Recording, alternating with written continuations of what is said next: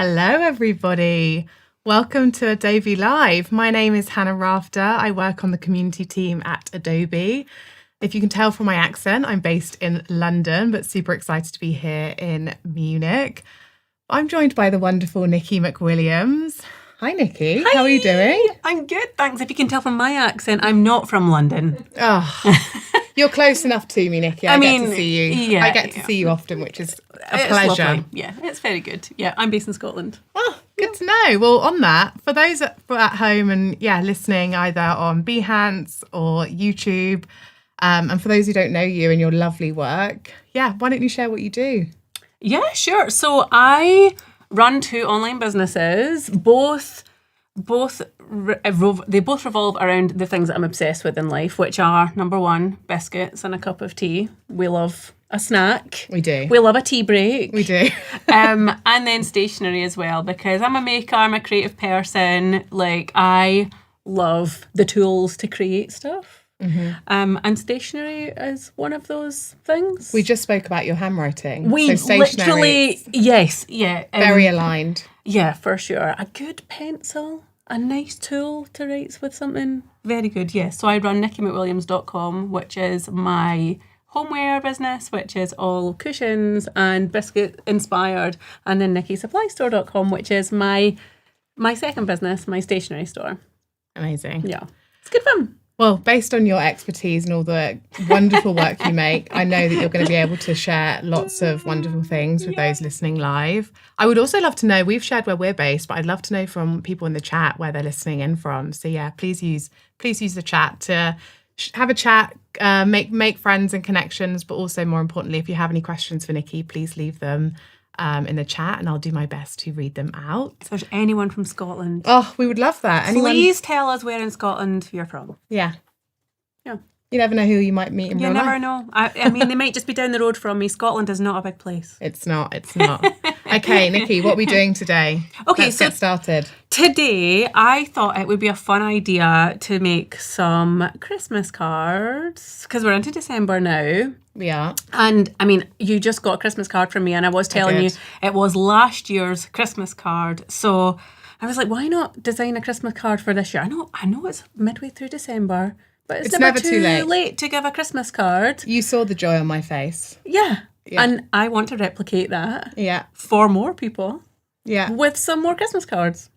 And I thought, what better way to showcase this than with using Adobe Express's new Zazzle integration, which is the print and deliver function, which is live now for UK users. Very exciting. So exciting. It launched in the US earlier this year, and I had the absolute privilege of designing the packaging, which is so exciting. Honestly, the dream to get to design packaging boxes like this. I've run a business for coming up 14 years now, and I've never designed my own boxes because you need to order maybe tens of thousands of these. And I mean, people love biscuits, but I'm not into tens of thousands of orders per month level. Not yet. I'm happy. I'm happy. I'm happy with the level of biscuits that I distribute to the world. But yeah, it was an amazing opportunity to work with Adobe to create the packaging for these. I designed the outside of the box, which was, the brief for this was single colour. And I was like, I want to go for this sort of star, kind of retro, when you're at the market and all of the prices are in It also stands out when you get it through the post. So many boxes are the same colour these days. This is a good stat when it comes to shipping. We usually use coloured mailers because apparently coloured things get lost less than brown or grey or whatever like that. So it's a good tip for small business owners. If you can make your parcels look different to the majority of, other big box retailers, brown cardboard boxes, it's a good way for things not to get lost. But not only is the outside of these boxes printed, but the inside. Yeah, the inside's really special. So yeah, they're really cute. We went for a whole, I love snacks. Mm-hmm. This was a picnicky theme. So the whole idea was snacks to inspire, because my whole business is based on the fact that I got inspired one day when I was eating a snack and I was like, let's make this a thing. Yeah. Here we are, almost over a decade later, and people are still enjoying their snack related things. Yeah. So yeah, it's these were some of the things that I designed with Zazzle the first time I had to go with it. So this is a poster. We turn it around so that we can... Sorry, I'm being it. selfish. Oh, it's just so great. Yeah, so this is a poster. So right now you can design posters. I think this either comes as a... Let me have a look and see what the options are right now. So yeah, there's posters, flyers, cards, invitations, t-shirts, business cards. So a really good selection of stuff to get started if you're not familiar with printing. This was one of the greetings cards, I think. So I was like... Also really great quality. Yeah, so really nice, great quality. Right? Like, this is one thing, like, there's a lot of really cheap print like facilities that you'll get them through and they'll be like really like flimsy, whereas this is like heavy, I can see this being printed stuff. up on people's like desks. Yeah, or... I mean, you're going to the trouble of printing something, like why not make it good so that people can keep it? So I think this was the invitation, and this has like a really beautiful finish to it. I don't know, I can't remember what the name of this was. It was like hammered. Because there's tons of options, which I'm sure you might go into later. So many options, yeah. We'll have a look and see what there is for the greetings cards. But the rounded edges as well, like, come on. Really elevated. I mean, yeah, so good. And if you're based in the UK, you will get your order in one of my boxes, which is just a dream. If there's ever a reason. I mean, yeah. You'll get your stuff in one of my boxes, and you get this like super cute little bundle of stuff, which is just... I was really excited that they decided to make this, because it's like a little like wallet. And you get a sheet of stickers. Who doesn't love stickers? Put them on your laptop. No, there's not a person in the world. Not a single person. You get a little bookmark. We're Adobe. Everyone loves a sticker at Adobe. You need stickers. Yeah, our community love a sticker. A little postcard, so you can write a postcard to a friend, and like a little wallet to keep it all in. So yeah, it's just a nice experience, you know, when you get the things that you spent a long time making and they come so beautifully packaged. So yeah. Okay. Yeah. Well, thanks for bringing this. Yeah, do you know what? I survived in my suitcase all the way from Scotland to Munich. But yeah. Oh, it looks great. Let's see if we can like you. Okay. So yeah, I thought today we would make some greetings cards for Christmas. I'm going to try and stay on brand, but have a little bit of fun with it as well. Okay. So yeah, let's just go back to there and I'll show you how we got into this. So at the top bar here, there's all of these different options for ways to start, and you'll see that print is right here in the top bar. So I'm just going to go ahead and choose from the different options. So you'll see that greetings card is here. The invitations as well, they also come with an envelope. That was this style of thing here. Yeah, it's cool. So if you're sending like a single leafed piece like that and you want something that has an envelope, that's a good option for that. But I feel like for greetings cards, they need to open up. Yeah. And I want to be able to design the inside as well as like the outside as well. So we're going to go ahead and click card. And then let's pick a size. I feel like it needs to be like a card that opens up portrait ways like this. I think as well, you know your family quite well and how they, like my mum, for example, she loves having all of her cards this way. Oh, did she like do the thing with the string? She did. Back in the day, she did the string. So I know that's her request of hers. Okay. But I also have people who have like almost like a tree they clip them to. Yeah, that's a good idea. So there is an option for everyone, no matter how your family or friends like to receive their cards. I mean, you don't want to people please too much. Well, when it's your mother. I think sometimes needs must, Nikki, but... I think today I'm going to go for a card that is portrait orientation like this. I've got a photo that I want to use, and I think that this composition will work really well this way. So perfect. Let's go for portrait. I'm excited. Yeah, and I'm going to go for A6. I just think that's like a really classic size for a card. And you'll see underneath there's the measurements as well, 105 by 148 millimeters. But Paulina's loving the colours, by the way. Oh, really? It's a great job on the selection of colour. Oh, well, I do love a red orange and a gingham as well. Yeah. Yes. I mean, I tried to coordinate myself as well a little bit today. We're on brand. Okay, we're trying to be on brand. Thank you for keeping me on track. No, I'm just excited. I can't wait to see the end result. Let's go. Okay, well, yeah, let us know in the chat if there are any questions. Now I'm watching it, don't worry. Perfect, right. Okay, so we're going to select A6. And, I mean, for me, I've been making cards for a long time. I know these measurements off the top of my head, but if you're brand new, you don't need to worry about knowing the measurements for your file. So I'm just going to choose this and get started. And I'm going to start from scratch. I love starting from scratch. It's one of my favourite things to do. There's so many templates, but I feel like I love starting for photographs, and I've got a bit of a plan as to how I want this to turn out. So the template is coming from my brain today. Okay. So we're going to start from a photograph, and there's a really cool way to access things that you've uploaded recently. And I've discovered this like in the last few weeks. If you go into your stuff, there is these new options at the top here, like uploads, images, audio, Photoshop, Illustrator, all the rest of it. So if I click on uploads, these are all of the things that I've uploaded recently. So if you know that maybe it's a photograph that you've worked on, or it's a file that you definitely know that you've uploaded in the recent past, it's a good way to not have to re-upload it. Yeah. So this is... It makes it quicker, doesn't it, sort of being able to just drag?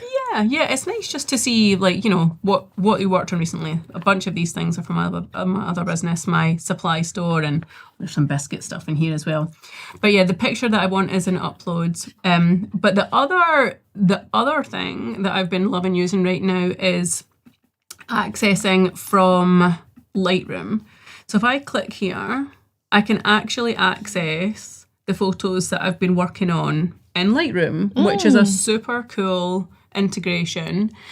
Like there are obviously really powerful tools for editing your photos right in Express. But in Lightroom, you've got like all of your presets and everything like that. So I'm gonna connect my phone and I'll show you. Because I love using Lightroom for mobile. Okay. I used Classic on my desktop when I'm doing all my product editing and all the rest of it. But let's see if this will work. But yeah, I love using Lightroom for mobile.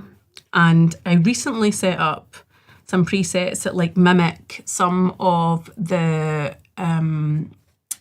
filters that I've got set up on my new Fuji camera, which is so fun because I like having a really similar aesthetic in the photos that I upload.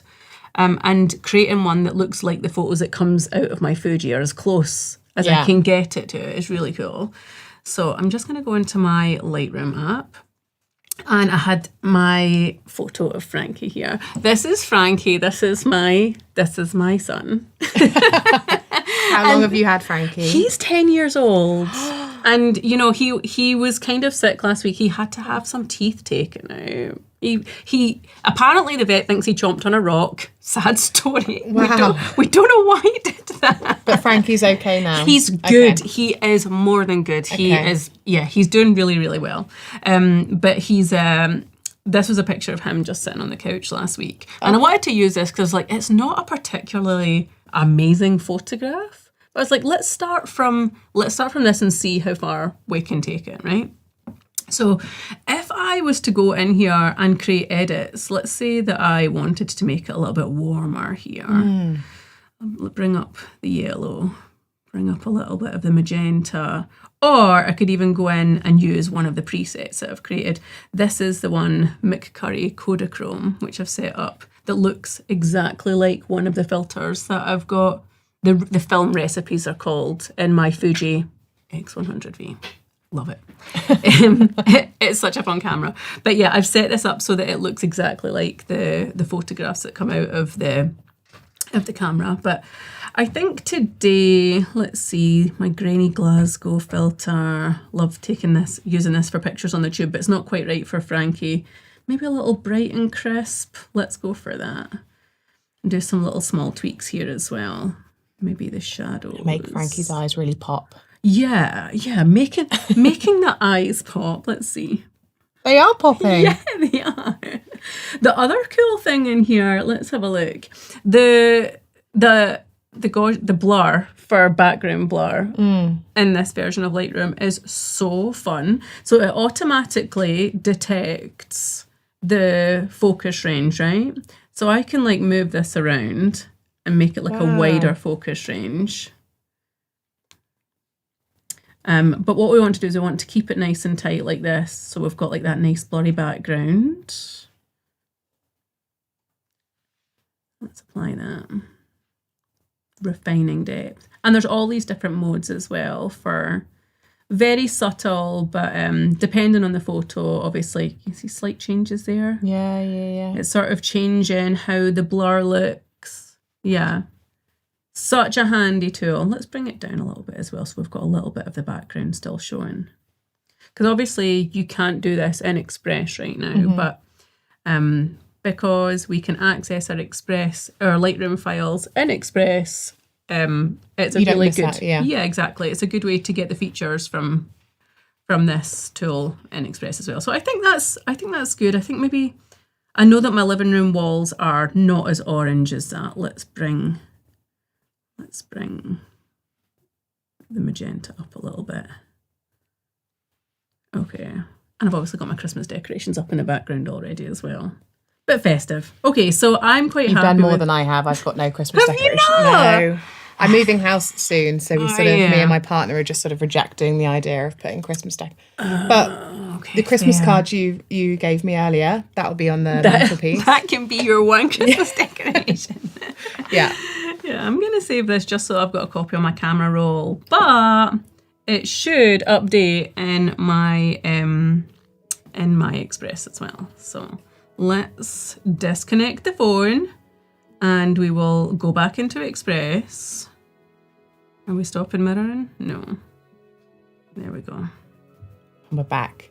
And we're back. Okay, so here we are here. Our recent photos. I'm just to make sure it knows exactly that we've gone out and we've come back in again. I'm going to go back into Lightroom photos here and hopefully that's updated with those edits. There we go.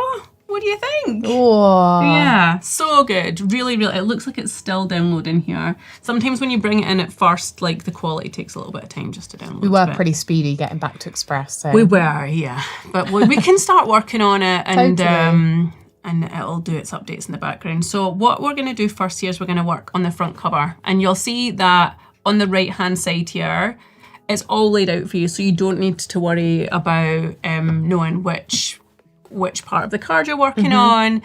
There's a little section here for the front, the inside left, the inside right, and then the back as well. So you can design all of those different spreads independently. But we're going to do the front first. Okay. And I feel like Frankie could probably look a little bit more festive. What do you think? I don't see why not. I mean,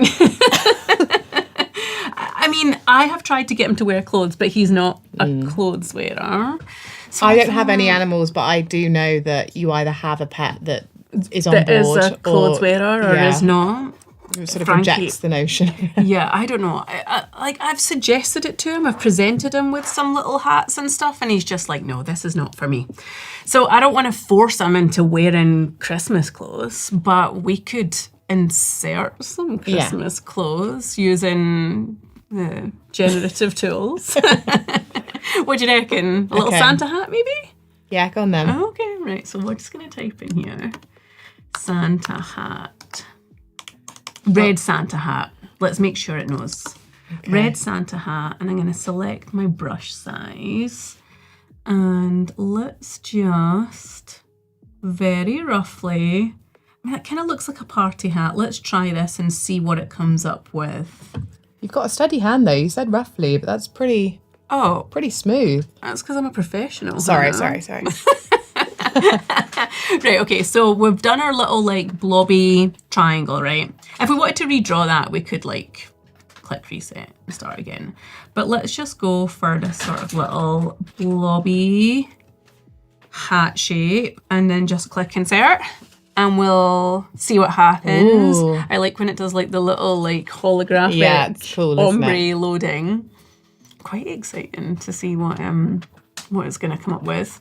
And you'll see on the right as well at the top here, there's already like a little preview of what the card would look like. Oh, wow. Here we go. Okay. All right, let's see what the options are like. We need to zoom in here. For those that have just joined and are thinking what's going on here, magic is what's happening. But we are live on YouTube and Behance with Adobe Live. We joined with Nikki McWilliams and we're adding Christmas hats to her dear, dear cat, Frankie. Yeah. I think that's quite... I mean, look at the little fold in it and everything. So we've got a couple of options here. Ooh. Let's see. I feel like maybe the hat needs like a little bit of a curve in it. It's a bit straight up and down. Shall we let's try again with another shape. That one was good, but I feel like we can do better. Okay. Red Santa. Frankie deserves some options. He really does, yeah. Let's see. So I feel like a classic Santa hat has like a little, Oh. Yeah. It's almost like this the kind of hats shape. elsewhere. Yeah. Yeah. Yeah, for sure. Right, red Santa hat, and let's just try it again, and hopefully this will be the one. I'm keen to know in the chat if anyone uses their pets for their Christmas cards. I feel Or they're like part it's of their Christmas cards. You know, if they take photos and they... Has anyone managed this? I had a friend that did a whole Please let green us know in the screen chat. set up and everything like Really? that. Wow. Yeah, I mean, again, Frankie would not sit for that. He is his own. He is his own cat. Thank goodness for Adobe Express then. He can still get involved. Yeah. Oh, so cute. Which one do you think is best? Okay. This little one is. I mean, maybe this one. It doesn't have much of a curve in, but But it does have texture. Yeah, it does have sort of... Yeah, I feel like the texture's making it look really realistic. Yeah, I like it. Okay. Scarf? Oof, now we're talking. Yeah, what do you reckon? A little scarf? Let's click keep on it. Yeah, well, he could have maybe sort of like a present next to him on the bed. Okay, or yeah, I love that. Okay, let's go for scarf and then a little present. Socks? I don't know. I feel like we need some suggestions in the chat as to what we should dress him in. Okay, let's have some suggestions. Okie dokie. Let me type in what kind of scarf? Red and green stripy scarf with fringing? What do you think? Is that detailed enough? And let's just go in and draw. I think some of the fun though can be just sort of trialing out something, see what it comes up with, and then maybe adding some more detail to the prompt. Yeah. I think sometimes if you get like a good baseline for... Ooh, mittens in the chat has been suggested. Mittens! Right, okay. Kitten mittens. Coin the phrase. Okay, right, let me try this. So I've got like my rough area and it's doing its magical thing. Let's see what it comes up with. I'm really curious to see whether or not it actually makes it look like it's on him, because he's got this really fluffy Rather than collar. like placed on him, you mean? Rather than just like clip up. Oh my word. Okay. Wow, it's like... Wow, it is underneath his fur though. Yeah, it's sort of organised around his fur. Gosh. This one's really authentic looking. Look at that. I feel like the first one's quite good. I mean, it looks kind of comical enough to be real, but at the same time. Which one? Oh. I think the first one was my favourite. Yeah? Yeah, I think you can... Okay. I think you can see enough of the scarf. Yeah. And did we want to go mittens? Did the chat want mittens? Mittens has been suggested in the chat. I think it would be maybe wrong not to at least see what it looks like. That's the fun of this, right? Right, okay. Right, so let's do knitted mittens. I mean, and mittens are for hands as well, so I'm not even sure what... I mean, is it going to make his feet look like hands? Let's find out. And I'm just blobbing. Oh gosh, are they going to look like little rain boots? I kind of hope so. He looks super cozy now though, right? Our house is quite cold, so he probably does need mittens. Let's see. Insert. I am quite nervous about this, I have to say. If it gives him fingers, I'm gonna be... But we can always remove, Nikki, don't worry. That's true, yeah, that's good. If there's something we don't like, we can take it away. Who was it that asked for the mittens? Adobe Live. Oh, right, okay. Oh no, something's gone wrong. Oh, okay, let's try again. Let me just put in mittens rather than knitted mittens. See if just a really, really basic prompt helps in some way. Maybe it decided that we'd taken it too far. Possibly. That is a step too far. Possibly. Cats should not be wearing mittens. What? Oh. Firstly, they really match the scarf well. My goodness. Oh my gosh. Wait, hang on. The little Christmassy ones. Surely these are the ones. Okay. They're incredible. I need some reaction from the chat here. Like, I'm pretty blown away, aren't you? Yeah, I mean, just the fact that he's missing cute. his, shopping bag and a coat, and he's ready to go out for the day. He does look like he could be out for his Christmas shopping, doesn't he? Oh my gosh. It's so ridiculous, but hilarious, and I'm delighted with it. Yeah. Yeah, okay. This is fulfilling my dreams of Frankie one day wearing But clothes. even if you didn't want to use this for your Christmas card, you could at least now save this image just to have on file. Just to send to all of my friends and family. Totally. Be like, look at how cute my cat is and tolerant of outfits. Let's click keep. We do not want to discard them at all. Like, that is just so good. Close that Liz is saying that they are amazing, so... Yeah. Hey, Liz. We trust Liz mostly. Oh my goodness, yeah, she has excellent taste, and obviously, if she's agreeing with the fact. Yeah. So's Paulina. Oh, we're getting a lot of love for the mittens, which is so nice good. to see. Okay, so it's good, but we're gonna try. I mean, cats. Obviously, my love of cats are very on brand for me. It is all over my Instagram. Everyone knows that I am. What is your Instagram, in case people want to... Oh, you could type it in the chat, and then people could just follow me directly. That would be good, wouldn't it? We'll do. We'll get your Instagram in the chat. It's at Nikki McWilliams on Instagram. Perfect. If people want more of Frankie, more biscuits, more Nikki. More biscuits, more Frankie, yeah. I might, I'm going to make a post to hopefully share on Instagram as well. So amazing. Yeah. But let's crack on with the card. I want to make it so that it looks like something that would come out of my shop. Perfect. So we're going to add some text and colours, which are hopefully going to match and make it look more on brand. So first of all, I am going to copy this layer. Let's see, we will duplicate this and let's just make sure that it's almost in the right place. And then what I want to do is I want to remove the background. So we've got Frankie just by himself. And then we can play around with, let's see what's done. Okay, so we're missing a little bit of the, we're missing a bit of the feet here. So let's see if we can go in and get those back. Let's see. We need those parts. Let's drag this up here and drag down so that we've got the space to do that. Okay, that looks about right. And then let's go in, and then we don't want to erase anything from this. We want to restore. Mm-hmm. And what I'm going to do just while I'm working on this is move it over to here just so that I can see what's actually missing. Okay. Because the background layer here. In fact, let's make it even easier for ourselves and let's change this to a different colour, and then we'll know exactly what the two layers are, differentiate between them. Ooh, so good tip.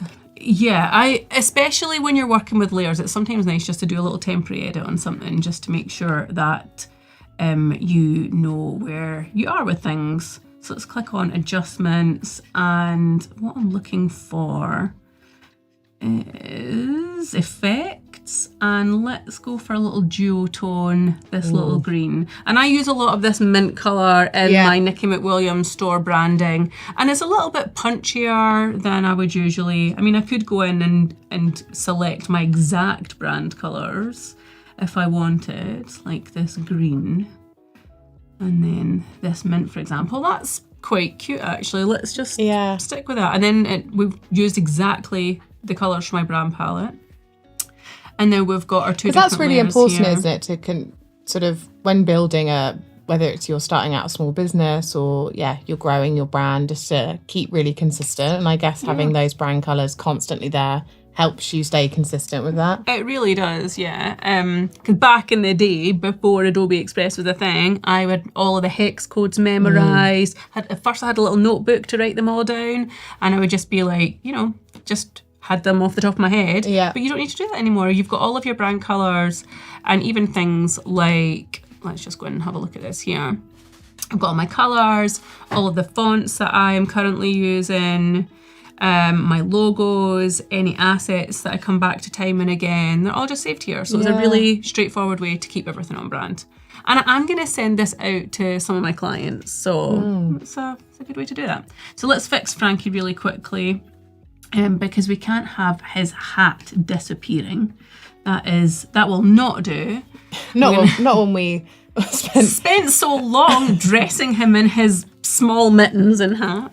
I will say that even though we decided to spend long, creating something, especially to print out, can be very quick and simple. But if you're wanting to have some fun, like we're doing with Frankie, then you can take your time with it. Yeah, exactly. So I'm just going to click restore here.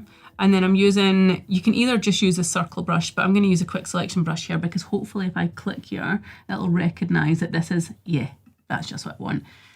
Exactly these sections to be included.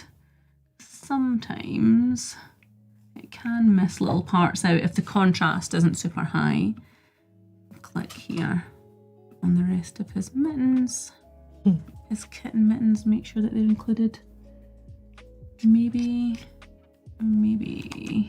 this actually would be better to do with a circle brush. It's not quite picking up that edge there. I think because the colours are so similar. Let's just go in, change to circle brush, change the size down a little bit, and just paint this in here. You will have to show Frankie this photo. Oh, he is going to be so delighted that he's the star of the show. Okay, that looks pretty good. And we've got our pom-pom, and that's looking great. Okay, let's just zoom out a little bit. Okay, perfect. So Frankie's in the foreground. I think we need some text to maybe wish people like a Merry Christmas or something like that. I don't know, what do you think?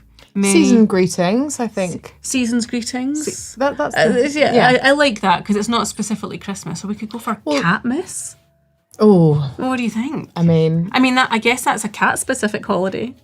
But on brand, Nikki. Remember, we're talking about being on brand. Yeah, I agree. I think let's stay on brand. Let's go for Merry Catmas. Oh my gosh. Okay.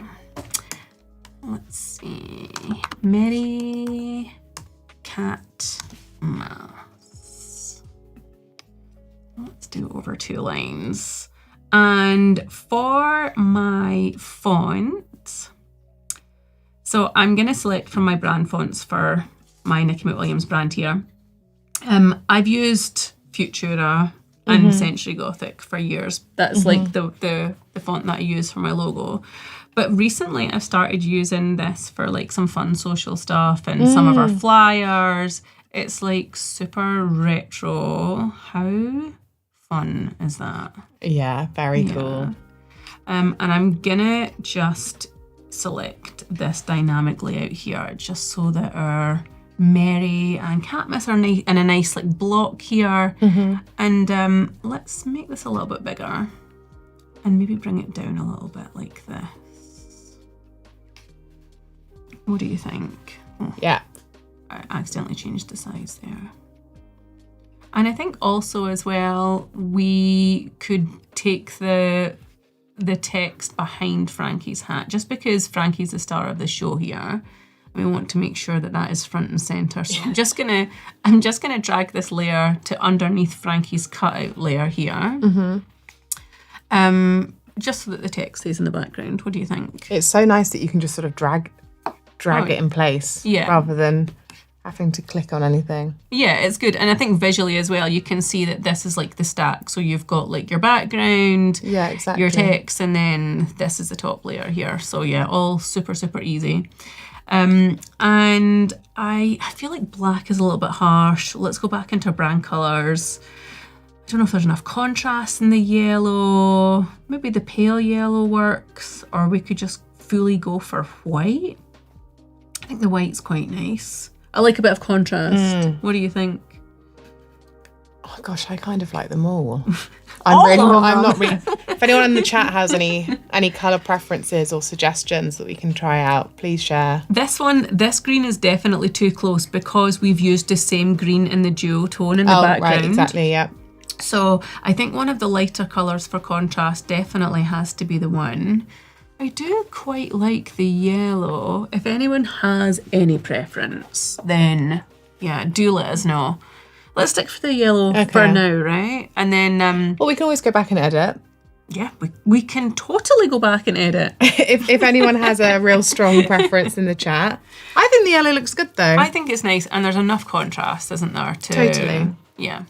And I feel like we also need some little elements to, like, really amp up the Christmas vibes here. Because our background is, like, it's just, like, a little bit blurry and... You know, it shows that he's in his setting, but I think maybe let's go for some more branded elements, some of the assets that I've created already. So I'm going to go into my brand here, and these are some biscuits that I've used for some of the tissue paper that we wrap our product in. And I'm just going to drop some of these in. Paul in the chat just says, I've just arrived and I can see cat in boots and a scarf. How very Nikki McWilliams. Of course, we're talking about branding today. We're so on brand with... We're making a Christmas card, Paul. So, of course, it has to represent Nikki. Yeah, it has to have cats, it has to have biscuits, it has to have cuteness. That's those are the 3 poles of my brand.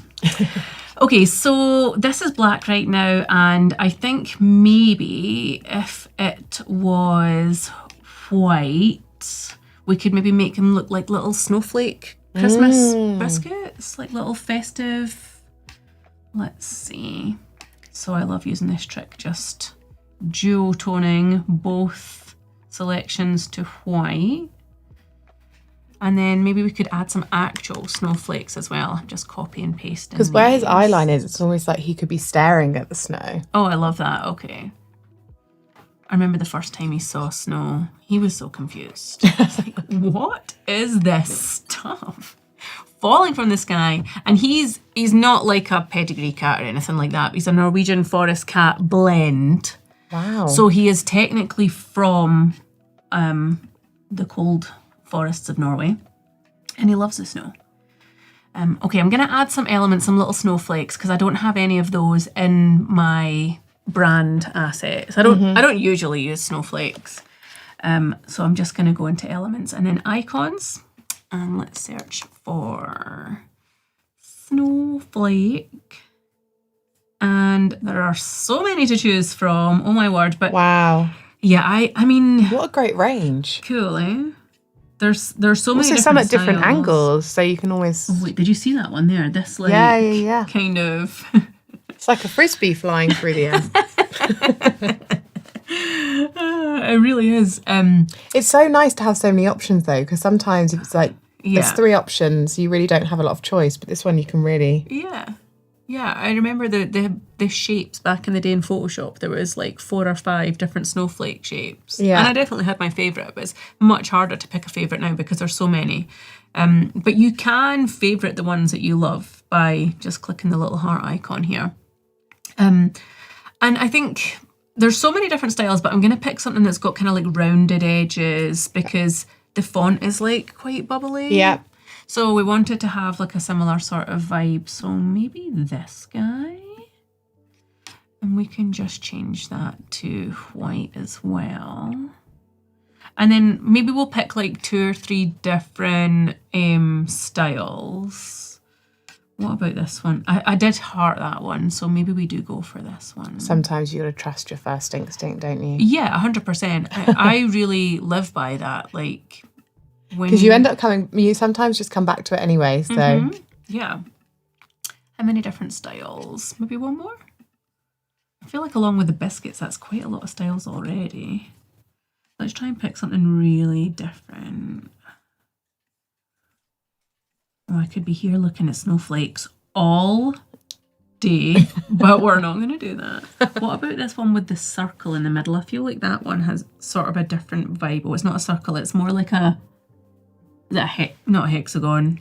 How many sides is that? Oh gosh, you're testing me now. Octagon? Yeah, potentially. Did you know this was going to be maths today? Yeah, wow. I think it's an octagon in the middle. Hi, Darren. Darren's just joined us. Hi, Darren. Thank you for joining. We're making Christmas cards to print with Zazzle's Print and Deliver.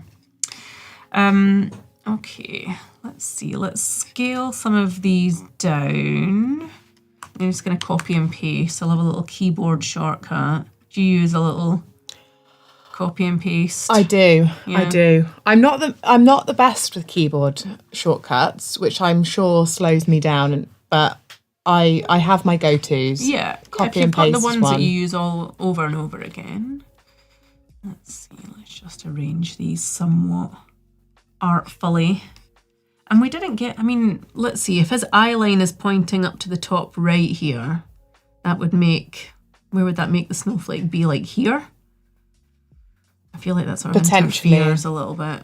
That was just an observation. I don't want to derail the design though. Just by I appreciate your respect for the placement of the snowflakes. Yeah, you're the expert here.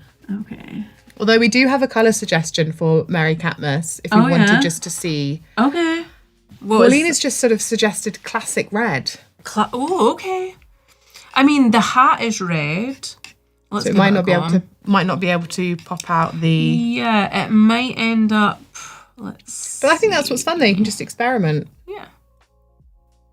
There's our classic red. I mean, it is very festive. It is festive. Mm-hmm. It is. Great suggestion, Paulina. Yeah, I wonder if there's another way we could use red somewhere to. Yeah, I'm not sure. What about a lighter? Now we've sort of veered off brand though. This is the only thing as well. Yeah, that is true. The constant struggle. Now I've accidentally picked the wrong font. Let's edit and do that. Yeah, I think we can go back to what we were at, but I think it's nice to. Did we have yellow before? I think so. This is what we were on. Yeah. I do love. I mean, I feel like if his hat was a different color, the red would work. But yeah, that would. I feel like I like the red Santa hat. That's classic. Yeah, we're prioritising the hat then. Okay. The hat is like the centerpiece. We're not changing the hat out. But keep your suggestions coming if there's anything you think we're missing or we should try out just to see how it looks. Let us know in the chat. Yeah. I'm all for a suggestion. So we've got the snowflakes, we've got the biscuits, like we've got a lot of the elements that people are probably expecting from me. So let's have a look at our little preview. We can click on our preview at any time and just see what it's going to look like as an actual card. This is so handy. It's cool, isn't it? So we don't have any of our inside or back yet, but we're quickly going to do those.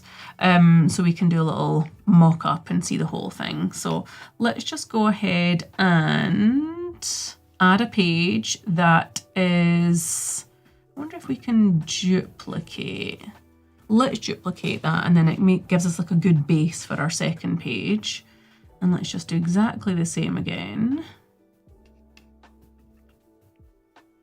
I sometimes like to do this so that you've got like a little bit of a starting point. Sometimes starting from full scratch can be a little bit intimidating. But we obviously don't want to replicate the design over the whole of the inside.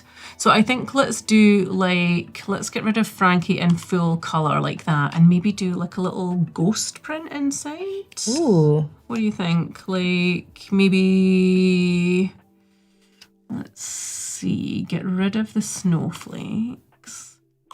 I kind of feel like if you have got the option to print stuff in full colour, I like to use as much colour as possible. I don't know if that is like always the best design choice, but I do kind of love just being able to make things super colourful. So let's maybe blur it out a little bit as well. Are you also able to preview the inside?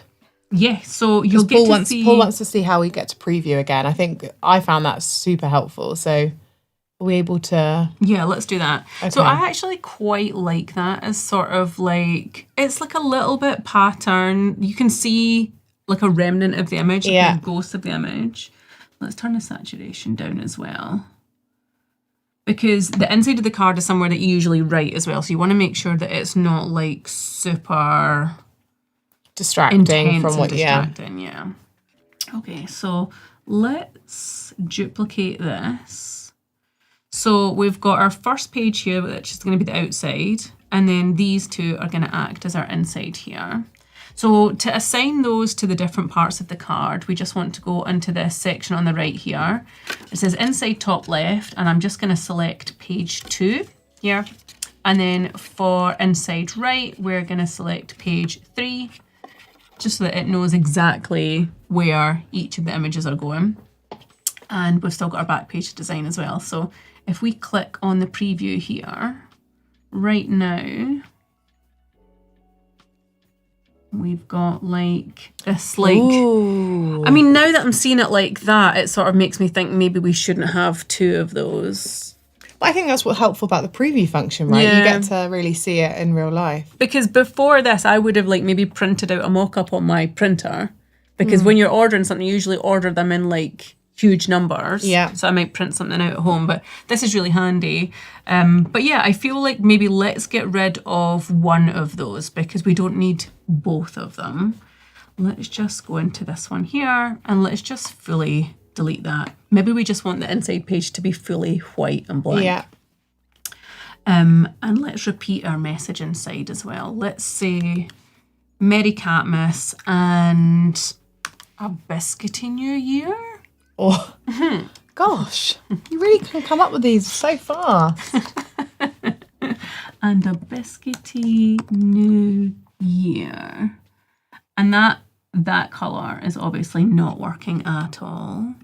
So let's go back into our brand colours and maybe just pick that nice green. What do you think? Maybe a little bit of adjustment here.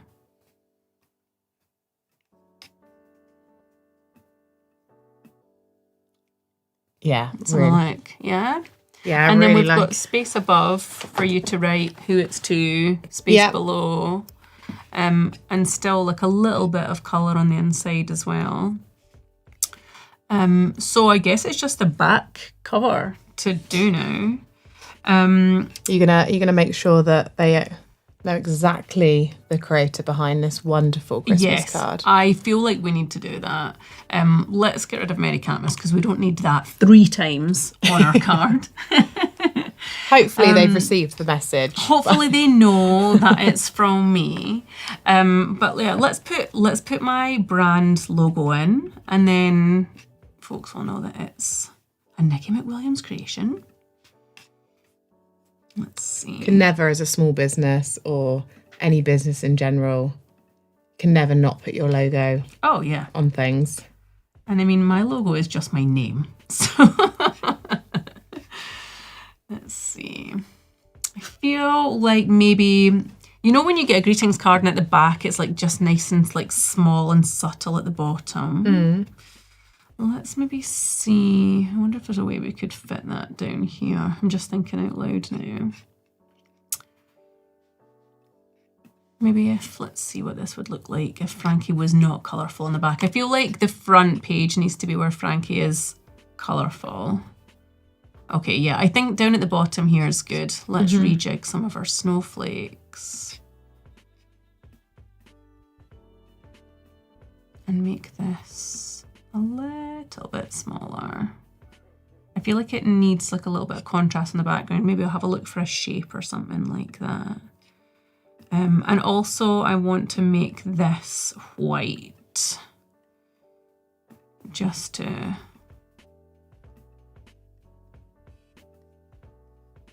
so that it matches in with everything else. And then maybe a little bit of text, just be like, created by. Oh, we're making great progress. We've got about 5 minutes left.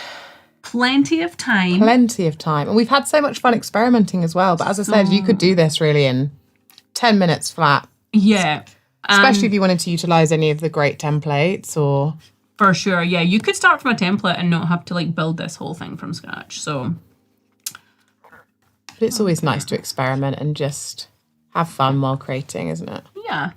Okay, so just to finish this off, I want to make sure that I'm assigning the back page to page 4 here. So now we should be able to get a preview of everything. So for our front of the card, let's just wait for this little preview to load. So this is going to be what the front of the card looks like. And the other fun thing about the previews is you can download this as a PDF. Oh. So if I was making this card for like a product for my small business, I could just download this and then I've got a product image just good to go. Like, wow. Yeah. So, I mean, instead of waiting for the card to arrive, photographing it, uploading it to your website, you could just use this little mock-up, whack it on your website and start taking... And also it's a brilliant photo. Like it's Cool. super clear. Yeah. There's some character to it. Yeah, there's a lot of research about product photos, and things with like clear, crisp backgrounds are usually really important. There's our inside. We've got like our little bit of a ghost background here, and our message, space to write, and then the back as well. What do you think? Nikki. Yeah, you like it? Yeah. Yeah. Amazing. Yeah. Frankie looks amazing. He You've does. designed a beautiful Christmas card. I think it's super fun. Oh, so nice. So there's options for printing right now. We have got a choice of envelopes, or you don't. If you have got a bunch of envelopes that you want to use at home, you don't need to have envelopes. You can save yourself 10 pence per print. And then there's different options as well for paper. So right now there is semi-gloss and matte. I think this is the matte finish. Yeah, I said at the start, really really nice quality. Yeah, and it gives you an idea of the weight as well. So that is 324 GSM. Nice. But you've got options, so you can always... Yeah. So, and let me see, the semi-gloss is 298, so that's a little bit finer. But I would say in general, things that are semi-gloss, because the paper has a coating on it, the colours are sometimes a little bit more vibrant. Okay. So it depends on your design, it depends on what you like. Personally, I quite like the matte.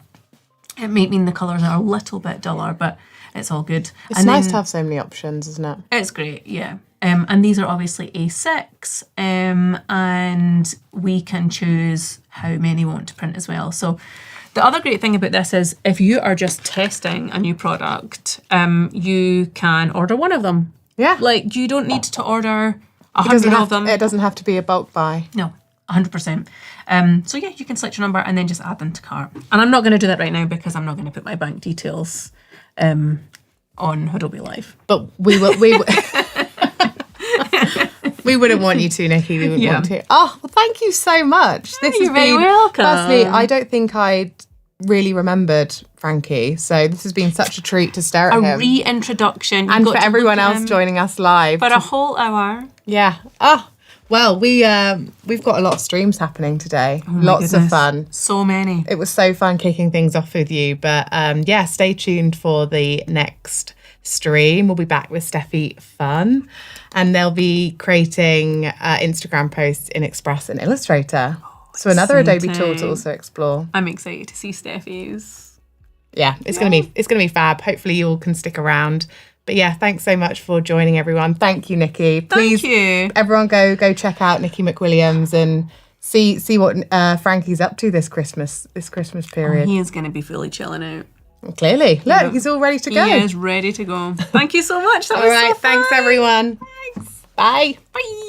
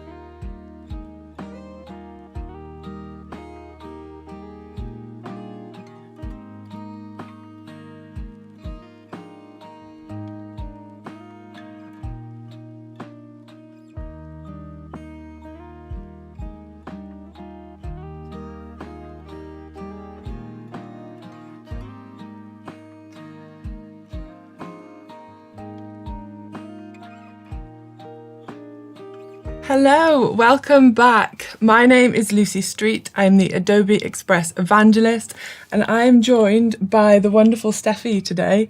I have the chats here, so please say hi and drop your questions. What are we going to be doing today, Steffi? Oh, it's very exciting. We're going to make some Instagram reels, and I post so much content all the time as a creative, so I'm very excited to show you guys exactly how we do that through Adobe Express. Love it. So what's your background? What do you do? What do you specialise in? So I'm a digital fashion artist, and so I specialize in 3D animation, specifically to do with garment animations. I would say these are the work that I typically do, and they look so good. They're so crazy. Yes, well, they're all to do with my Chinese culture as well. I love to bring across my Chinese heritage. I'm a British Chinese artist, and so for me, it's very important that in every single outfit I make, or even in the 3D scene, that I give a little Love it. give a little love back to my heritage. Got to be done. It's got to be done.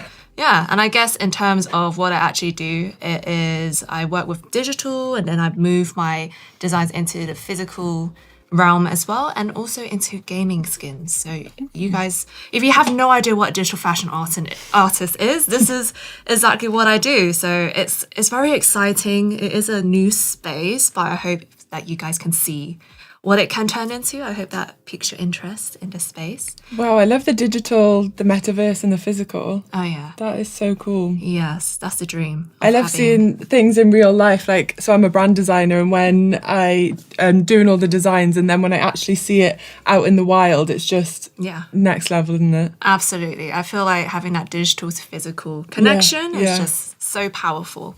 But I guess for today's session, I also post a lot of content as a creative, because as a creative, you just got to get your work out there. Yeah. You just got to be able to show your amazing work so that people can actually see it. So we are going to work on IG stories today, which I'm going to show you guys a little drawing actually on my iPad that I've got here. So, Oh my God, I love it. but before we get into that, let's jump into Adobe Express, because I have made 14 stories. 14! We're not going to make all 14 today, because I don't think we have enough time. That is rapid. Yeah, but I just feel like I need to just show you guys of like what I've actually made in this app here. So it's just little, I love that font. I know. It was in a pre-made asset. It was a pre-made template actually. Express template? Yeah. When I saw it, I really liked it. It's not my typical sort of typeface I would choose, but when I saw it, I thought, oh, it's pretty good. I'm going to be pinching that one. Yeah. So I think today we're probably going to go through this one, and maybe the intro, the first story. Again, time dependent. I'm going to try to be speedy today. But as you can see, these are, I suppose the reason why I created 14 stories in the first place is that I had this idea that I wanted to just give a little throwback to the year of 2024. We're in December now, so we're so close to 2025, and I just really wanted to make an IG story of everything that I've done creatively for every single month. So it was kind of... That's such a good idea. Yeah, it was a way for me to reflect, because I don't think I spend enough time to reflect as a creative, if I'm honest. I'm just so busy, work, create, but then I don't take enough time to just especially reflect. this year, I feel like it's gone so quickly. I'm just like, how is it December? Yeah, so exactly. I think I need to do this. Yeah, I'm gonna be picking up watching. all of your tips today, so I can do it myself. Absolutely. So we're on June right here. I'm gonna show you all of them, and then we're gonna jump into how I make all of these IG stories. Because if you've noticed, every single story has a different style to them as well. I didn't want them to be all the same style. Yeah. But another thing that when I was making these, there was just so many like different templates that I got inspired by. Yeah. So I thought, you know what? I'm just going to challenge myself and give it like a different style for each story. And also when people are on Instagram stories, their attention span is so short anyways, and people just flick. They just tap on the screen. They tap. Swipe. Yeah, so I'm thinking, okay, I need to get people's attention. Let me just make it every single story, give them their own personality, but also just showcase what I've actually done throughout, I suppose, the year as well. Okay, so you'd post these all at the same time or spread them out? They're going to be 14 separate stories in one, because people like to tap. Yeah. They just tap. So I thought, you know what? We'll just do that so that people could just have like a sneak peek of every month of what I've done. I think we're on December here. Are we on December? Yes, this was December. And then the last one, I just put a little thank you note for this one, I believe. Yeah, I wrote thank you for following my journey. Very cute. Cute. Yeah, so I'm very happy with these. I will post these on my Instagram. You guys will see it on my Instagrams very soon. When are you posting them? Or is that to be decided? This month, definitely. Okay. For December. Stay tuned. Stay tuned. So I feel like let's explain this intro one first of all, because there are a few elements of this one that before we start designing, I just want to show you guys what I usually do on my iPad with Illustrator. If you guys look in the background, maybe in the corners actually, there are these sort of graphic clouds, Chinese looking clouds, which I actually drew on my iPad, and I use Illustrator for that. Ooh. So a lot of the graphics I love to do myself, because it's just, I can put so much of my personality into it. Not that I don't like using presets, but I think as a creative, if you do have the skills to create your own assets, like why wouldn't you? And you I can love add that on top. hand-drawn touch to it as well. It just personalises it, doesn't it? Thank you. And even in this one, where, again, look in the corners. I have a thing for corners, like putting them on the side. Just frames it nicely. It frames Perfect. it nicely, exactly. And so even that I drew on my iPad as well. Really? Yeah, I come from a graphic design background, so I just love anything that has like a graphical element. Yeah. So it gets me very excited. So I'm going to show you guys how I do that on Adobe Illustrator first, and then hopefully we can bring that into one of the stories. And we're going to rebuild. We're going to rebuild one of the stories in today's session. Okay. So let's see. How am I going to do this? Let's unplug from here. A little swap of the screen. Absolutely. This work is magic. Come on. It should work. Oh, Ta-da! She's a pro. So, as you can see, this is Adobe Illustrator, and as you can see, I've already prepped what I am going to do. Oh, yes, use screen mirroring, I believe. I'm going to put that. Yeah. Okay, that's great. So, as you can see, in the left hand, or on the left side of the screen, I've actually got my references, and this is what I like to go back to. Whenever I start projects, it always comes back, or I always look for references to do with like history, culture.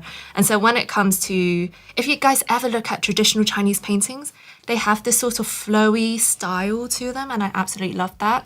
And so I take these traditional paintings, and then I digitalize them through, of course, sketching with my own iPad here. So I've got my trusty Apple Pen here. I'm also so intrigued to see how you do this, because I see people do it and I've just never done it, or I've tried once or twice, but I've never got on with it. So I'm interested for these tips. Oh, Lucy, I'm going to let you know that I'm not the best sketcher. Let me tell you that, but actually... No negativity here. You are. Okay, I'll do my best. And I believe we got to click on the pencil tool. You can use pen or pencil, but I feel like for this more flowy sort of design, I'm going to use the pencil tool. So all I'm going to do, I'm just going to look at, I suppose, one of my references, yeah. We have Darren here. He says, love the designs. Oh, thank you, Darren. Appreciate it. We love Darren. We love Darren. Yes, thank you. What I'm going to do now is just check that I'm on another layer, because at the end of this, we're going to get rid of all of these layers apart from this last one. So, okay, let's start sketching. Let's just go for it. Because we don't have much time, but we're going to go for it. Let's do this. So all I'm going to do is just draw a little squiggle. I love that colour as well. Yeah, but unfortunately, it's on the fill and I want it on the stroke. So all I got to do is press this button on the left here, and that should adjust the stroke. I wonder if I can adjust the thickness of this. Let me just see if I can do that. Yeah, here. Ta-da. Okay. Ooh. So that is the stroke, but I want to finish this off by clicking on the pencil tool here. And I believe if I just click on this corner that I ended on. Ooh, we're giving it some width. We're giving it some thickness, yeah. Now, I'm actually not being too precious about this because I know I can fix this. I can fix this in the end. And so this is good. And now, because it's on the stroke mode, now I want it on the fill mode so it looks more like the one in the middle. Like that. Ooh. Just like that. But as you can see, we need to refine. So I'm going to go on to this direct selection here. I'm going to zoom in just a little bit. We've got Hannah in the chat. She says, makes me want an iPad.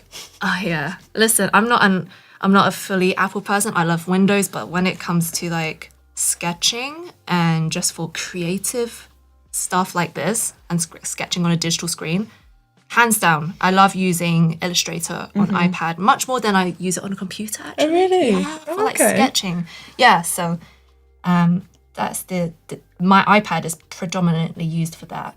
So I am just using, as you can see, all these little circles, these points. You can actually delete them. You can move them. So that's what we're going to do.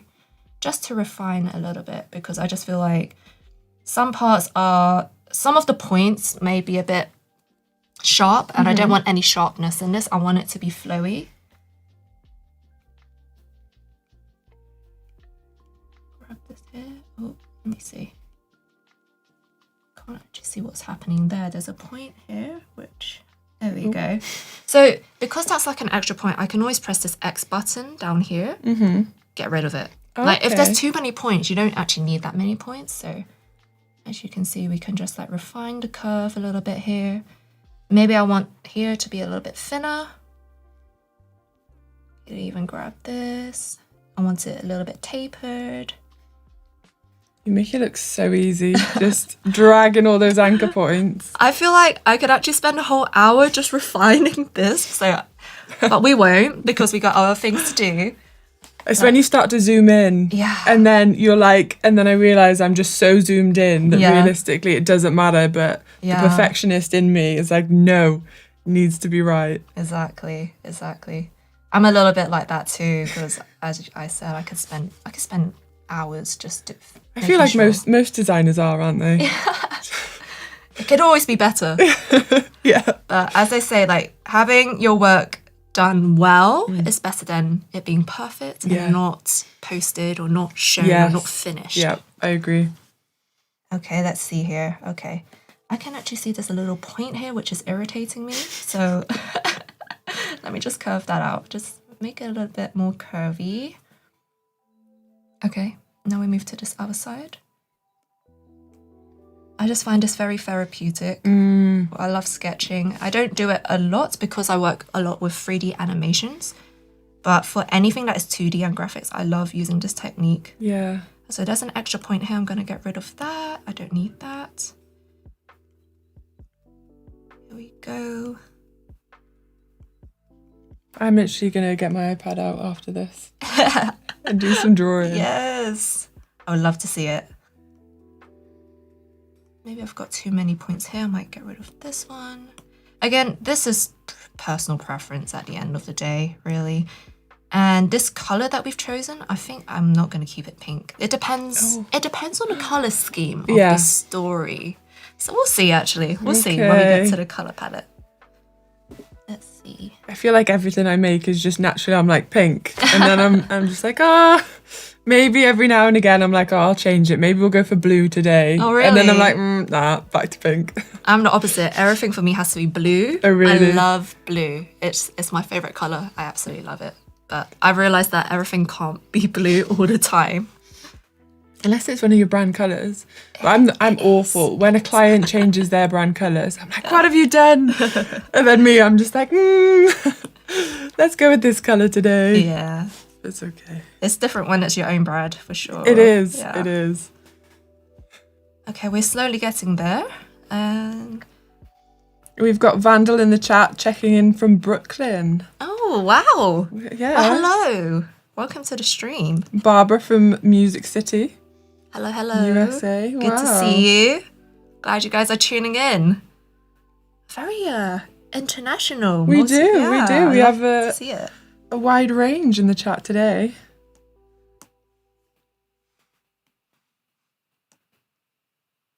Okay, we are nearly there with this. I'm definitely going to taper this bottom section just so that it looks a bit more like I'm like imagining the genie from Aladdin where he comes out of that lamp and it's very flowy as well. I see the vision. Do you ever use the width tool? Is that something you could use for this, or? Where's the width tool? Oh, on desktop I use it. So you draw and then you can. Oh, you can taper it at the end. Yeah, I know what you're talking about. Yeah. I haven't figured that out on iPad, but okay. I know what it is on desktop.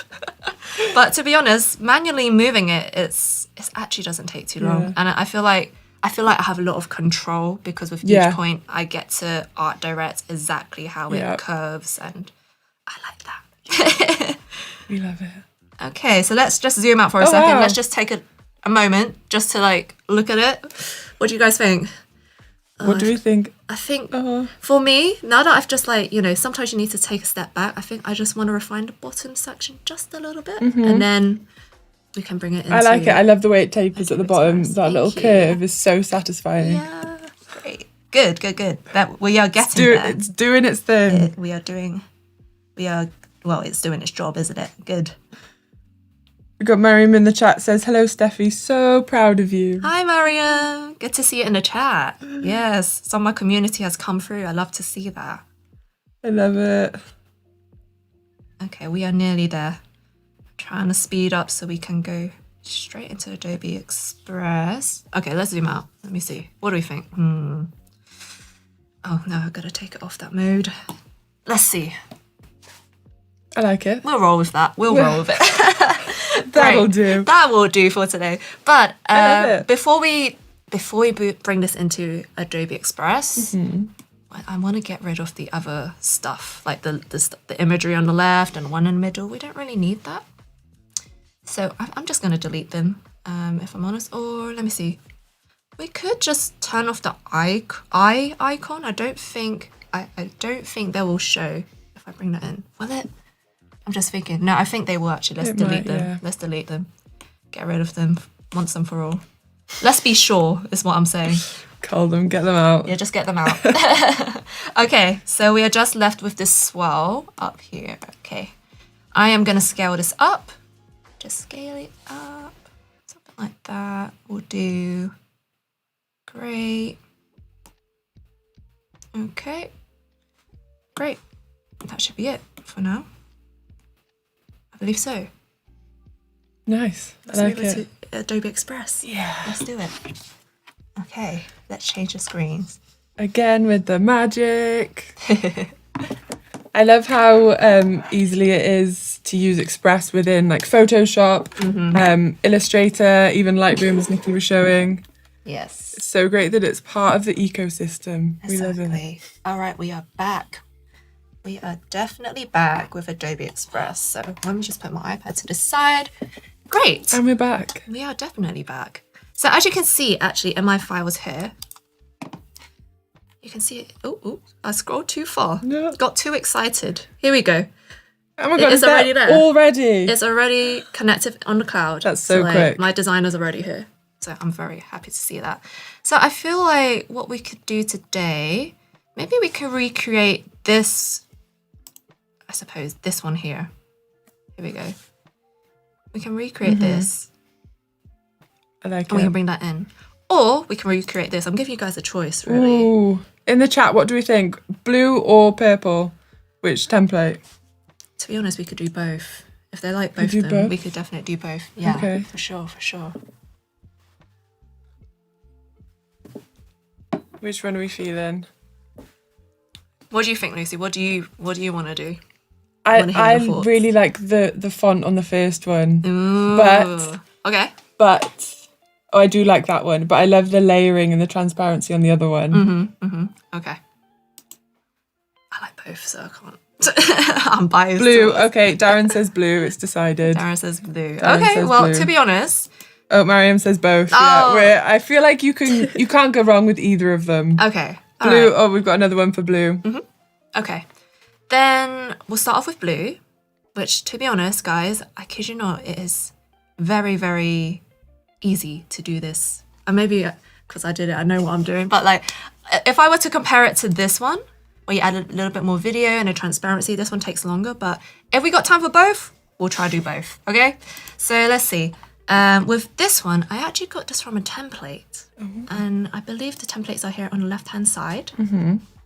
Give me some templates here. It's one of these. As soon as I opened them, I saw, I can't remember where I found it. Ooh, did you favourite it? Damn it. Damn it. No, I saw it and I clicked on it. But let me see if I can find it here. If not, Oh, we can go. I've already got it opened on another page anyway. Oh, she thought ahead. Yeah, just in case I couldn't Organised find it. queen. But I'll tell you what, guys, look through these templates because they have a good selection, and I got really inspired by just looking at what they already had. I love to go through them and then I favourite them. And then under your stuff, you have your Yeah. favourites tab. Yeah. So even if I don't use the templates, Yeah. I love to go and just like scroll through them for any inspiration, whether it's the fonts or the colours. Where or is even the layout. favourites tab? If you go back to the home page, Okie dokie. on the left-hand side under your stuff, Where is that? your stuff Oh, here. your stuff here, yeah. Okay. And then you have favourites. Oh, okay. And then that's where you can favourite different icons. Oh, you've got I a few. have favorites You've got a some. couple. Okay. But it wasn't any of these. No. But I did like some. Okay. Yeah. That's interesting. Yeah, so then to I know. keep just like a running tab of different designs that I like, so I can just go straight back to them. Yeah. Oh, no, that's good to know. Now I will use that for next time. So let's load up our scene here. I believe once it's loaded. It's because I got a lot of stories, isn't it? I've made loads. Here is the template right here. This is the template that I got it from. Okay. Yeah, and so I was I love like, what you did with it. Yeah, so this was the original one.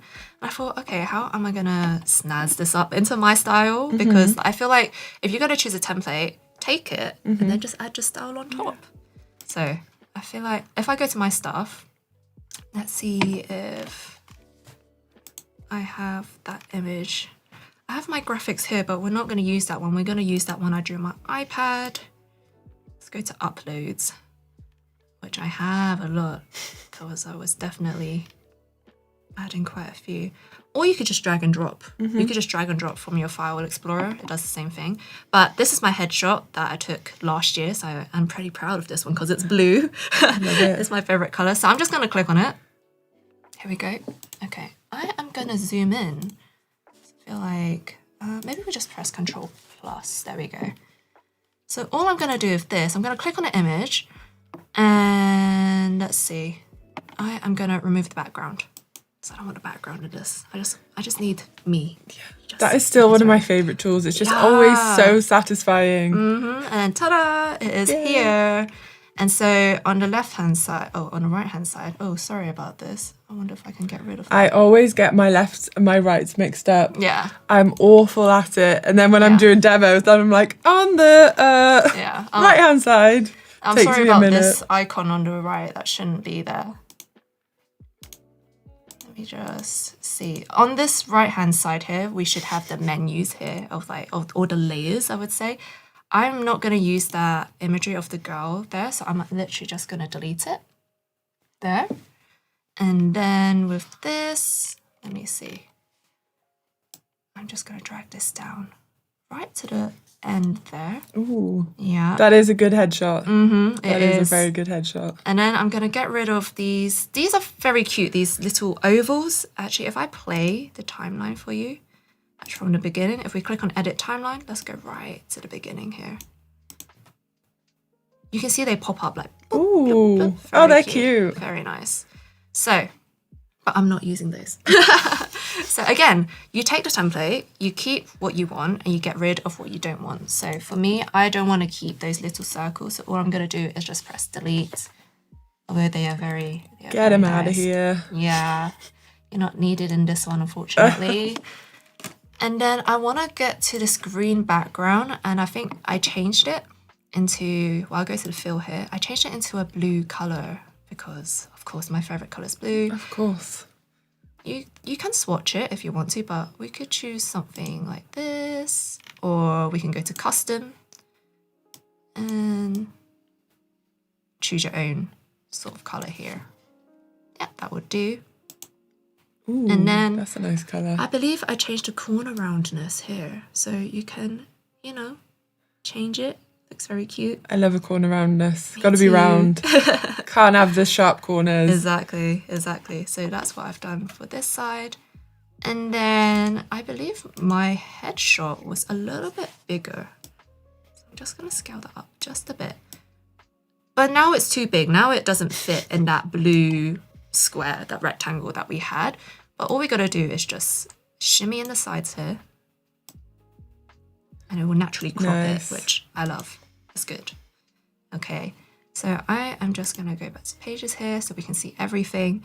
Okay, cool. So of course this template is shop now, link in bio. That's not what we're doing today. If we go back to the original one that I'm planning, it is something along looking back at 2024, a year with Stephy. So let's write a year with Stephy and let's change the text. Okay, so here, I'm going to zoom in a little bit more. Ooh, when you zoom into my face, it's too big. But you double click, I'm going to select all of this. A year with Stephy.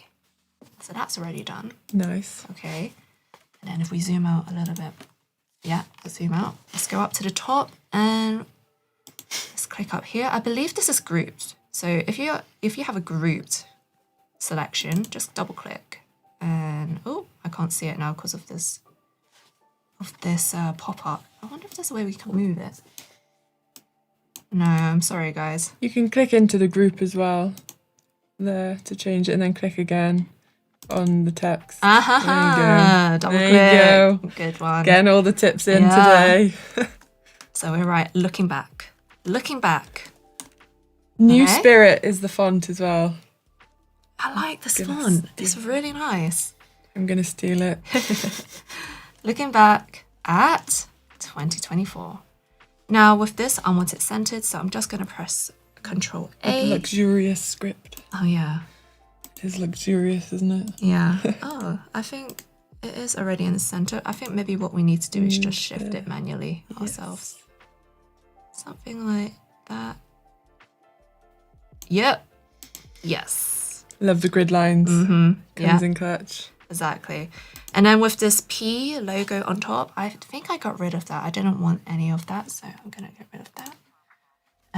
So let's get rid of, oh no, we'll go back here. Just delete it. Bye-bye. Cool, great. So we're getting very close to what I had at the beginning. I think we're just gonna, maybe we'll move the text up a little bit. I just want to double check with our reference of what we had at the beginning. Yeah, I think I scaled it up. A bit bigger. Exactly. So let's do that. So it's already grouped, which is great because if we scale up the group, it should all scale up. Excellent. This is good. Doing what it's told. Yeah, Nice. that's what we like to see. Okay, all right. And I think just for spacing's sake, I'm just going to adjust the spacing at the top and the spacing at the bottom. This is the graphic designer in me. When I used to learn graphic design, I'm looking at the white space. I'm like, need to make sure it's got Proportions enough spacing. need to be on point. There we go. Okay, great. So I feel like the elements are there. The background color is different. And I think I clicked on this image and I went to adjustments. If you look on the left-hand side here, there's adjustments. I might have played with like the warmth. Oh yeah, that's what I did. I wanted it blue, you see. Wanted it blue. You could play with the saturation as well if you wanted to. Let's see if there's anything else. I don't know if contrast will do much. Again, all of these, I love to just play about. I always go into adjustments and move things like the tiniest little way, and I'm like, right, perfect. Exactly. So I feel like something like this is okay. Nice. And then let's just go out of this. And I want to go back to that sketch that we did on our iPad, actually. So here it is. I'm shocked how quickly it appeared in Express. Yeah. Not only that you went from your iPad, Illustrator in your iPad, and then by the time you plug your laptop in, it was already there in Express. Yeah, I was actually surprised myself. I was thinking it's going to take a few minutes. No, That I was went already surprisingly to plan. there. Exactly. So with this swirl that we just drew, I'm going to click on it. Ta-da! So it just appeared. And to be honest, I used a cloud sketch that I drew on my iPad, but I feel like we can change it up.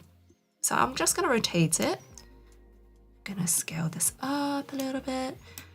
As you can see, the pink's not really working with this color scheme, unless that was the intended use, you know? So I have a feeling you're going to make it blue. or white, we shall see. So like with this, we could do something like that. And I think we can open this in Illustrator to change the color. So let's do that. See if it works. Is it gonna open Illustrator? Oh, yeah, it's doing its thing. You can see the Illustrator has opened up here. Bear with, guys. Sometimes you can change it on the left-hand side, the colour. But Yeah. You can with the adjustment. Yeah. Yes. I know that if you'd opened up your Illustrator file within Express, then you'd have all of the layers, and then you can change the colour of the layers within Express, the same as you can within Illustrator. That's really cool. Yeah. As you can see, we just came from iPad to desktop, and it's just like I'm really impressed. Mind is blown. Exactly. So I feel like, ooh, what color? now we got to choose color. So with the fill, let's see, we could go for like a blue. Yeah, I'm too biased towards that, if I'm honest. You're always going to make it blue. So we could do something like this, and all I'm going to do is just press File and Save. Save it. And I'm hoping by the time we get back to Adobe Express that it has changed color. So let's see.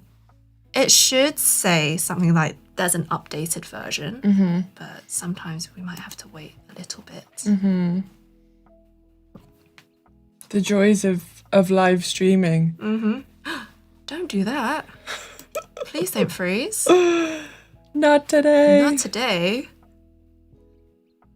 I'm just like, don't freeze. Your laptop is like, I'm done. Check it out. You've opened Illustrator. Yeah. If anything, we might have to just refresh the web page. Shall I exit? And then we come back? Let's do that. You could wait and just refresh it, or Okay. is it Express or is it Illustrator or your computer? It might be my laptop. You just, sometimes it is what it is. But let's refresh it. Let's see if it does anything. The joys of being a designer. It's looking really good though. I love how you can take the template and then change up what you want, make it your own. Yeah, exactly. Let's try to get this back up and running, guys. Oh, Nicholas says you can Command and C the object in Illustrator and Command V directly in Express. Oh, that's really good. I didn't know you could do that. Yeah. Oh, We love the tips in the chat. we do. I'm going to start using that tip. We're having some technical difficulties. It's Oh, all there we good. go. It's all good, We're back guys. up. Just a little refresh. We're I feel back like up. my internet or like my browser was just having a moment there. So, all good. But you know what the best thing is? Like, even if this freezes or crashes, it's still saved. Yeah. So yeah. it's not a problem. It's not a problem. So we're just That's open this one file thing. back up. I'm awful at is saving my work. I'll go down like when I'm on something, like Yeah. I'm doing it. I'll spend like 3 hours designing something. I'll forget to blink the whole time, and then then like my laptop will just be like, right, you're done, and it will crash, and then it won't be saved. So that's one thing I love about Express. Exactly. Is that it will be there. It will Yeah. be there for you. And now we have your linked assets have changed, so we I can can update see it them. here. Yeah. So hopefully, if I We click can on this update now. on the bottom. You got two options. You got one up Oh, here. yeah. Oh, there you go. And you got one down here. We got choices. So many choices. All right, I'm just going to press the button. Let's do it. Yay! Yay! We It got worked. there. So with this, because it's covering the text now, nobody can read looking back clearly. So we're just going to move that down. a Drop little him bit. down. Move it down. Put it behind the text. I think that works better. Yes. And all I'm gonna do, I'm gonna copy and paste this, Control C and Control V, grab this to this side. Oh yeah. Oh yeah. Yeah, you can rotate it, you can scale it. It's honestly, it's up to you. But what I love about this is that it gives a bit of my style. It gives a bit of my personality. So that is looking snazzy. Or we Nice. could put this one actually underneath Ooh. our picture there. I don't know. We could have the graphics on top or behind. I like it. I like it going behind. I think the layers are nice. Okay. I like it. Okay, now it's time to animate. No. Animate, because IG Reels need to be snappy. They need to get your They attention. do. So I was actually very impressed with the animation options that you got on this. So let's go back to the original just to see what we've got. Let's edit timeline. Okay. Oh, very nice. Just Stunning. in your face, just very quick. You get the message. So we are gonna do something like that, and we can change it up Nice. as well. Again, I'm up for changing up things if it looks more interesting. Let's see. Let's go. So actually, I feel like with this element and potentially my headshot. My head, we can group them Nice. because I want them to scale. I don't want them to pop in Together. Okay, so we're gonna group them, and then if we go down to animation, so many options. Flicker. I think I might have chosen pop. Would it be pop? Tumble. Tumble always makes me laugh. Whenever I do a demo, I say to people that if you can design something Yeah. and make tumble work, Yeah.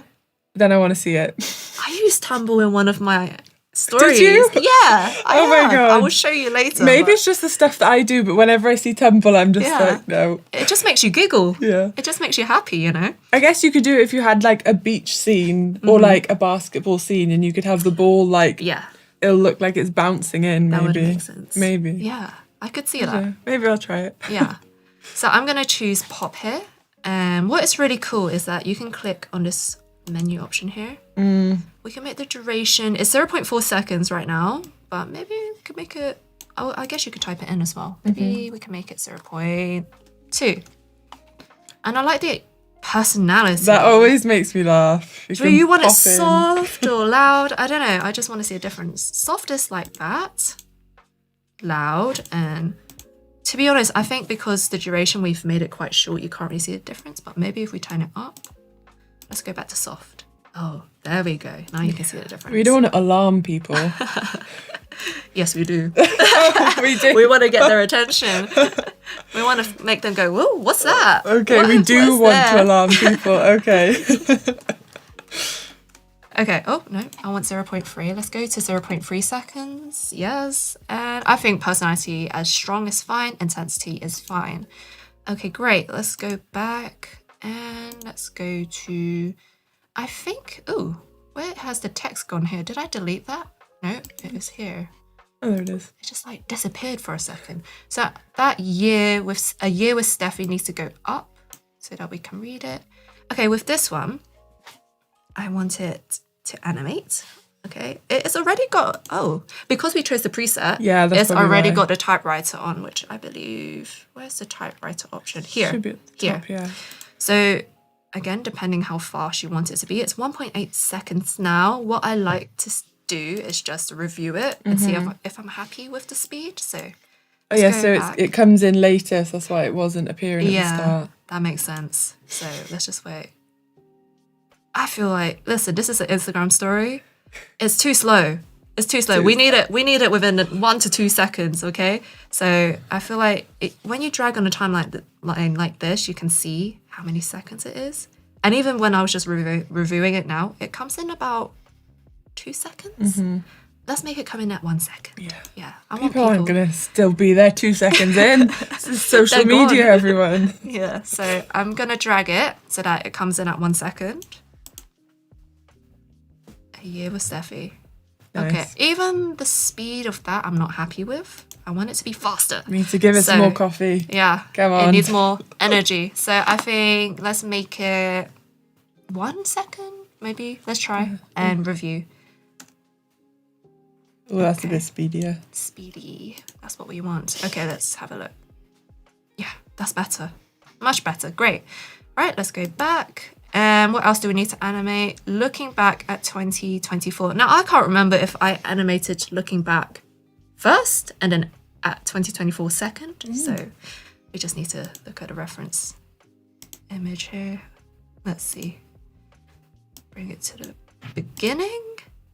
Okay, so one was like coming down. The animation of looking back is coming down. And at 2024 is a pop. So let's do that. So let's go back to the other page here. All I'm going to do is click on looking back. I think that's in a group, so we double click. Oh, try again, double click. No, come on. There you go. We got there in the end. Looking back, we are going to do a drop. It's going to drop in. So let's go down to animation. And then, where is drop? Here. That's what we want. There it is. But is it fast enough? Oh, probably not.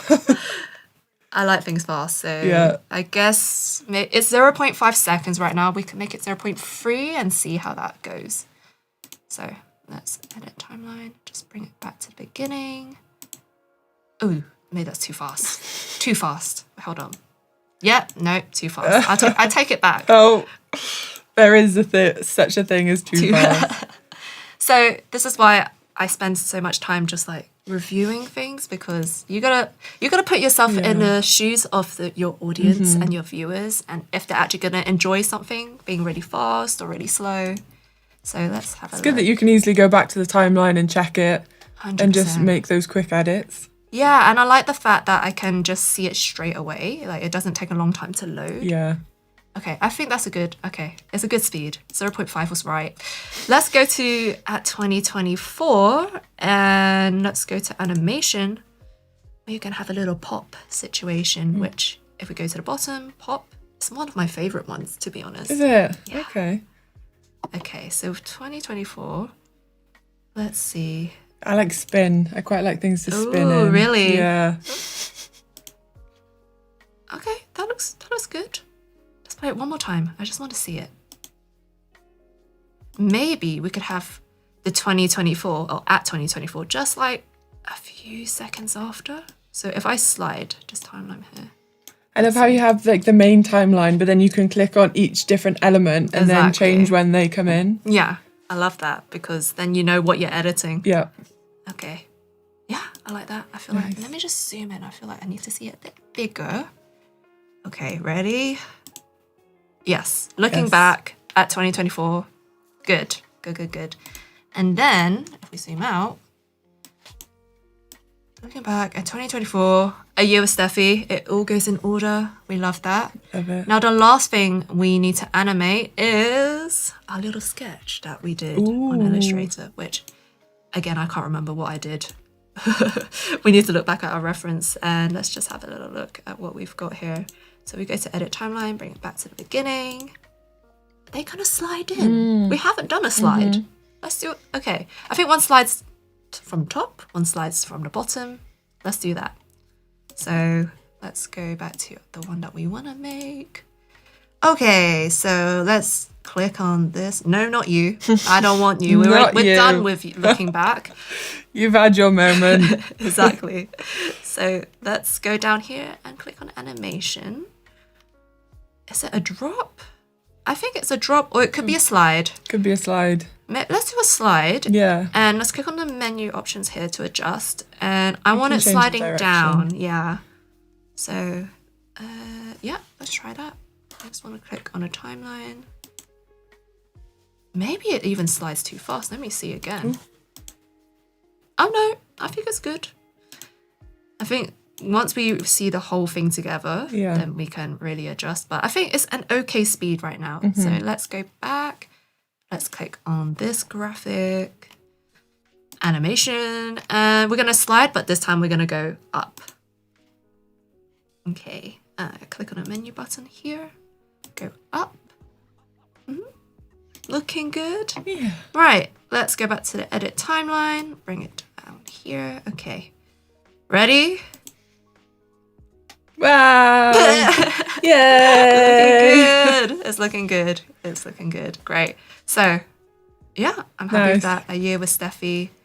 And I think, let's just double check the length of this IG story because it is around 5 seconds. So each of these IG stories that I created, including even this one, I think this is 5 seconds. They're all roughly 5 seconds. And the reason why I've made them that short is because, again, people like to just tap quickly on IG stories. And the goal of this is to really get the message across very quickly to the viewer. So I feel like, so that was the original, but we ended up making this version instead. Am I happy with that blue color? I feel like, do I want to change it? Can you still read the looking black? The looking back. Maybe you could bring the opacity down. Yeah, maybe slightly. we could do that. Let's see. Or adjustments. Could play with opacity, couldn't we? We could. I mean, you are the designer here. We'll We'll go. Let's try opacity because we haven't tried that one yet. So, Or even the blend mode. That looks better though. Yeah. Yeah, blend mode could work as well, but even just, of course you can make it go all the way down, but we don't want to do that. I wanted to lighten it a little bit. Yeah. And even just playing with opacity, you could do that. Yeah. It definitely works. Okay, I think I'm happier with that. Just because I felt like the blue was a bit too much. Yeah. It was in the way of the black text. It was taken away from the text. And we want to be able to read exactly what is on the story. So let's review one more time. Nice. Looking good. I like it. Yeah, I like it as well. Yeah. We have only a few minutes left, but I think, unfortunately, we didn't get to the second story. No. But that's fine. I'm gonna post these on my Instagram anyways, and you guys can have a look at them. Maybe I like that one. Maybe you can just talk through in the last few minutes just the elements on the side and just kind of what you added to that in the video. Okay, let's do it all in 5 minutes, shall we? Okay, so with this one, it was a super fun one because this one has video elements, and I actually added audio. I went through the library of looking at audio, but I believe it's a media. And if you wanted audio here, there's lots of different sounds you could choose. So I think I chose something like hip hop. There's music, R&B. and now there's sound effects as well. So if you wanted like a typewriter to come in when you had the animation, you can add that. Didn't know that. Yeah, that's pretty cool. So you can see this green bar down at the bottom, which you didn't see in the last one. That is the sound, which I'm not sure if the sound is playing, but if it isn't, that is the sound. Is the sound? I feel like the sound will be playing on the stream. On the stream. Okay, good. Don't quote me on that. So with this whole piece, so this I also got from a preset template, and then I just started adjusting things. But in terms of what we've got here, so I'm gonna let's go back here. As you can see, I've got a lot of elements here. This one here in the background is a video, which I got also from the media section. So if I go to videos, I believe I went to abstract, something like that. And I chose one of these. Like, you can go through this whole library. And I just thought, what kind of feeling do I want to bring across that also syncs with my style, but also gives this sort of 3D look as well. And there's quite a few here, which, I chose something quite similar to this, but that in one's silver. really cool. Yeah. It's very flashy, very colourful. But I feel like because of my video there was so much happening in my video, I needed something that was very slow. We don't want to overwhelm people. We want their attention. Yeah.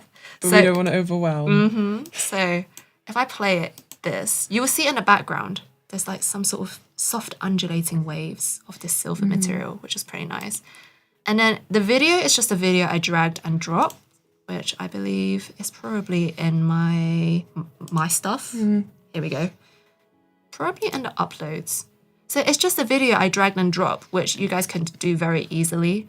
And then all I did, and just gonna close this page so that you can see a little bit closer. All I did was just scale it down, Nice. Super easy. Put that other video in the background underneath.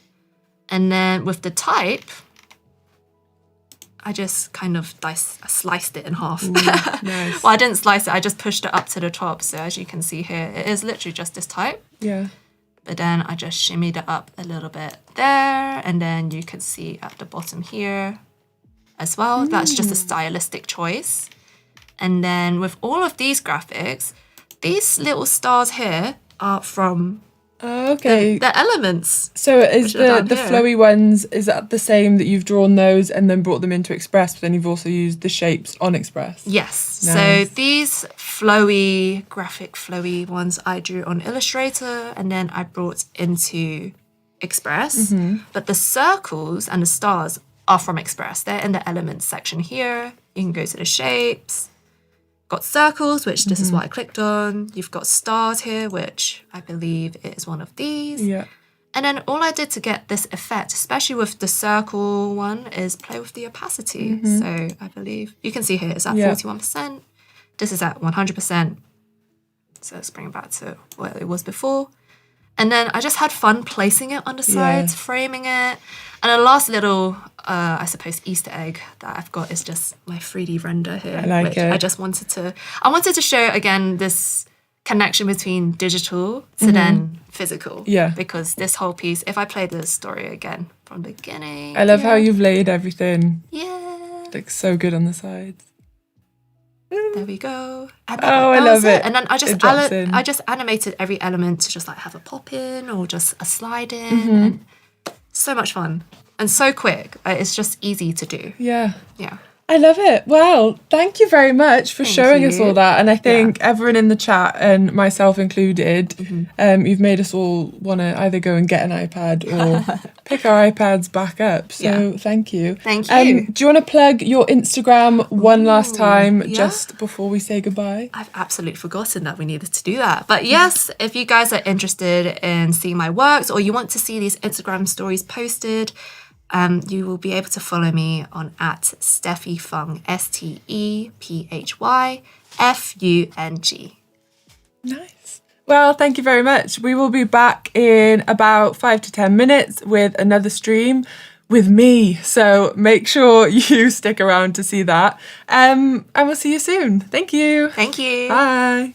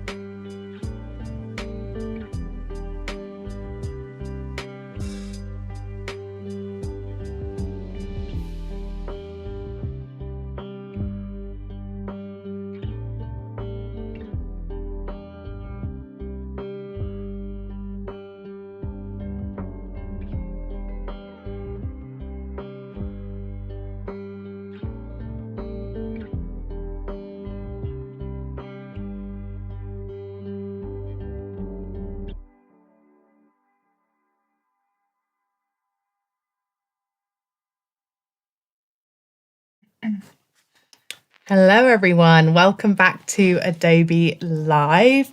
Hello for everyone that's watching on YouTube and Behance. My name is Hannah Rafter. I work on the community team at Adobe and I am based in London. And I'm joined by the wonderful Lucy Street. Some of you may have just been listening to her host with Steffi. But hi, Lucy. How you doing? Hi, I'm good, thanks. In the hot seat now. I know. And I know you gave a little intro earlier in terms of, who you are and what you do. But is there anything else you needed to share so people know, what you're all about? Well, my name's Lucy Street. I am the Adobe Express evangelist. And today we're going to be creating some social media content. I was like, I've got to create some social media content. So why don't we do it together? Yeah, you've been doing a really great challenge on your socials. This month, for the past 30 days, hasn't it been? November, yeah. Yeah. Yeah, I was in a real rut with my content. So I was like, right, I'm just going to say to myself, I'm going to design and post something every single day. And to be fair, I got up until like the 20th. That's great. Yeah. It was good enough. Yeah. Yeah. But I was just like creatively in a rut. So just the kind of forcing myself to spend an hour, 2 hours every day just to design something, even if it was bad, that wasn't the point. I just gave myself the time to design something and it was really good. And it's kind of shown to me that I need to prioritize that time because before I'd be designing something and I'd be like, oh my God, this looks rubbish. And I've spent 2 hours and it's rubbish. I've wasted all this time. But in reality, that's okay. Yeah. And that's part of the design process. Might take quicker next time. Yeah, and just kind of even just like spending time to explore different apps, different techniques, that's really important as a designer. So I've kind of taken that pressure off myself, give myself some time every day and just enjoy it again. I think, taking the pressure off and just enjoying it is kind of the key takeaway from that challenge. So yeah. It was good. It was worth it. I in the enjoyed it end. as a follower of you. And if people wanted to go back and have a look at that content, where can they find it? Yeah, so I'm on Instagram and TikTok, Lugi Design, Lugi Design. Fab. And that's me. It'll be a worthwhile visit over to Lucy's Instagram.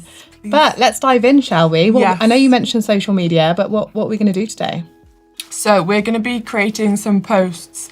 Now, I love to create reels. I do a lot of tutorials, Express tutorials, but sometimes life just gets busy and I don't always have the time to film and edit and post. So I like to have a backup, especially carousels, they do really well on my Instagram. So I like to have a backup of static posts that I can just push out whenever I need to. So that's what I'm doing today. So I'm gonna go to social media, Instagram, and I'm going to create an Instagram portrait post. And our lovely canvas has opened. Now, straight away, we have different templates on the left-hand side. So if you need any inspiration, we can do that. But what I'm going to do first off is I'm going to go to background color and I'm going to select my lovely off-white, my lovely nude. I was showing my friend or like a friend of a friend my Instagram once. And he was funny, but he was like, wow, so much beige. Yeah. And I was like, yeah, you got that right. I'm a big fan of beige, as you can tell from the jumper I'm wearing. It's just such, having just a neutral background is just always the way. But we're going to jazz it up, I'm sure. And I'm excited to see what we're going to add to this beige background. No, we're actually not. This is stream over. Thanks for watching. No, we are going to do something. So with my post, I'm going to put Lugi Design, which is my handle. So in case anyone steals I went through a phase of everyone stealing my work. So these like big accounts would screenshot and repost my work. So now I always make sure somewhere in my posts I've got my @. So if people do screenshot and reshare it without me knowing, then my tag is always in there. Oh, that's a great tip. Yeah, so I've put my tag. On the left-hand side, I'm going to pick my font. Now, I have all of my brand fonts here, which I have saved. But if we click on more fonts, this is where we have 25,000 Adobe fonts. And I love a good font and I love a good texture. So I come in here all the time and you can pick any of these. I'll go into funky and I'm like, oh my gosh, this is a cool font. I'm going to use that. And then I'm like, oh yeah, I actually have a brand to stick to. So just being able to stick to my brand fonts here is a lifesaver. But what a good range though. Like if you were starting out, like you're a small business starting out for the first time and you were trying to establish that identity, what a great place to sort of see what feels like you, or what, you know, whatever your small business is. Yeah, exactly. It's a good starting off point, isn't it? Exactly. So I'm just gonna drag this up here. Oops. Just nice and small there, we'll center him. And hold down Option and drag this. So I'm gonna remind people to save for later. And drag this here. And now I wanna put a little icon in. So then on the left-hand side, I'm gonna go to Elements and type in bookmark. Give me a bookmark, shouted it. And if I go over to shapes or icons, here we go. We have a load of bookmarks. Is this the most like Instagram? I can just drop that on. What's the one thing that you tend to bookmark on Instagram? Because I know that I've sort of been sat with you while you're exploring Instagram, and you follow so many incredible creatives. So what do you tend to save? Because at the moment for me, it's house design because I'm buying a house. Oh, nice. Oh, yeah. So what do you tend to save? And I'm also really keen to hear what people like to save on Instagram in the chat. Well, that's one thing that I've tried to do now, is to be intentional with my scrolling and not just go down the endless scroll. So I think it's mainly, well, just things that catch my eye design-wise, if they've got a good layout, good imagery, colours, fonts, anything that catches my eye, and also content. If I'm going down the explore page, and yeah, just anything that catches my eye, really. So it's more like saving for purpose than taking inspiration? Yeah, a bit of both, really. I do also have all of the interior stuff on my page, on my explore feed as well, and I just, it's so good. Hello, Sean. Hello, Oliver, in the chat. Yay. Also, since I'm doing my challenge, I've been exploring different ways to edit my videos and adding different sound effects and things like that. So if I see any kind of cool way that someone's edited their reel, I'll save that as well and try out that technique. Oh, good idea. Yeah. So I've got my base here, and now, so I save this, and then if I'll go and create a post in the future, all I'll do is go to add and duplicate. So then my handle, it's like the same layout for every post. So this is kind of like the base template. Now what I'm gonna do is add my text. And what I'm gonna do here is I wanna create a load of quote posts. So these will just be kind of filler posts, as I said, when I wanna go in and post something really quick, I'll have these ready to go. So for now, I'm just gonna type in quote, and we won't make this. And again, I'll pick my brand font. We'll just go Instrument Serif. I recognise that one well from you. Get the power of branding. Yeah, the power of branding, it's true. Maybe we'll make this and then I can go on the top align and just make sure that is centered and aligned. I think I want to make these a little bit smaller. I want them to blend into the background. Okay, so this is, actually, I want to add my texture. So I'm going to go into media. Maybe I'll type paper texture. And then I can go into photos. And we have all of these different textures. That's one of the many reasons why I love Express, is that there's so many textures. I've got my fonts and I've got my textures, and I'm just a happy little gal when I'm browsing. So which one? I think this one is nice. Ooh. Hold the angle and drag this. And I'm just gonna make sure I get the good bits. Just double click, and then I can change what part of the photo shows up in the box, like so. But of course now we can't see my design underneath. So I'm gonna go to the left-hand side, over to blend, and I'm gonna change this to screen. So now you can see, if I zoom in a little bit, you can see we've just got a nice little bit of texture. I think But it's not taking away from whatever the quote will be. It's not. You're right. It's not. So I think that looks cute. I'm just going to drag my quote to the top of my layers panel. Like so. So as you can see, we have one artboard here, but I want to make a few more. So what I'm going to do is I'm going to go on the top toolbar to bulk create, and I'm going to drag in a CSV file. And then if I swipe over, you can see that it's literally just a spreadsheet. So I've got my quote, title, header, and then in each of these, I've just dropped in all of my very inspirational quotes. It always seems impossible until it is done. So you can see I'm a very inspirational and motivational person. But it's just a really simple spreadsheet, just with that one header. And I've just saved it as a CSV and I've added it in here on the left-hand side. And I'm going to hit next. And I can set up the elements. So I've selected my quote, which is my text box. And then on the left-hand side, I can connect element and then choose quote. So that is the header title from my spreadsheet, and I've linked it up with my text box.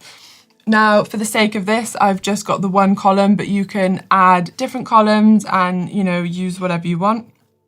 And I'll just hit next. And we have... Whoa, exactly. I was about to think of how much time we just saved, but I'm quite slow with those sorts of things. That's incredible. Yeah. So I can just create the pages.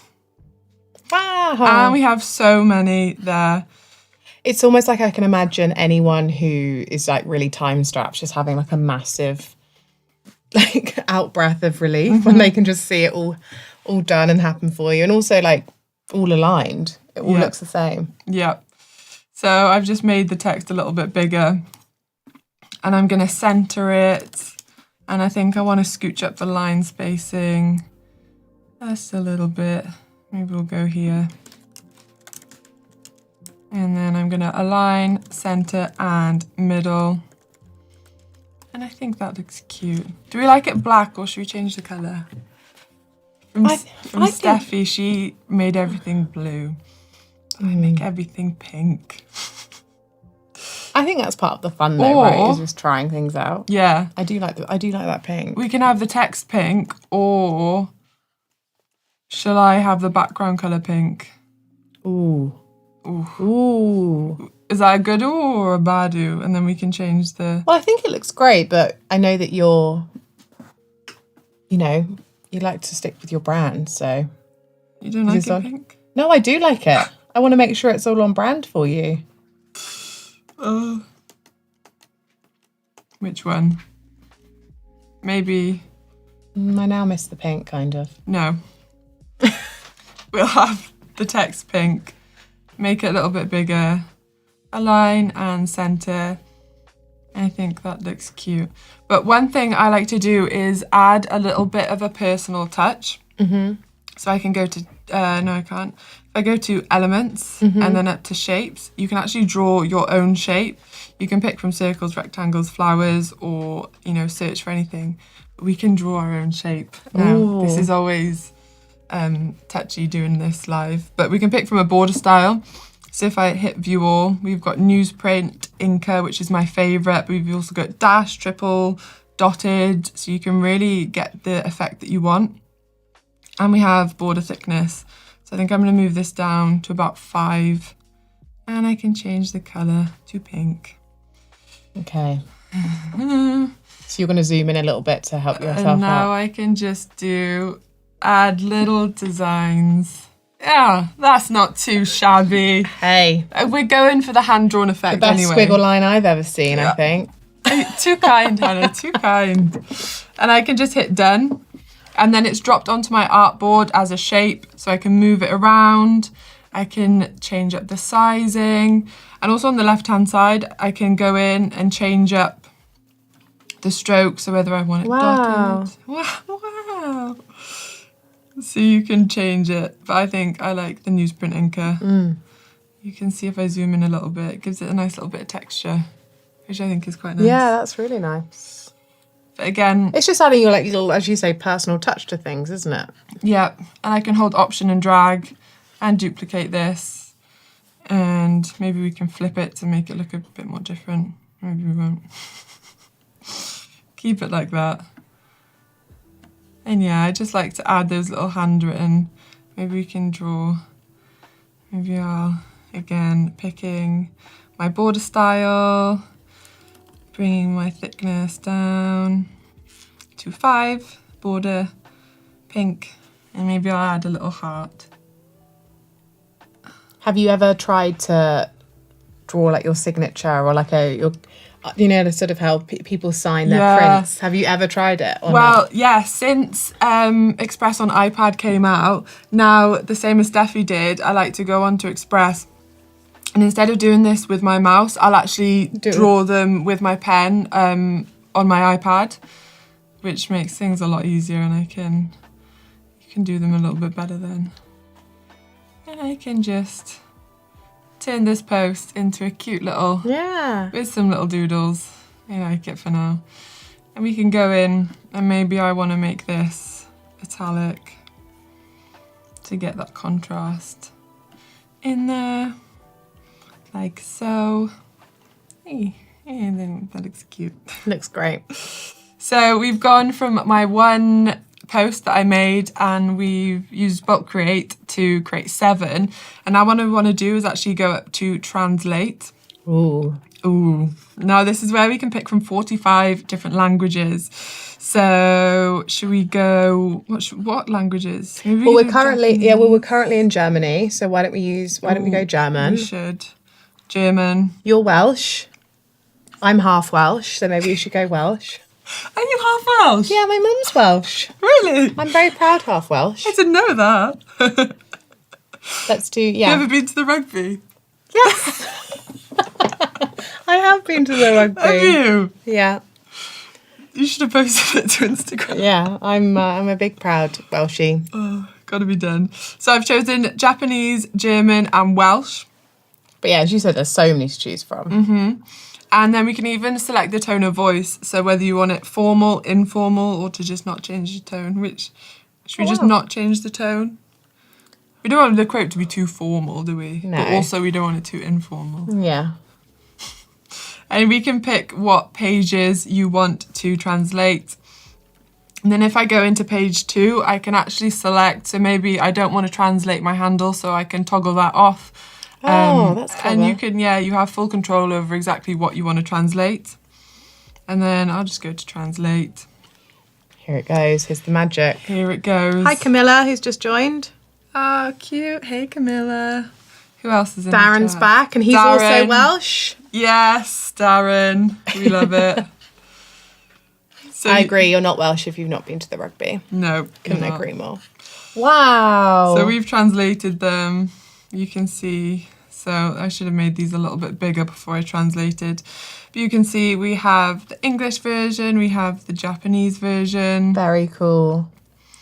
the German version. I can't believe how long this would have taken. I know. And you can see all of my icons have transferred over, so we can move these. They're all editable, exactly the same. And where's my Welsh one? Woo! Love it. I can confirm that is correct. That's great. Yeah, so we've got suddenly all of these posts that I now have just ready to go. But maybe I kind of like this, and maybe I want it as a poster. Ooh. So what I'm going to do is go to add, and I'm just going to duplicate this page, and I'm going to take off my handle. Because sometimes I see something on Instagram, or I don't know, when I've been playing around with Express, I've created something, and if you have it in mind for it to be a social post, but you're like, I actually really like that. Like, that actually could be, really good. yeah, I could make that as a print or frame it. That's so handy that you can just change all the sizing and have it as multi-use. Yep, and now we can print and deliver. I know, we went through that with Nikki earlier. Express, and honestly, I'm going to be so dangerous with this because I am Right just before like... Christmas as well. I am just like, that'll look good as a print. And then I'll be like, oh, here it is at my door. So we can pick from invitations, flyers, posters, business cards. I actually had business cards printed and they're so good. I was actually going to bring some to show you, but like my Adobe badge, I forgot it. So I think if we go for a portrait poster, and I can just duplicate and resize to make sure the sizing's all nice. And it's going to prepare my document and duplicate it for me. It's so nice not having to go out into then something else, like having it all in one place. It's just so... So if we go back to this one, and then I can just resize my little texture, and it's ready to go as a print. And I can choose the front page to be this one, my pink one. And then we can see exactly what it's gonna look like as a poster. These lifestyle shots, honestly, they're so great. So there it is. And Nikki was showing earlier how you can also download them, like download the PDF so you can use them if you need. Yeah, if you're uploading it onto your store or Instagram, whatever it is. You can see how it would look. Yeah, really nice. It's really nice. Do you want me to order you one? Wouldn't say no, Lucy. I would not say no. Merry Christmas. Yeah, you can go in, you can change the size, the paper type, and all of these different, we can have clips that comes with it, a frame. And you have all of these options, and then you can just go through all within Express, add it to your cart and make the order. And one thing I love about this is that I can make any quick changes. Sometimes I make spelling mistakes, or, you know, if I see it here on the mock-up and I'm like, oh, actually I don't like the colour, or this needs to be bigger, or this needs to be smaller if you can't read it. You can just make those quick changes and then continue with your order, rather than, you know, downloading the file, uploading it somewhere else, and then realising you've made the mistake or it needs to be bigger, and then having to kind of go through the whole process again. Yeah. I think it's really easy and it's really cool. And as Nikki showed all of the packaging, it comes really nicely as well. Yeah, top quality packaging. Yeah, so nice. But one thing I want to show as well is the resized magenta fill. So should we generate a background? Let's do it. So generate image. Let's do a portrait. So what should we have on?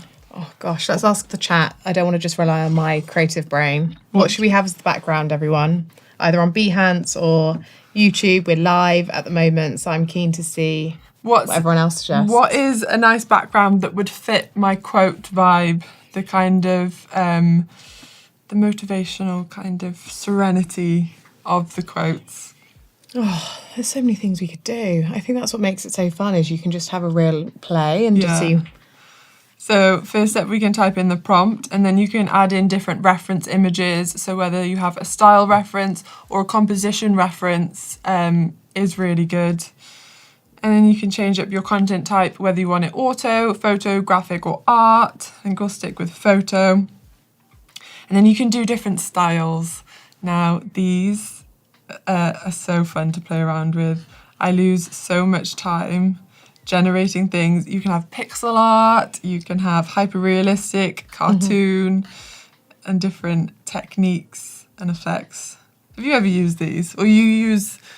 I have used them, definitely. I mean, of course, I've at least flicked through them all. Yeah. I can't say... Fabric. I think I've got a few favourites. I do really like clay. I like also layered paper. Yeah, yarn is always a fun one. Do we have any... we do have some suggestions. Darren suggested palm trees. Nice. Always a solid choice. Let's pretend we've got some winter sun at the moment. Yeah. He's also something with a Miami vibe. Oh. Paul's also continued down the rugby chat, and we've gone with yoga on a rugby pitch. Yoga on a rugby pitch. Which is an interesting thing to imagine. Would that work? I'm gonna say I like the palm trees, maybe because it's cold at the moment and I like to be like palm trees on a beach, or Sure. Palm trees with a pastel.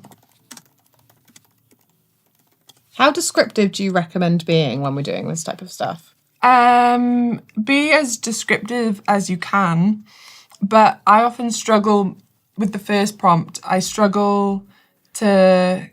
need to do like one prompt and then I like to go back. So I'll start with like palm trees with a pastel color palette and just hit generate. And then based off what it gives me, I'll then go back in and refine it. So maybe I want, instead of just palm trees with a pastel color palette, maybe I want 3 large Oh. And that feels quite Miami as well. It's That almost is. like we've done double bubble. That is very Miami. Ooh. That is nice. Which one? Round of Chat, applause, which Adobe one? Express. Wow. We've got 1, 2, 3, and 4. So, I kind of like 4. But I also like the trees on this one. I would have said Or 2. this one. 4. Ooh, Oh, 4. We've got okay. Someone behind the screen. that says noise 4. from the audience Okay. in person. But yeah, so going back to if I wanted to change anything, I can go back and forth and like based on that, whether I wanted more or less palm trees. So I always like to just start with a prompt, just something that I'll then kind of work off. I mean, it's pretty great starting point if you were Yeah. just happy with the original result. Yeah, look at that. Wow. Wow. Wow. So that's dropped just straight onto my canvas. I can draw it back. But should we add something in the sky? I feel like the sky needs a little bit of something. Do you agree? I'm trying to think. So I'm going to go to insert object. And again, I can type in a prompt to add something. Now, chat again, what shall we have? Do you know what I'm thinking of, but I don't think it's right and I don't think you're going to enjoy the idea. Oh, God. But what are those things where there's like a message hanging out of a plane?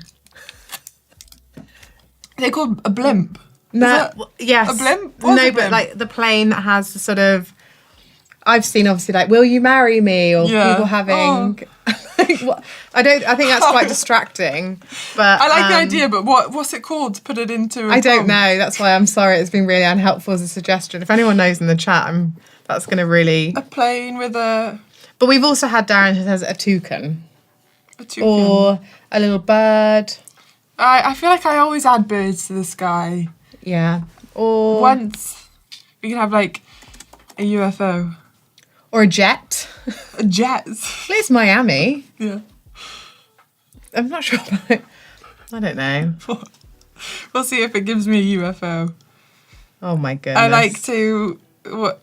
I started once with like a beach scene, and then I was like adding normal things. So I added like some birds, I added some flowers, and then and then I added like a dinosaur. I added a UFO. It got a little bit out of control, Yeah. did it, Lucy? Right. Yeah. Yeah. Darren said it's skywriting with a banner.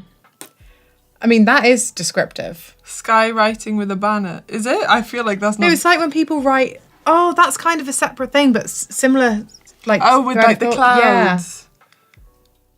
Yeah. I feel really guilty that I've taken this one on a bit of a tangent. Would that be the prompt? Skywriting with a banner. Should we just see it? I What feel do you like say? Skywriting. Skywriting with a banner. I think Darren might have hit the nail on the head here. I just put banner. But what's the writing going to be? Oh, yeah. Let's see what happens. I don't know. I'm not too sure either. But I feel like you're we going to lose needed- your trust in me of giving Yeah. suggestions. I feel like we needed a plane with Yeah, a banner with writing. I know. We'll see. It comes back to the trial and error. So Yeah. we'll start with a. Oh. I'm not too sure. I think we've lost this idea. I think we should have bought Mission. Yeah. Okay. We'll discard that. This is why we should just stay safe with the birds. That's why I do my tried and tested. Yeah. Let's add them in. Tried and tested. Don't go off piste on a live stream. Yeah. a flock of birds in the sky. And we'll insert that in. Bring some normality back to this image. I do like the UFO though. Yeah. And you can see it's matched the image and it's matched the colours as well. Yeah, really Which clever. is what I like. It takes the whole image into consideration when it's generating the prompt that you put in. And see what it gives us now. Yay! Yeah, this feels it. This feels right. This feels it. Oops. Are they toucans? What's a toucan look like?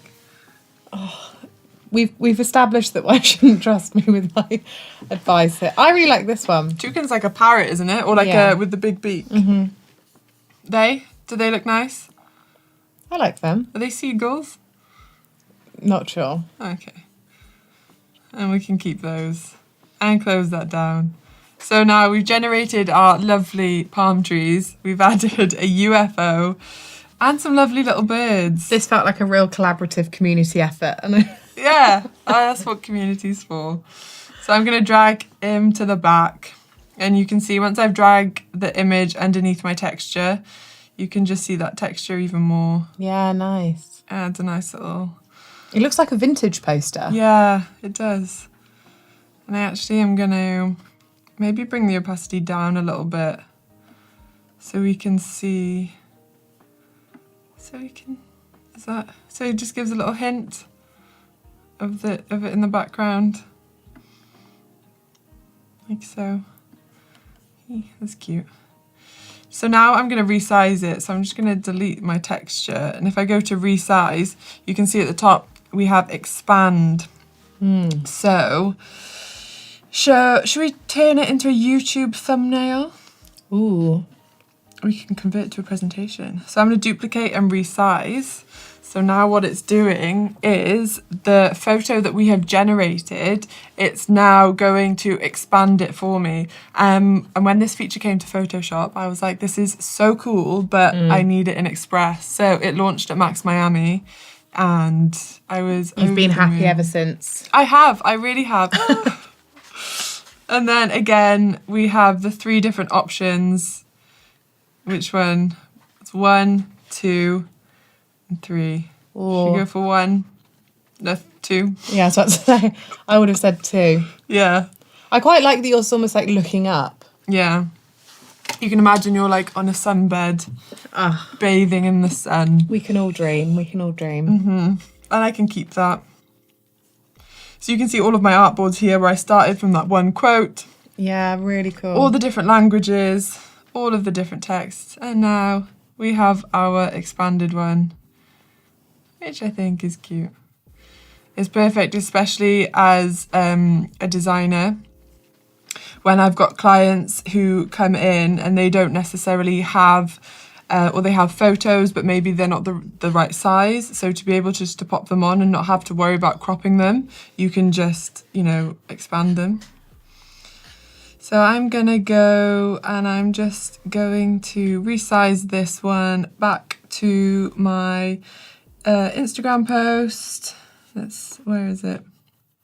Instagram square posts. I'm just going to resize that. And I want to post this to socials now. So I'm going to go up to share and go to schedule post. Now I love the social media scheduler. So I can pick from my own channels, or now we can actually have shared calendars with clients. So when you are creating your client's brand, you can add them to a project. So within the project, you can add files, their brands, any assets, and now you can also create a shared library with them. So if I'm scheduling anything for a client, you can have it all in there, or if you work with maybe one person is the designer, so they can design the post and then someone else can go in and edit that. Which I know people ask me, or they were asking me for shared calendars for the longest time. So now they're here, everyone. So I'm going to select post, but if it was a reel or a story, I could do that too. And then I can add in my caption. Now, I'm not very good at typing in captions. So maybe I'm just going to type in motivational post or quote. And now what I can do is I can go to generate and generate a new caption. And it's going to do the work for me. Ooh. Oh, and it's writing me a caption. So we have a lovely little caption. We have hashtags and everything. And I can insert that in like so. And that's my caption, and I don't need to worry about writing it. But could you edit it if you wanted to? You took the words right out of my Oh, mouth. gosh. You can go in and edit it. So sometimes what I do is I'll generate a caption and kind of use that as a starting point. So whether I just kind of take the points, I can go in and I can delete anything. Kind of just probably helps you get into your flow, right? You might then just like start writing more than you think. Just a template to start with. But I can also go in, I can highlight a paragraph. I can go back to generate and I can either rewrite it, shorten it, or lengthen it. And what it will do, it'll take that paragraph as the prompt, and then there we go. It's lengthened it for me, and I can insert that back in. And again, we can go in and change anything if you want to. So, and the fact that it's added hashtags in as well. Yeah, that's really great. Yeah, makes me happy. So yeah, you have full control over that. And then we can add in our first comment. Now, I want to know, because some people add their hashtags to their caption, but some people add their hashtags to the first comment. Or I have seen that, I think she's like a social media marketer. She posted on Instagram that it's good to post a first comment. So if you are scheduling something, post a first comment that may be like, hey guys, what do you think? Oh, so you're almost getting your customers or community or followers involved. So if you do have to schedule and you're not on the app to be responsive, you can put in a first comment and it'll just kind of, encourage engagement and kind of get people talking as well in the comments. So whether you add your hashtags or whether it's just a kind of... What a great community tip. Yeah. And if we preview, we can see what my lovely post Ooh. is going to look like with my caption and my hashtags and everything. So it's good, especially if you are scheduling a TikTok or an Instagram reel. I always like to check that, because especially on TikTok, when you have the icons up the side, the save, the comment and the likes. So I like to check that to make sure none of my text is going to be covered up by those icons. Clever. Would never have thought of that. I know, never. So next up, we can either schedule it or publish it now, depending on how organised you are. I'm like, in my head, I'd love to be the kind of person who's organised and has content like scheduled like months in advance. But like, I'll try to be, and I'll do that for maybe like 1 or 2 weeks, and then I'll get busy and I'll be like, oh yeah, I was in a good flow with scheduling my content. But good to have the option. Yeah, of course. Especially if like that's a huge part of your job, or I know that some people, especially like small businesses or people who work just by themselves, they like dedicate a day a month or a day in the week, so they can almost sort of let it go out by itself and not have to worry about it. So I'm going to schedule this for next Wednesday at 2:30. My sweet spot with scheduling or posting is always between 12 and 2. Ooh. And that's just always when I schedule. I think as soon as it goes past 2, I'm like, I've missed it for the day. I can't do it now. So you can see it's dropped straight into my scheduler. And if I can click onto the post, so I can go in at any time and edit the caption, or I can add, if I want to turn this into a carousel, I can add different slides. And just up until posting, you can edit this. You can even drag this around. So if it's like, maybe it's a launch post, if you run a business and you want to schedule some content for your launch, and then things hit the fan and you can't schedule it for then, it's fine, you can just move it around. Yeah, that is handy. Wherever you want. Or maybe you've like got a piece of content that you want to get out as soon as possible, but then you're like, oh wait, I already had something scheduled, so you have to move it. Yep. So anytime up until posting, you can go and edit this. And if I go back to November on my schedule, you can see how organised I was in November. That 30 days of content you're talking about. So I've got my posts that were scheduled, but I've also got drafts. So if I go to December, I can click new post, but I can also add a new draft post. So this is something that I've started to do, is breaking up my content. So if I'm feeling really inspired or I have a load of ideas for content, I'll literally come on to my calendar and just type in just different ideas. So maybe it's like, maybe it's like font inspo. So I'm like, okay, I'll just put font inspo there. And then the next day, maybe I'll add a new draft post and I'll do Express tutorial and add the draft. So And you do great Express tutorials, by the way. Thank you very much. Not to plug Too yourself. kind. Yeah, you do have font great inspo Express. and Express tutorials, that's what you can expect to see on my page. But I like to pop these in. So maybe the start of the week, I'll just spend some time adding in my drafts. And what I like to do, I find that 3 times a week posting is kind of my sweet spot. It's enough posts that I can stay consistent with it, but also keep the quality up. So three posts is kind of my baseline. And then if I have time or I have something cool to show, I'll add more. But I like to stick with 3. So maybe Monday, I like to do kind of an inspo post. So whether that's different font, color inspo, maybe it's showing off a project that I've recently completed. And then Wednesdays, I like to show a tutorial. So whether it's different tips or how to create something.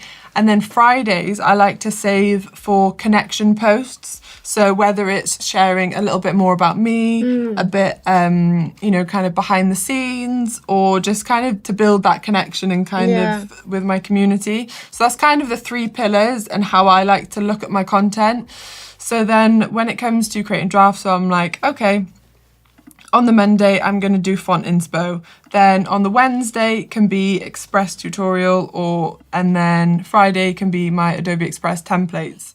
So I can have those sitting as drafts in my schedule. So then when I come up on Wednesday and I'm like, oh my God, what am I going to post today? I can come into my schedule and I'm like, oh yeah, I'm doing an Express tutorial. And then it just helps kind of breaking the task up really helps me. Otherwise, if I had to every day think, okay, what am I going to post? Then I need to create the post. Then I need to film it if it's a reel, and it becomes such a huge task in my head. And then I'm like overwhelmed. And then I'm like, oh my God, I've spent so much time on this. So to be able to break it up is really helpful for me. And what a great feature there, especially although I don't necessarily create content, I do have moments where I have an idea. Yeah. And if I usually just grab a notebook, quickly write it down. Yeah. But you could come onto the scheduler and be like, right, I've got this idea. Even if you've just said, Express tutorials, it's just the header. And then you can come back to it when you've got more time to design something or create the caption or whatever it may be. Yeah.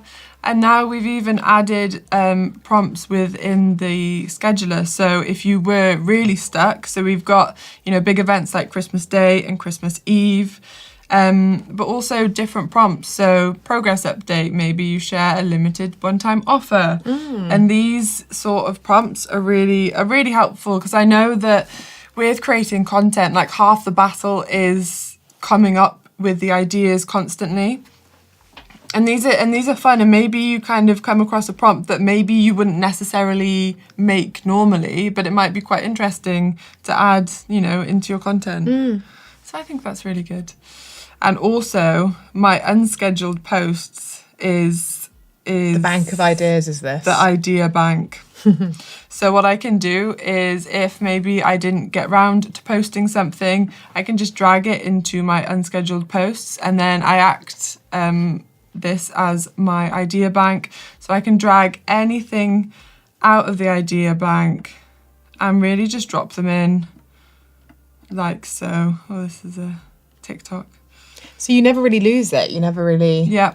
That's great. So I like just having those ideas there. So it really just speeds up the process for me. And it's just these little things and these little tweaks that you can bear in mind with your process that'll just help you and speed you up. So yeah, that's my little tips for you.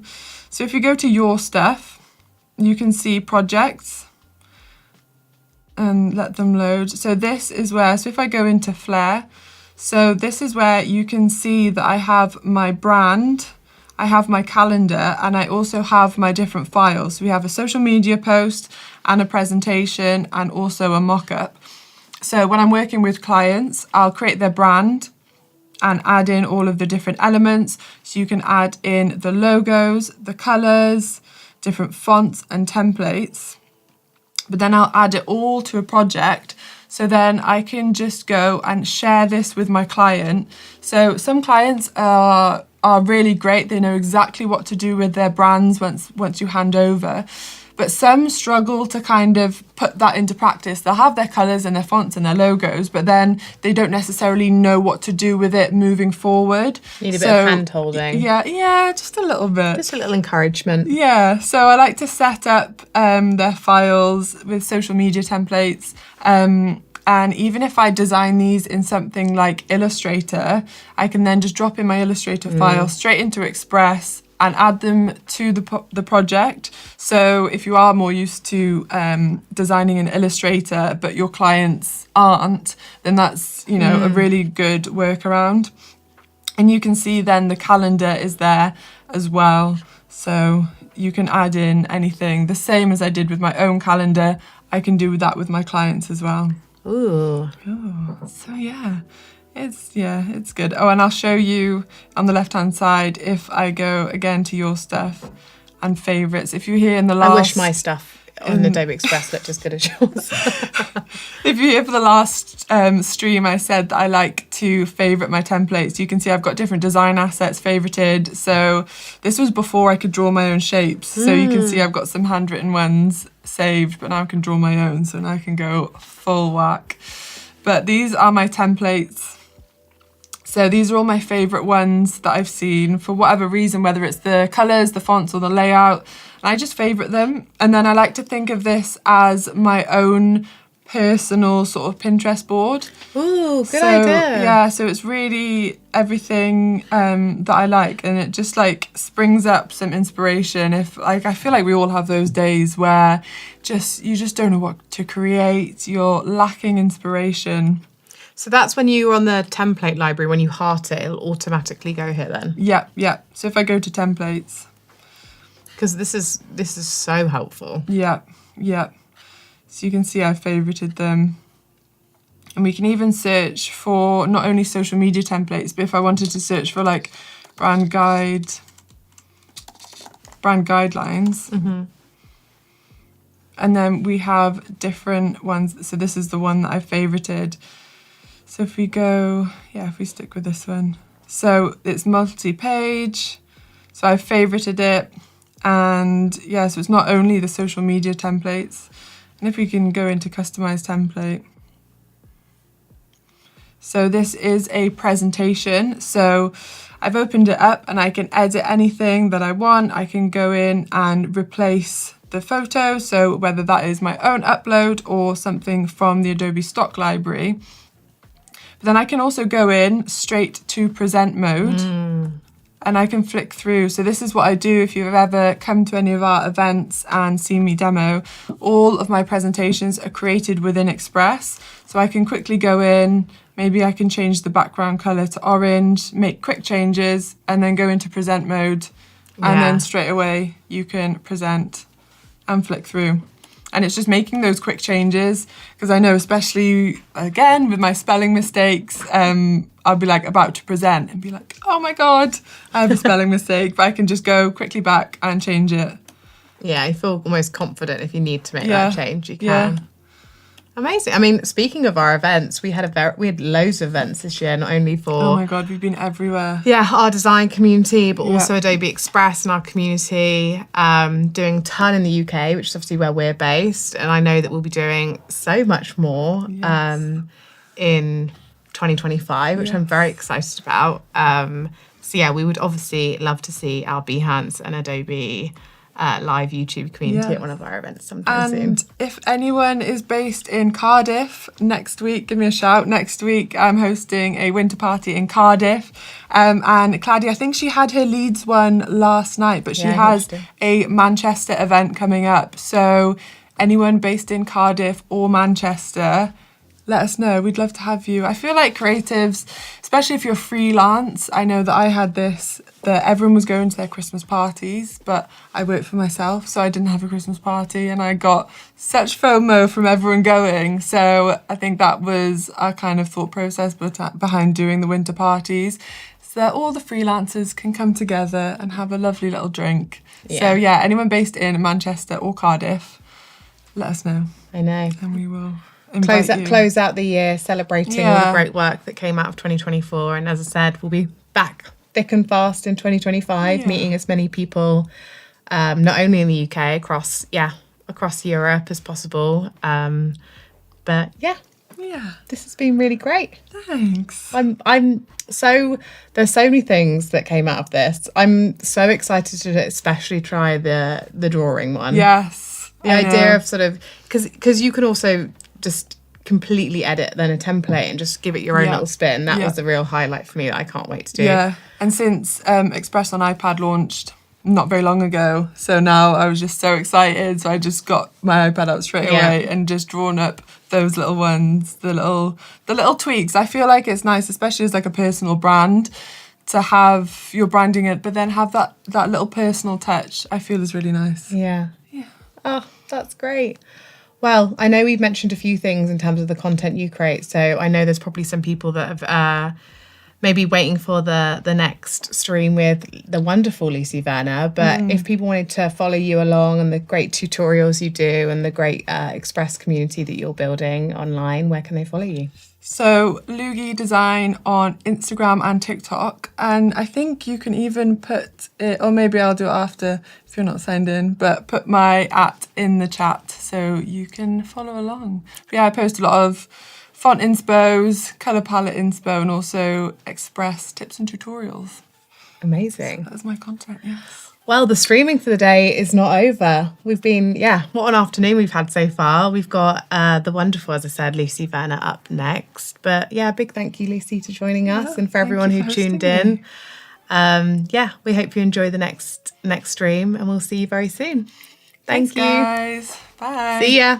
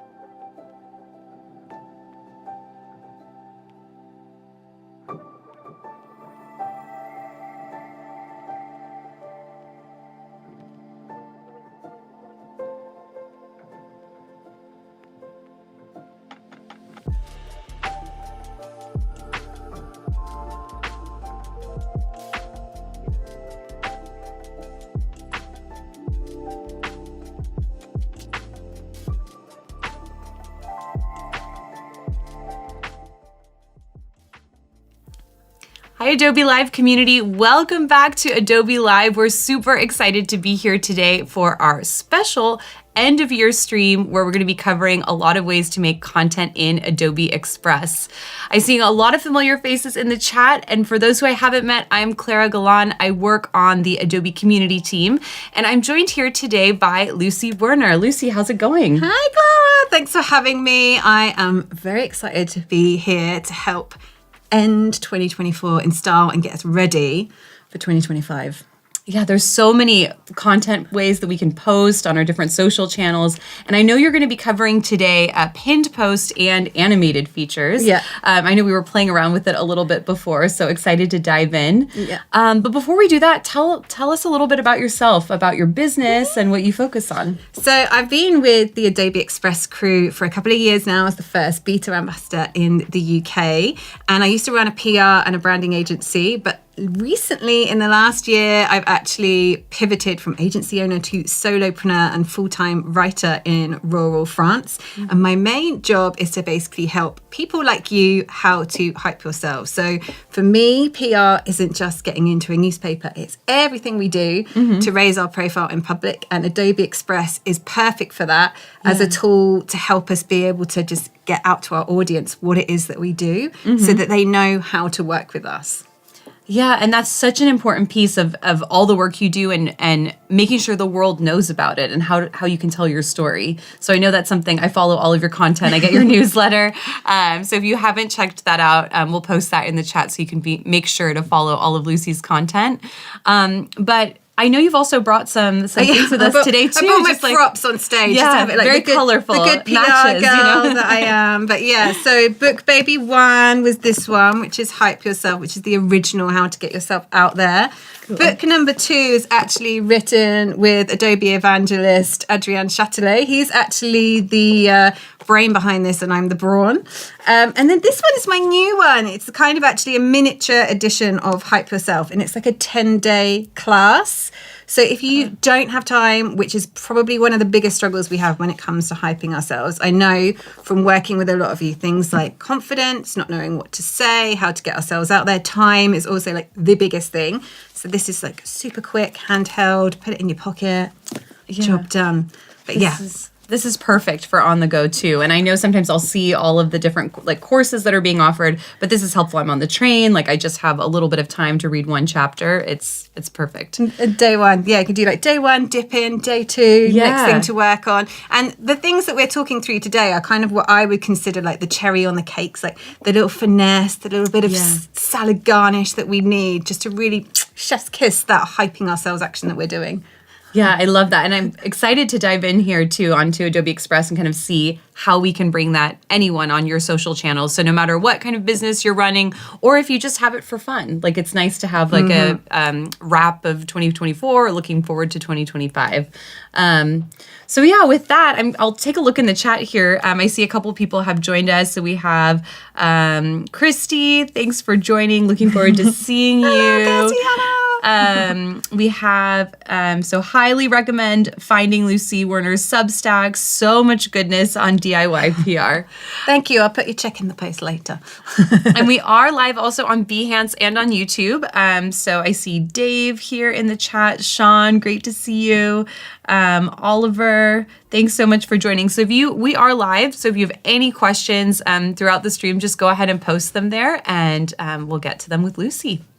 But with that, Lucy, let's check out the first piece of content type that you're going to show us. Okay, so actually going to start not on Adobe Express, slightly controversially. I'm actually just going to go to Instagram quickly because I've been doing this exercise with my audience since 2022, and it's what I call a ways to work with me post. Actually, we've got a few Express people in there as well. We've got Liz, this is her one from 2023. We've got Annika's one here. So these are all kind of the 2023 ones. What the ways to work with me post is, just to break it down, is a pinned post that you can have on your Instagram page, but equally this can work across all social media platforms. So on LinkedIn, you can have a featured post. You can download like the Express assets as a PDF to have it as a featured post. You can also have this in a pinned post on your other social media channels. And quite simply, we're just breaking down. So when our audience visits us, or maybe someone's passing by for the first time, they know what it is that we're selling, because we can be so busy making content, so busy like talking about what we're doing behind the scenes, giving the entrepreneur live, doing the solopreneur tips and tricks. We actually forget to say, this is what I sell. So this is like a super simple post, whether you're a product-based business, and then you could do like a hero, kind of your hero products, or you're a service-based business. So I just wanted to show like a few different examples here. And actually there are a few key assets that we definitely need. So we need a standout font here. Like we can see the ones that are really punchy, where we've got like a really big font in there. We need a nice clear headshot. So we've got Nina here. She's based in Germany as well. But the things that are working like really nicely is when we have these nice cut out headshots, and obviously Express is great for that. And then we kind of move through into the carousel. So I'm going to start off with just how to make this kind of front page one if we're just starting from the first time. So this is a template. You can actually, I quite often do a search in templates on the three ways to work with me. Or 3 ways too, because there's not this kind of standard 3 ways post. So there's a few things here that we could start from if we haven't got one. So this one's quite a nice one, this 3-way to set goals, because it's got the 1, 2, 3 here. And also in terms of just the kind of font alignment, if we're talking through a different kind of tool, we've got the nice contrast between the header here and the text underneath. So that's searching 3 ways too. But actually I'm going to start from this template, which is actually one that Adrienne made in 2023. It's sat in the template folder. And I'm going to very simply on this, because obviously I've got my brand already. So the very first thing I'm going to do here is just head to my brand and do a nice, very quick apply brand. I'm a little bit fussy. I do quite like the green one. So I'm going to start with this kind of green color. And then the green and red doesn't tend to match too well.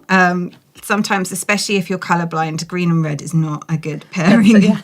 So we'll get rid of that. And then I'm just going to kind of actually change my font to my brand font, which is Azu Sans Uber Regular, like this nice chunky one. And for contrast, because we want to be able to actually read what we're saying here, I'm going to pop that into the blue and just shrink that down. Now, sometimes I can be a bit like, oh, is it in the middle or not? So I quite like the kind of when you get the grid lines coming up, just to guide you, like here, they're kicking in here to say, yeah, you're in the middle, Lucy. So this is good. And obviously it's not 2023. Next year is 2025.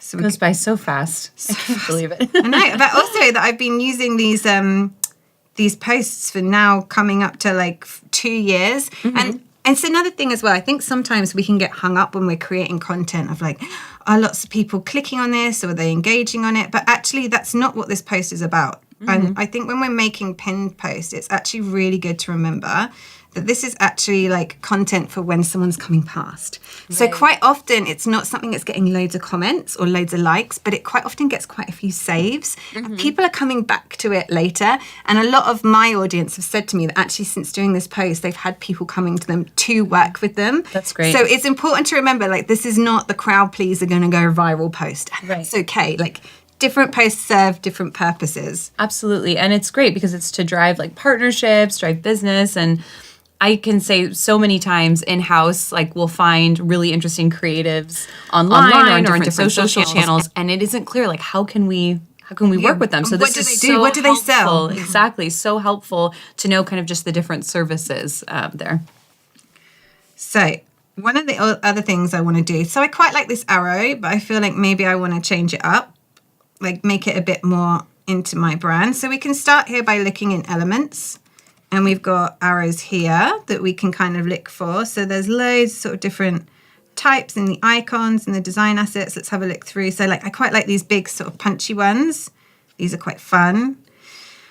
But I am very lucky that I do have my kind of assets already saved. So I'm actually going to take one from my brand library. So some of you who are like designers might already have all of your assets in there. Some of you who are a bit more like me, who are maybe a non-designer, you maybe got some help to get your brand toolkit together so you can then operate completely on your own afterwards. It's a really nice thing to actually either create yourself if you have that capability, or if you are working with a designer to help create some assets that you can use. So here I have all my different assets. That's great. And it's just a great way also to work with a designer too, because sometimes we hear, oh, maybe creative professionals, it's not, aren't using Adobe Express, but this is such a great way because then you save it in your library and then can work from there. And particularly if it's like a linked asset. So these actually originally were created in InDesign, but because they're a linked asset, if they get tweaked or changed, because I want to change the brand colors, it's already linked through. So I don't have to worry about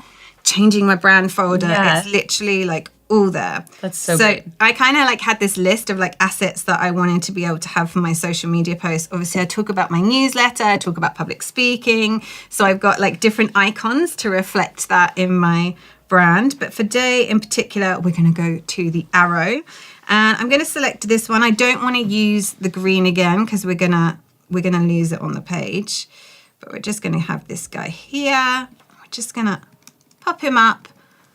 I want to bring him over. I can use arrow or click and drag, but I sometimes switch between using my keyboard and the mouse depending on how steady I'm feeling with those hands. Now I do like this. There's obviously two things going on here. First of all, that is not my headshot, so we are going to rectify that in a minute because obviously that's not how you're going to work with me. But also, one of the new features that I love, and if you go to the Adobe Express Instagram account, they are fab at doing this, which is animated carousels. Yeah. Like one of my favorite ones they do is that, in case you missed it, IYCM. I'm not very good at phonetic and acronyms. In case you missed it, it's a really nice like animated graphic post they did, which is actually what inspired me to upgrade these. So when I was doing the Ways to Work With Me post originally, it was just these carousels. And now I'm like, hold on a minute. We can actually pop a bit of personality in there. And one of my brand values, and actually I think it's like hopefully a personal value as well, is fun. So I like to like pop a bit of fun into my images as well. So with that all said, we're going to go to a bit of cheeky animation over here because I feel like we can have a bit of sort of like whizzing in, whizzing out. So I quite like a little spin or a pulse, but I think I'm going to go actually pop today. And if you click here where you can see these little sliders with the little dots, and click on that and you can change the duration. So because I want the slide to exist for a little bit, I'm gonna just bring that up, and that's actually just coming in on the loop. You see on the top left here, you've got the animation as it comes in, if it's got a loop, or when it's coming out. So I'm gonna have the pop on the in, and I'm gonna stick a pop on the out as well because you could spend hours in this too. Like sometimes I'm like, oh, do I like this one? Like try that one. And then sometimes you can have different variations too, like even with the same post. I mean, so like we can preview it here as well on the preview button here, so on the bottom left. So we can just see it kind of here flashing.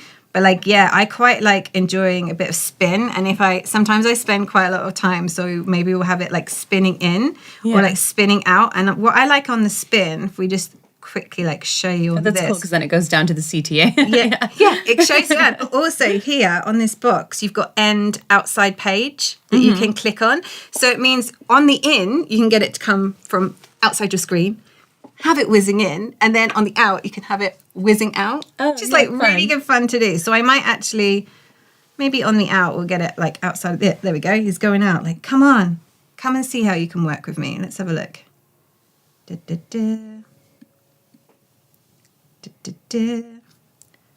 Let's get that spin going a little bit longer. Just like slowly going. Comes out. Am I coming in? I love that. And you mentioned fun being part of your brand. Like it just comes across so strongly in the colors and like the fun colors you use. Even I've seen pictures, with different colorful outfits that you have. Like it's just part of the whole It's brand. The whole thing. And actually I think for like whether you're a designer and you're creating a brand for yourself, or whether you have a personal brand, actually values are such an important part of the brand toolkit because they set your guardrails. So even with myself, it'll be like, am I collaborating with a brand or working with somebody that adheres to my values? And they really set like the guardrails for you of like what you can do and what you can't do. Anyway, so I'm going to go back to this like pop here, give him a little preview. Yeah, I'm kind of like, I'm feeling good about this. It's like not too much, but enough to just like remind us like, come in. So now we need to get rid of this lovely stock photo from the template, and we're going to bring in one from myself. So I'm going to go to upload. And on my desktop, I've got my lovely folder ready for everything today. And I really like this headshot. Now, actually, for me, I like this one. It was actually taken from like when I did a how to PR your personal brand course with Domestika. So it's like a nice, I think they took about 100 shots before we got this really one. nice. Yeah. Sometimes it takes a bit of time before we get the one we like. And I like the fact that it is already in the brand colors because they kind of got the set like that. But for the purposes of today, and like when we were looking at the examples earlier, the ways to work with me that really pop, I think, are the ones where the headshot is cut out. So, okay. That's good to know. I think so. Because also, especially, I see a lot of people, especially if they're product-based businesses, they don't like to show their face. And actually, I want to know the maker behind it. Exactly. Yeah, it's like that personifying the brand like a little bit. Yeah. So like really show your face. Like even I can be a little bit guilty on my social media channels. I've got a little bit of I'm like staring off into Middle Earth situation going on. For a while we were all doing it with mugs of coffee. Yeah. Now I've like moved to rural France. It's like rural France. It is a beautiful view. But where Lucy lives, it looks like paradise. But it's not great for my personal brand. We need to like that head and shoulder face on is like the perfect one. So it looks, and that's perfect too because the background it's like already really colorful. So then it kind of really draws that into the. Now, the problem with this one is, as I've removed the background, it's intuitively gone, hey, this stuff looks kind of cool. Let's keep us in. And do you know what? I'm going to give it 10 out of 10 for PR points here because I do like the fact that it's kept like my book and products in and showing what's on my screen. However, for the sake of today, we do not need this. So this is actually really clever, the intuitiveness of the erase function. So you can select the erase size of the brush. This is like learning French. It's making me like really stressed about R's, so I'm trying to like not say them at all. So look here, I can just click on that section like, bye guys, you're gone. So easy to remove. Like this is maybe a bit too big for this section, but it's fine. We're going to bring it back down again. She's fine. Oh, hello. It's gone completely bananas on that one. We didn't want you to chop everything. There we go. Hold on. So let's go back in again. Make it a little bit bigger. So my brush size was a bit big on that one. This is kind of, let's bring it down a bit so we don't want to take out the whole shot at the same time. And as you're doing that too, we have a comment here. It's really nice to see the integration with assets. So like bringing in those assets from other Creative Cloud tools is really helpful. And the linked assets, like that's incredible because if you make an update, it automatically updates in Adobe Express. And even great for clients too. Like if you provided assets to your clients and then are making edits in Illustrator, InDesign, or other Creative Cloud tools, it'll automatically update for them in their brand kit. Exactly. So, and I do feel like there is a tendency sometimes of like social media trends that we want to like keep changing our brand assets all the time. Yeah. I think we don't want to take it too far. Like Totally. we wanted to keep it, but having like a bit of a zhuzh and then it being linked and it automatically, then you being able to apply that to all of your templates is such a helpful thing to do. And also remember as well, we're not just doing our social media assets here. Like we can create PDFs, we can do marketing brochures, we can be doing, I really like the last time I was here on Adobe Live, we were doing the LinkedIn profile banner, which for me is like prime time PR real estate. Earlier on in like the Adobe Lives earlier, we were seeing how we can actually put our brand onto physical products. So there are so many ways that having those assets linked is like super, super important. So I'm feeling like she's kind of big enough here. What are you thinking, Clara? Big enough? yeah, I think so. Okay. It's like a good So balance. the other thing, I'm kind of, it's like the PR geek in me. I'm sort of slightly into this kind of like editorial style that you sometimes see in like Stylist magazine or in the papers where you actually have like a grayscale on the photo. I used to do this like quite a lot. I'm not doing it as much now, but I think I might bring it back for 2025. So here, quick grayscale, I like it. done. I really like it. And then there's this other little hack that I like. So I'm not the most experienced and advanced designer, right? My skill set is showing people like you who are maybe not who are non-designers how you can design your assets, because we actually all need to do it. But I do like to try and borrow the best bit from design and the advanced Adobe tools. And one of the things I used to love when I had my assets made for me in Photoshop was have this like line that was around my headshot. Do you know the kind of style that I mean? Yeah, It was like really it's like a border. Right. Yeah, it looks really nice. I've got like the best hack on how you can let's do see. this. So I'm just going to kind of start here by doing 2 little duplicates here. And you're like, there's a lot of Lucy's. But bear with me. So I'm going to go to effects and I'm going to do a little yellow here. So this is in the, sorry, I'm going to talk through what I actually did here so you can see. So earlier on, I went to effects and then I went to grayscale. And now I'm moving down to duotone and I've gone to pink. Now you can actually select your own colors in here if you wanted. You could go into custom. So this is actually doing like a pink and yellow one, which I'm happy with. Sometimes when I'm bringing in other assets, I actually kind of set them to my brand colors. But for the purposes of this, where I want an accent color, I don't want my brand colors because otherwise it will get lost. So we're going to do this here, and then I'm just going to cheekily bring this kind of, these guys over here. You're like, hold on, Lucy, what are you doing? Like, bear with me, caller. There's method to this madness. And I'm going to move. Look, she's playing with layers. She's bringing that gray up top. Oh, yeah, that's cool. So I'm just kind of making this little fake, I'm just going to bring this one behind, up and round a little bit. I'm kind of making this like fake edge for myself here using the effects. And I really like that, just to give it like the little color pop. Yeah. And just, again, like a bit of this like personality, like it's still me, it's still straight on, it's still head and shoulders, but it's got a little bit of something. Yeah, and also you see the colors like tie in really nicely to just like the overall template that you have here. Yeah. That's such a good hack, because I've seen that actually from some of your images before, and I always wondered like how does she do that? I had to use a designer, a real designer.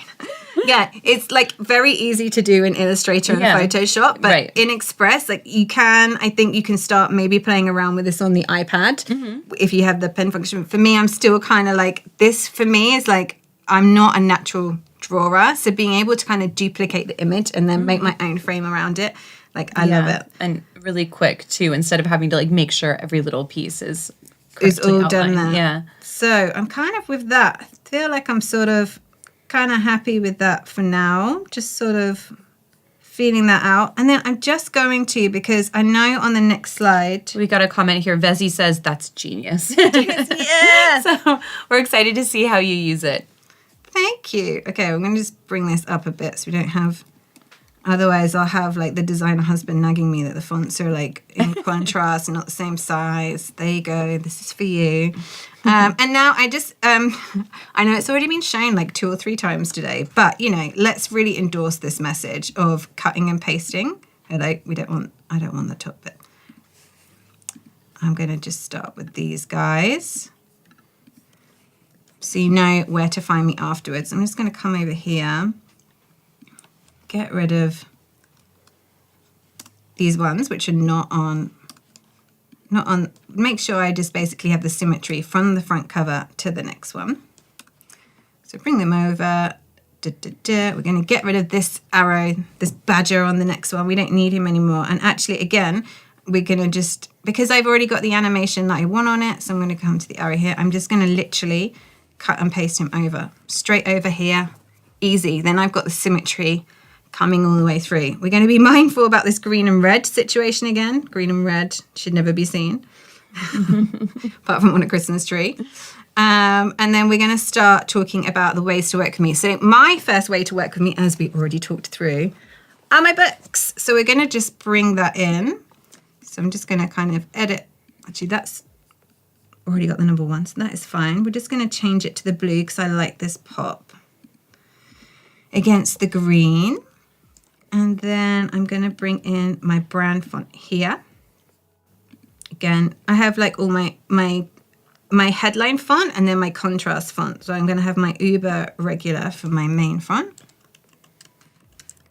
And I feel like once you have your like headline font and your contrast font set, it makes life so much easier for yourself because you're not kind of stressing all the time about like, what does it need to look like? If you don't have your fonts, obviously like Adobe gives you so many suggestions up here, like recommended ones. So many to choose from. So many to choose from. So I always think when people are like starting out and they don't have any brand, like one of the quotes actually from our book is like a beautiful font is, a beautiful font is better than like an ugly logo, and like it's so much more important for you to have like a good font in place. Like even like I think when people are creating brands, they're like, I need a logo, and it's like actually like so many major brands have like just really good fonts, and it's an easy way for us to kind of like start here, just by like selecting what they're doing. So it's a little bit of a gap in between my Buy My and my book, so I'm just gonna shrink that down a little bit for my line spacing. Easy to do. So easy to do. Just check the line. Letter spacing, not too much. And what I love in Adobe Express too is all these fonts can be used for commercial purposes. So once you are in Adobe Express, you don't have to worry about getting other fonts or you could upload your own too, but there's like a great library to choose from. Yeah, I'm happy with that. I like that. It pops really. Okay. Yeah. Get rid of this. Okay, and then I just think, actually, when I bring my books in, I actually already have, like, when I'm thinking about it, I'm like, this one's actually got quite a lot of yellow in there. So I'm actually thinking I might just change this bit at the bottom. So you're not going to be able to see it for a minute, just while I bring it into the yellow, because I want to be able to see my books when I bring them in. Like, the contrast, I think, is such an important part. And here you can see it. So this is actually like a shape. So quite often, if you've already got like your branded background, you can put a shape over the top and like move it up or down to like fit your assets in there. So here you can see in the effects, it's the rectangle up here. But I'm going to pop this into like a blue because I feel like that's just going to give me the color pop that I need when I bring in my books. So I'm just going to head over here. We have Adrian in the chat too. Oh, hello. Marking my work is he. He'll be like 10 out of 10 for now, and then later on he'll tell me how I could have done it better. So the original book in there. Nice. Then we're going to bring in book 2. Oh, no, that's book 3. Book 2. The reason I'm doing book 3 last is because I want book 1 and 2 to match in size. And I want book... Hold on, stop. Don't link yourselves already, guys. They need to be read together. They want to be grouped so hard already. I'm like, no, we'll do that bit afterwards.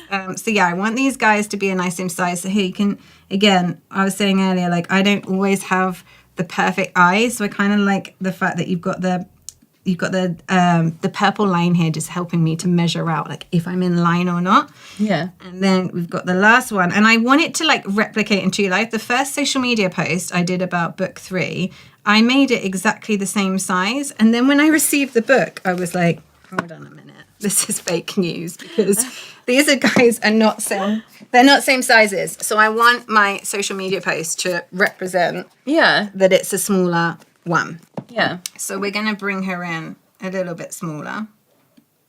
Pocket sized. Pocket size.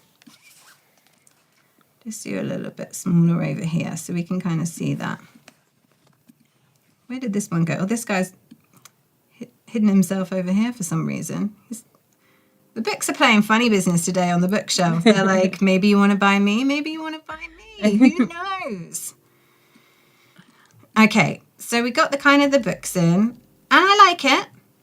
But again, I want to have a bit more of personality. Now, we could do, I'm just going to kind of straighten these out whilst I'm talking about what we're going to do next. My issue is I could animate the book covers, but I feel like we've already kind of done that on the front page, and I'm wondering if I can bring in a bit more personality to it. Actually, what I do quite a lot on my spare time is film like B-roll. So I quite often, or like when I first got the third book Come Home, literally just like straight to camera, did a bit of a like, yeah. Sometimes I'm in it, sometimes I'm not. Yeah. Just keep them all stitches of them. And I'm like, you know what? I'm going to pop like one of those like videos up just to see, again, so you can actually see the size difference of them, because I think it's nice to see them tangible. So I'm just going to pop a little video in there. And I think this is what's like so different from the carousels before, is like we didn't have the functions of this before. It was literally like straight through information. And really, like, we don't want to be putting too much information on when we're talking about how to work with me, right? Like, I don't want to be doing a product description to be like, I have 3 books, this is the first, you know, like we want to keep much it on one slide. Exactly. It's really overwhelming. So you can see here, this is like the video I filmed earlier. It's a little bit long. She's walking in. Oh, there we go. We've got books.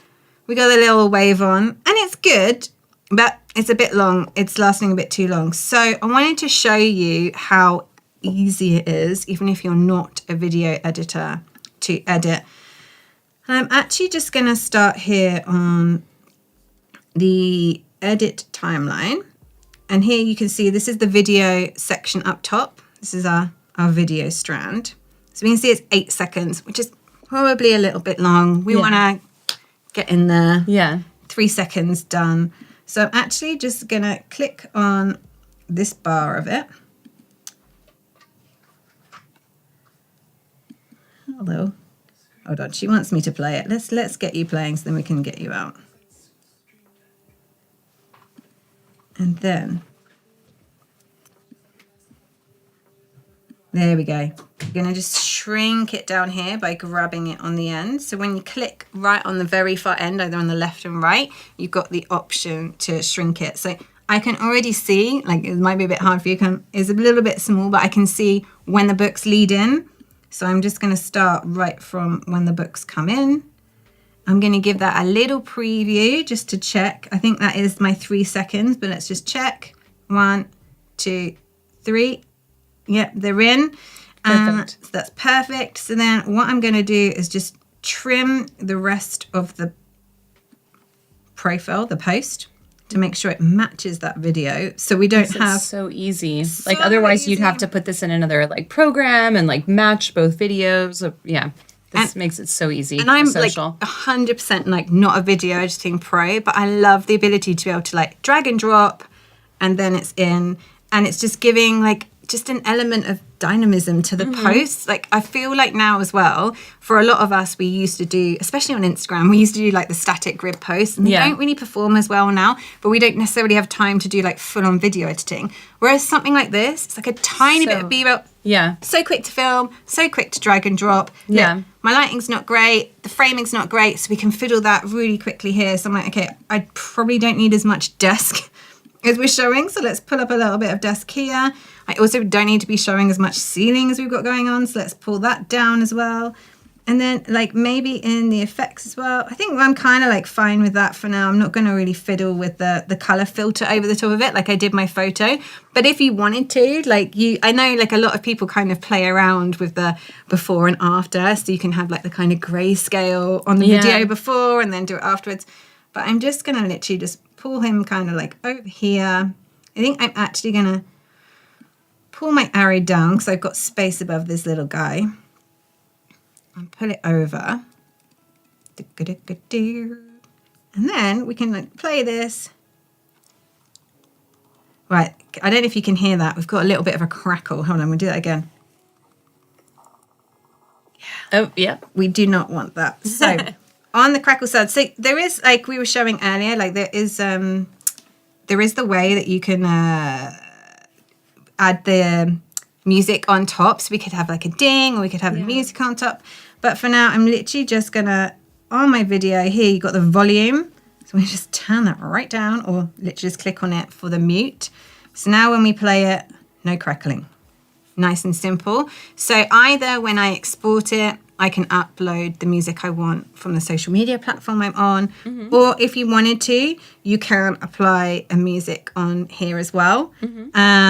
But I'm actually going to move on to like the third one. I just want to show you how simple it is. So yeah, we have here, Vezi says like hating like multi-app work. That the fact that you can do it all in one app is so much easier. Hate emoji app work. So I wanted to get you thinking, like, maybe you have an introductory way that people could work with you. Maybe it's a call. Maybe it's a newsletter. Maybe it's a download. Maybe it's literally like, follow me for my free advice. Like, I know a lot of creators giving out so much expertise and advice. So think about your kind of method 1. My method 2, so like my books are kind of like the sub £10 price point, sub £15. The next way to work with me is actually my course. So I'm just going to take onto my pages here, and I am going to do a little cheeky duplicate because it's kind of already got the color scheme I want. These other ones, it will take me more time to fiddle around with it. So I'm going to start with this, do my duplicate, move it to the number 2. Number 2. And we're going to do take a course with me. She's got her writing hands on now, guys. She's ready to rock and roll. It only took her 40 minutes. Right, we're going to get rid of these book covers. Nice to see you, but let's move you over. I'm going to move this arrow up because we've got space over here now. And I just want to show you how easy it is if you've got a show reel. So particularly if you're like a public speaker or you work with brands and you've got a video show reel, it's so easy. So this is actually my Domestica show reel. You can just pop it in. That's it.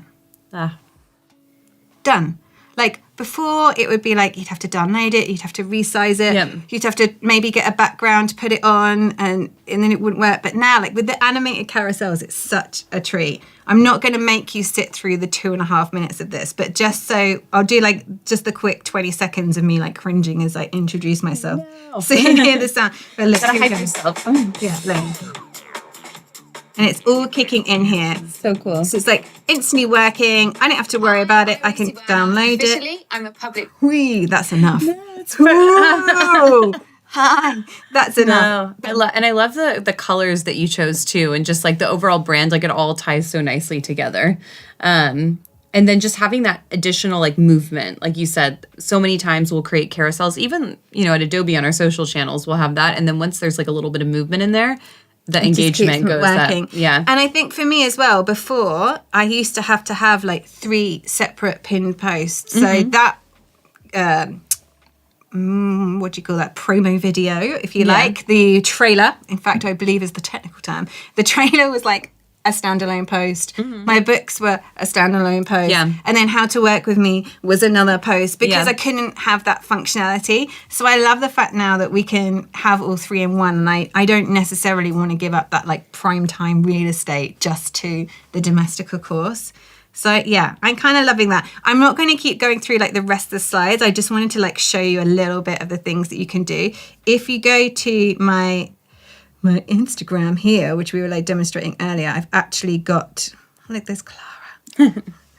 I've actually got it here as my pin post. And actually, if we just go into the analytics on this, you can see what I was saying to you earlier, which is like, it's actually going as like a saved thing. I've got 24 saves on that versus like the likes and the comments. And that's like for people to like reflect on me later of like how they want to be working with me. It's not, it's got a bit of a chat, but that's not what it's there for. And it just sits there nice and pinned, done. Like just an easy bit of promo for yourself that you can do using Adobe Express. And again, like I was saying to you earlier, you can download it as a PDF rather than an Instagram reel to put onto your LinkedIn. If you type on your LinkedIn, like, here's how to work with me in 2025, publish it, no one's going to comment on it. It's not visual. Absolutely fine. Then you click it to be a feature post, and then when you land on your LinkedIn, people can see it there. It's so simple, and it's without doubt the post that drives the most business for all of my clients. So I highly, highly recommend you do your own version of it. And I also do like collect them. So I was showing you earlier, like these is actually my 2024 ones. I was showing you the 2023 ones earlier. So I do collect them so I can use them for things like this. Yeah. But also I will always like reshare your ways to work with me posts. So I know for some of you it can feel really excruciating to be like, I've posted, no one's engaging with it. I will always be there to cheerlead you on social media. So if you make one after the session today, do tag me. Tag Adobe Express, tag Adobe Live. We will give you Absolutely. We'll give you loads and loads reshare of love. Now, the next post I want to do, it doesn't have to be a pinned post. And we talked a little bit, Steffi talked a little bit about this in her post earlier, but actually kind of thinking about what your year end post is. Yeah. So there's a few things I want to talk about here. First of all, I wonder if we can actually, I wonder if we can pull up quickly the Adobe Live one. Because I feel like, yeah, they've done the take on the Spotify Wrapped, which I really, really like. So I think this is like a really fun way. Every kind of business can do their own twist on this. So I like the fact that like they've really gone for it, and they've kind of taken the same language, and you can like mark your moments. So obviously for some of us, we don't have these record breaking numbers. Like I showed some confetti. This was such a huge moment for the team, and just so everyone knows watching, we're a small team at Adobe too, so it's exciting to see and celebrate all of that. But yeah, definitely tag us on Adobe Live. So yeah, I love like kind of brands playing with other brands. Yeah. I think the Spotify Wrapped is like such a moment. It is, where we're all like, what was your song? Do you know what your song was? Oh gosh, I have to go back and look. I don't have it on top. But do you know what? I tell you what, I am going to tell you, but mine is actually my Spotify is with my children as well. So I just want to like give you some balance here. It was Harry Styles, Watermelon Sugar High. The kids really do quite like a little rock out. So it's a summer anthem in our household. I was like, I don't know if this is necessarily my number one. So you're like, it's my family's. It's my family song, family anthem. So yeah, anyway, the Spotify Wrapped is, if you don't know what Spotify Wrapped is, it's where Spotify does this campaign where it gives you your own bespoke slideshow of your like moments of the year. And lots of brands like Adobe have done their kind of space on it too. So everybody's so fun. So and great kind to of like see. highlighting all the best moments. Now, one of the things I do see as well of like small business owners or solopreneurs or creative entrepreneurs is looking at this and going, oh my gosh, like, I don't know if I had a milestone moment. Maybe like this year for me was just creatively surviving. Yeah. Maybe it was literally just head down, getting on with work. I didn't have these moments. So I kind of wanted to give you my alternative to the Spotify Wrapped and actually do your year in color. I love this example that you showed me earlier. Like, I want to go create one now. It's really cute. Yeah. So I'll show you the end result because I was gonna spend like loads of time going through it, and I know we kind of haven't got like hours to kill. But should I start with? Should I start with the ending, or should I start with making it and then we go into it? I'd love to see it. I feel like then we'll get an idea, and then it's like then you can create this and you feel inspired. So I am a geek. I do like to get my Blue Peter badge in. So here is one that I made earlier. Hold on. I love this. Hold on. Oh, music. Where's my music? They got gin. Hold on. Oh, it's the little, there we go. There's a little meat badge. Oh, my mimosa in France in February. I need to join you for that. It's my Eve Pine Blue Terrace. It's like the Provençal pinks. The poppies in my garden in May. This is us. This is us at Ken Lights. In July in the waterfalls. This is all within like 30 minutes of my house. And I basically decided I just wanted to show my year in colour instead of these kind of like key moments. Look at me and Tim. I went Adobe heavy on my roundup. Anyway, we're going to stop like that. So I just kind of wanted to show you that like even if you don't have these like business milestones, but you want to find a way to like wrap your year up. Particularly like if you're a designer, a creative, a photographer, maybe you've got like a photography moment. Yeah. Maybe you've got like the events team here have probably got like their events across the globe. And I just feel like maybe if you own a shop like Nikki, who's here earlier, like she could have her best sellers of the year, like the biscuits really of the month. That'd be like, really cool. I just think there are so many ways we can like wrap our year, even if we don't necessarily have like award-winning creative work or spokes, like, you know, I didn't necessarily get a keynote stage or I didn't get a book deal or do a TEDx or whatever. We can still have this cute special little moments. Yeah. Cute little moments. So I kind of just wanted to show you how this started. And actually, it started inspired from Kim Does Marketing on Instagram, who was doing a Adobe Express post on how she was doing her year in review. So that showed me like how to find her template. So I'm just going to do like my year in 2024. Hold on.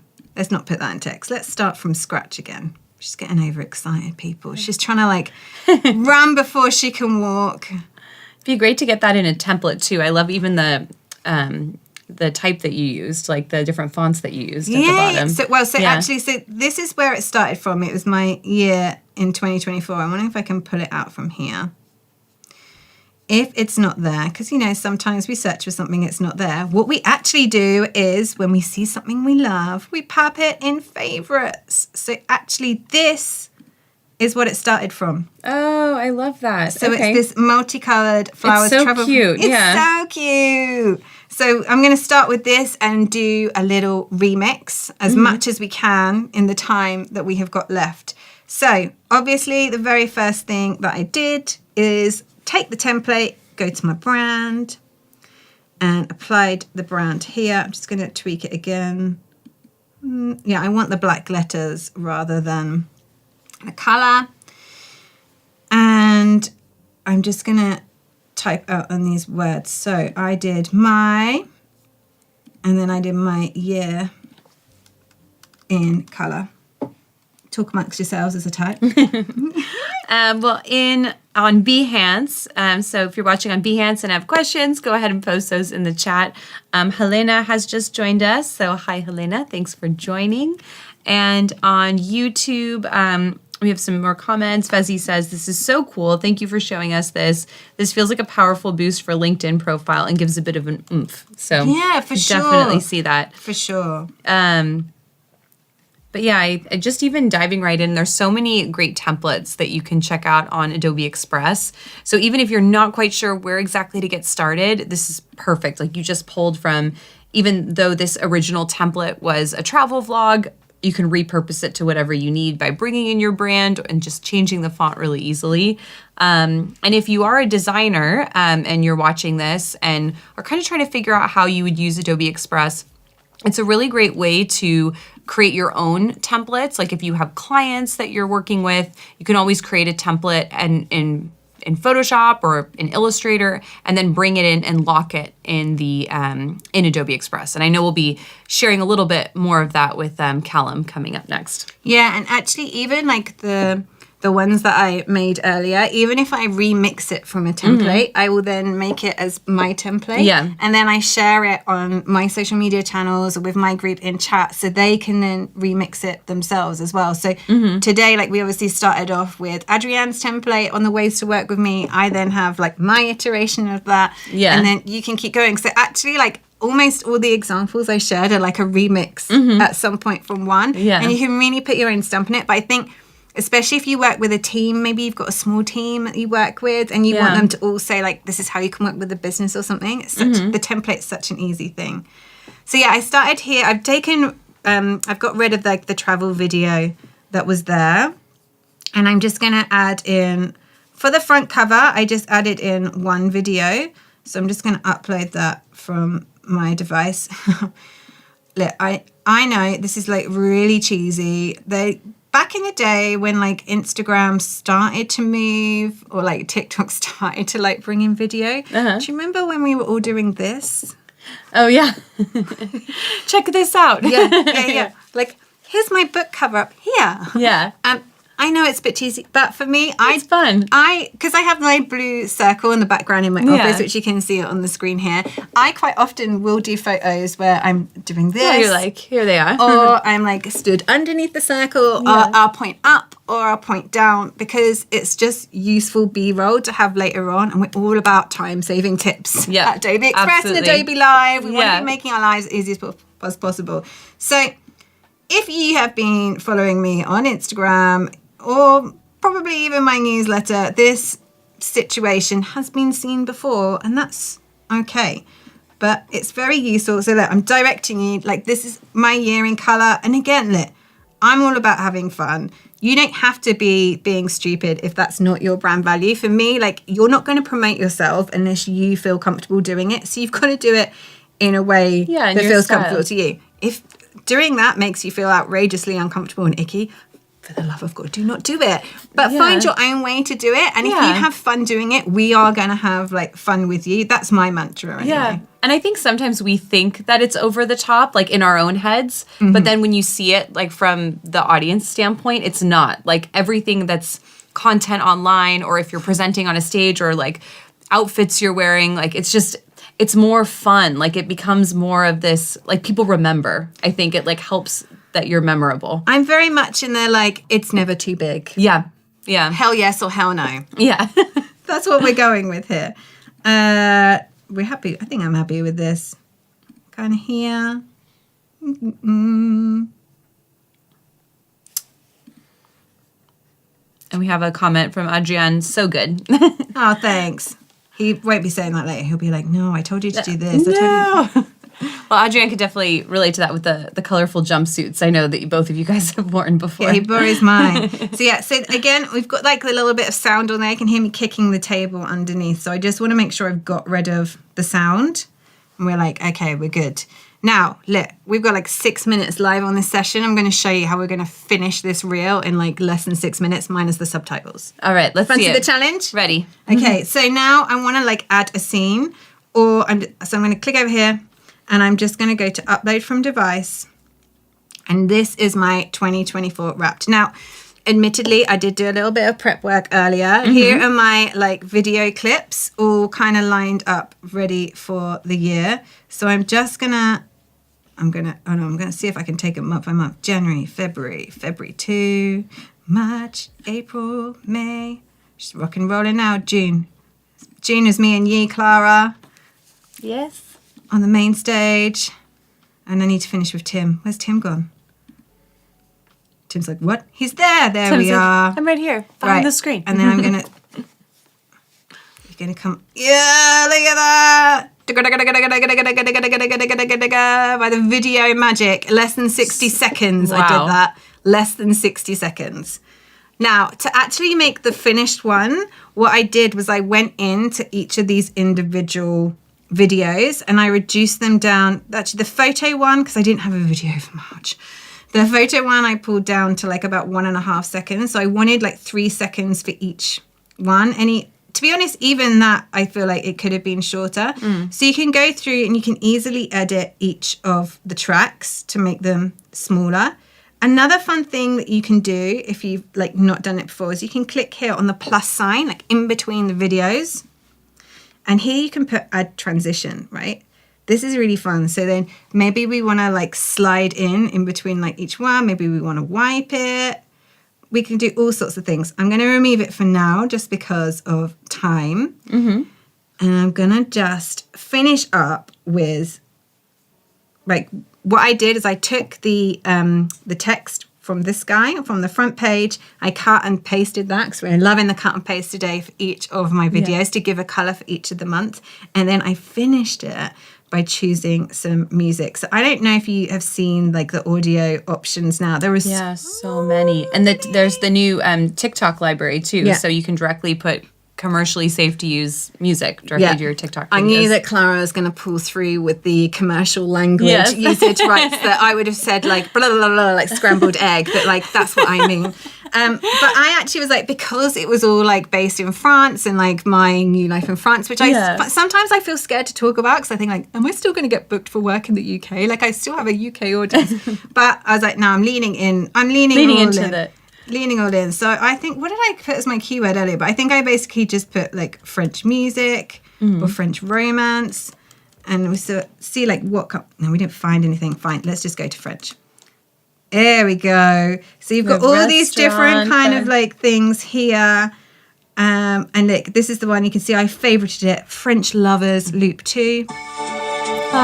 Sounds so romantic. So romantic, right? And I feel like it was such a nice way just to close out the year. So just to recap, we've talked through 2 things today. We went through and we started off doing a 2023, no, not 2023, babe. We did this is like wishful thinking. Lucy's like, where am I? We did a like how to work with me in 2025. So we've got our pinned post, like a great way to exit out 2024. So we know what it is, that we can work with people on. So when people are coming to our shop window, when they're coming to our store, when they're looking past us and we're not there, they know how to work with us. And we're keeping it simple. We're giving a headshot, no more than 3 ways to work with me. If you have 2 parts to your business as well, because I know quite a lot of us, we maybe also have a keynote speaking or a thought leadership arm, put that in another one. I call it the trophy cabinet. Okay, The trophy I like cabinet. that. But if you're the one for consumers, like that's the one I would focus on for the one pin post. And then if you have another one for B2B, do another one, the trophy cabinet. And then we did our own version of the Spotify Wrapped, your own take, rounding up the year. So again, get creative with it. Like think how you can do it in your way that shows who you are. So for me, like color and creativity has been like a big thing that inspires me with my writing and my work, which then helps me to hype you guys. So think about how you can do it yourself. And if you don't follow me already, you can find me on Instagram on Lucy Werner PR, or you can find me on Substack on Hype Yourself. It is a top 50 now global business Congratulations. newsletter. Very exciting. And also last week, I actually won the Enterprise Nation PR Advisor of the Year award. So it's not just me telling you I'm a good PR advisor. The public voted for me too. That's exciting. But without further ado, thank you so much for having me. Thank you so much, Lucy. I feel like we need some confetti in the background. Hopefully I'll end be of the year back. confetti. Absolutely. Back to 2025, showing you more ways. And if you are struggling with content ideas or how to get yourself out there, send me questions, because I always make all of these contents and these suggestions based on what you guys need and how to help you hype yourselves. Yeah, well, I'm feeling super inspired now. I definitely want to create some of those videos that you shared here today and those carousels. And I put this in the chat. If you create your year in color, go ahead and tag us at Adobe Live. And Lucy, you want to share your Instagram handle one more time? Lucy Werner PR. And tag Lucy Werner PR, and we will reshare it on our stories. So definitely create those. We'd love to see what you have in store. So thank you again, Lucy, so much for joining us today in Munich. And be sure to stay tuned. We have one more episode coming up here from the Munich studio, where we'll have Callum McHugh. He'll be talking about how to use Adobe Express, in particular from a creative professional standpoint. So we'll see you back here soon. Bye, everyone.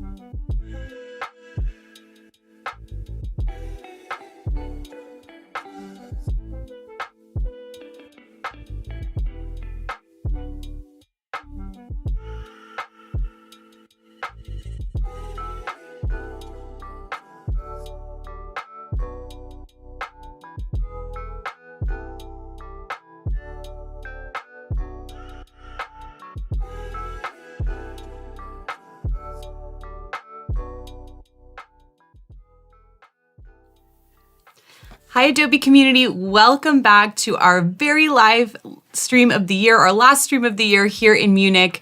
I'm Clara Galan. I work on the community team, and I'm seeing a lot of great people in the chat here. Welcome to Vezi, Adrian, Christy, Phil. And if you're joining in live from Behance or from YouTube, go ahead and post in the chat where you're joining us from. And if you have any questions throughout the stream, we'll be here to answer them live. But I'm really excited to be here in person today for the first time with Callum McHugh. Callum, how's it going? Going good, yes. Very excited to be here. First time, so please go easy with me. Got some exciting things to cover, so yeah, I think it's going to be fun.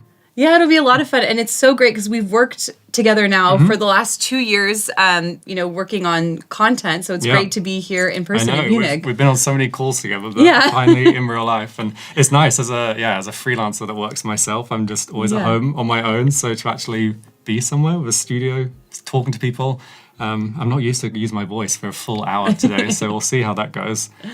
I'm sure it'll go great. And we can go in, and if people have questions, again, go ahead and post them in the chat. But tell us a little bit more about, I know there's Callum's Creative Club and some of the work that you do. Yeah. So tell us more about that. Yeah, so for those that don't know what I do, so I'm a trained graphic designer. That's my kind of day-to-day work, a freelance graphic designer. I've been doing that now for probably 6 or 7 years. The time has kind of flown by. I didn't expect to be freelancing that long. It kind of just happened, and now it's kind of going fine. So just carrying on. Worked with lots of different brands, and then I don't want to mention the C word, COVID, but when that came around, I lost a lot of clients. So I had all this free time, and I was like, right, I need to start maybe doing something with my creativity that I have. So I just started making social media videos. And it kind of just snowballed, and now I am a graphic designer, but also now a content creator. I know people don't really like using that term that much, but I'm a proud content creator, and it's something I love to do, and that's how we met. So yeah. And I love watching your content too. And I have to tell you, Callum, one of your videos from Adobe Max has the highest number of views of any video in history on our team. It's like 22 million. Oh yeah. So it's incredible crazy to see what you've built, especially just since COVID. Yeah, it's crazy. I mean, I have a love for graphic design and Adobe apps and things. So just sharing my knowledge online, I didn't really expect it to kind of go like this, but it's been really fun just to, I just make silly little videos about design, and people seem to like it. So 22 million views is pretty crazy. I didn't realize it was that high, but you don't really think about the numbers. You kind of see them when you look at your analytics. Yeah, you're like, wow, 22 million people have seen this. Yeah, it's kind of crazy. So yeah. And I think what resonates so much too is that you share that designer's point of view. So sometimes you'll have videos with pain points that designers, focus on, or, tips that they can save time in their different designs. Yeah. So I think that's kind of what my content is all about. I think there's always graphic designers that are better than you, and I would never say I'm like the most amazing graphic designer. So I was always a bit nervous about showing my work on my social media, but sharing like tips and tricks and just helping other designers out is kind of what I feel my calling is in life. Yeah. And it seems to resonate, like when I get all these messages all the time, like, oh my God, I never knew about this keyboard shortcut, or how to do that thing that I've done on Illustrator. So it's really nice. I mean, it keeps me on my toes because now I have to constantly start learning new tools, and every time there's a update, I have to like read into it and quickly learn it to share it out. So there's mutual things there that work out for everyone. Yeah, no, it's great. And then I know a lot of your audiences like come to your channels to like kind of learn the latest. So I think it's great, for those who are tuning in, and then those on your audiences too. Yeah, I mean, people have put me in this like expert box, knowing everything about Adobe Illustrator and things. It's like I definitely don't. I'm still learning myself. But it's a great way to learn, like sharing and making videos, because you have to teach yourself as you go along. So absolutely, and we're in the same boat, by the way. When things launch, we're learning about them too. They expect you to know everything as well. Yeah. But I see more people joining. We have so Christy and Paul and Phil. Great to see you. So thanks so much for joining in. Well, Callum, I know you're going to share today a little bit more about Adobe Express and how to use Adobe Express from a creative professional's point of view. Yeah. And so many times we kind of see Adobe Express, maybe if you don't have a design background, it's easy to jump into. But from a creative professional standpoint, it's a really great tool, as we were Yes. chatting right before the stream, to create templates, to have design guardrails for the clients that you're working with. So yeah, I would love to just dive in and kind of hear your point of view on that. Yeah. So, yeah, when Adobe Express came out, I, as a graphic designer, was like, I don't know if I would actually need this app because, yeah, I know Photoshop, InDesign, Illustrator very well, and it serves all the things I need. So for a while, I was like putting my feet in the sand and like, I don't know if I need to use this. But now, like further along, I get like learning the program. I'm like, actually, this can actually really help me, and it is for kind of professional graphic designers as well. So yeah, today we're just going to cover like a whole branding process that I do. I've got this kind of brief set up, and I'm going to work a lot in Adobe Illustrator, a little bit of Photoshop and InDesign, and then move into Express to kind of show how you can share that out to your clients. Add these kind of guardrails that I think is super important. I think that was an update that came this year actually, where you can like lock features. That was always something I was very nervous about, like sharing design work with clients, because everyone knows, like who's watching probably, that clients can mess things up if you give them too much freedom. So that I was always nervous about putting my work on Express and, saying, here you go, client, mess it up now.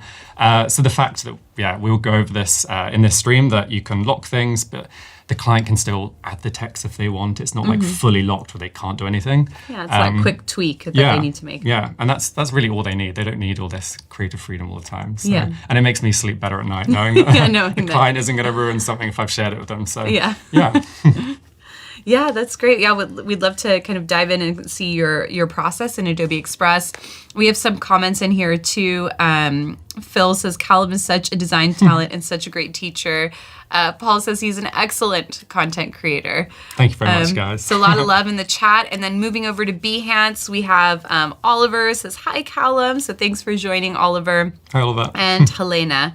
So if you're just joining in, we are live from our Munich studio. So go ahead and post in the chat any questions you have and share where you're joining from.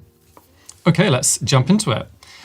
So this is a brief that I came up with. It's not a real client. I just want to make a point, because I think a lot of young new designers, they don't have enough work to put in their portfolio, and they always think that they need to find clients to do that. But you can just go into like an AI program and just say, write me a brief for such and such. And this is what I did with this. This is a complete AI written brief. And I'm a graphic designer, I have lots of work in my portfolio, but it's still nice to have these prompts sometimes to do your own self-made project.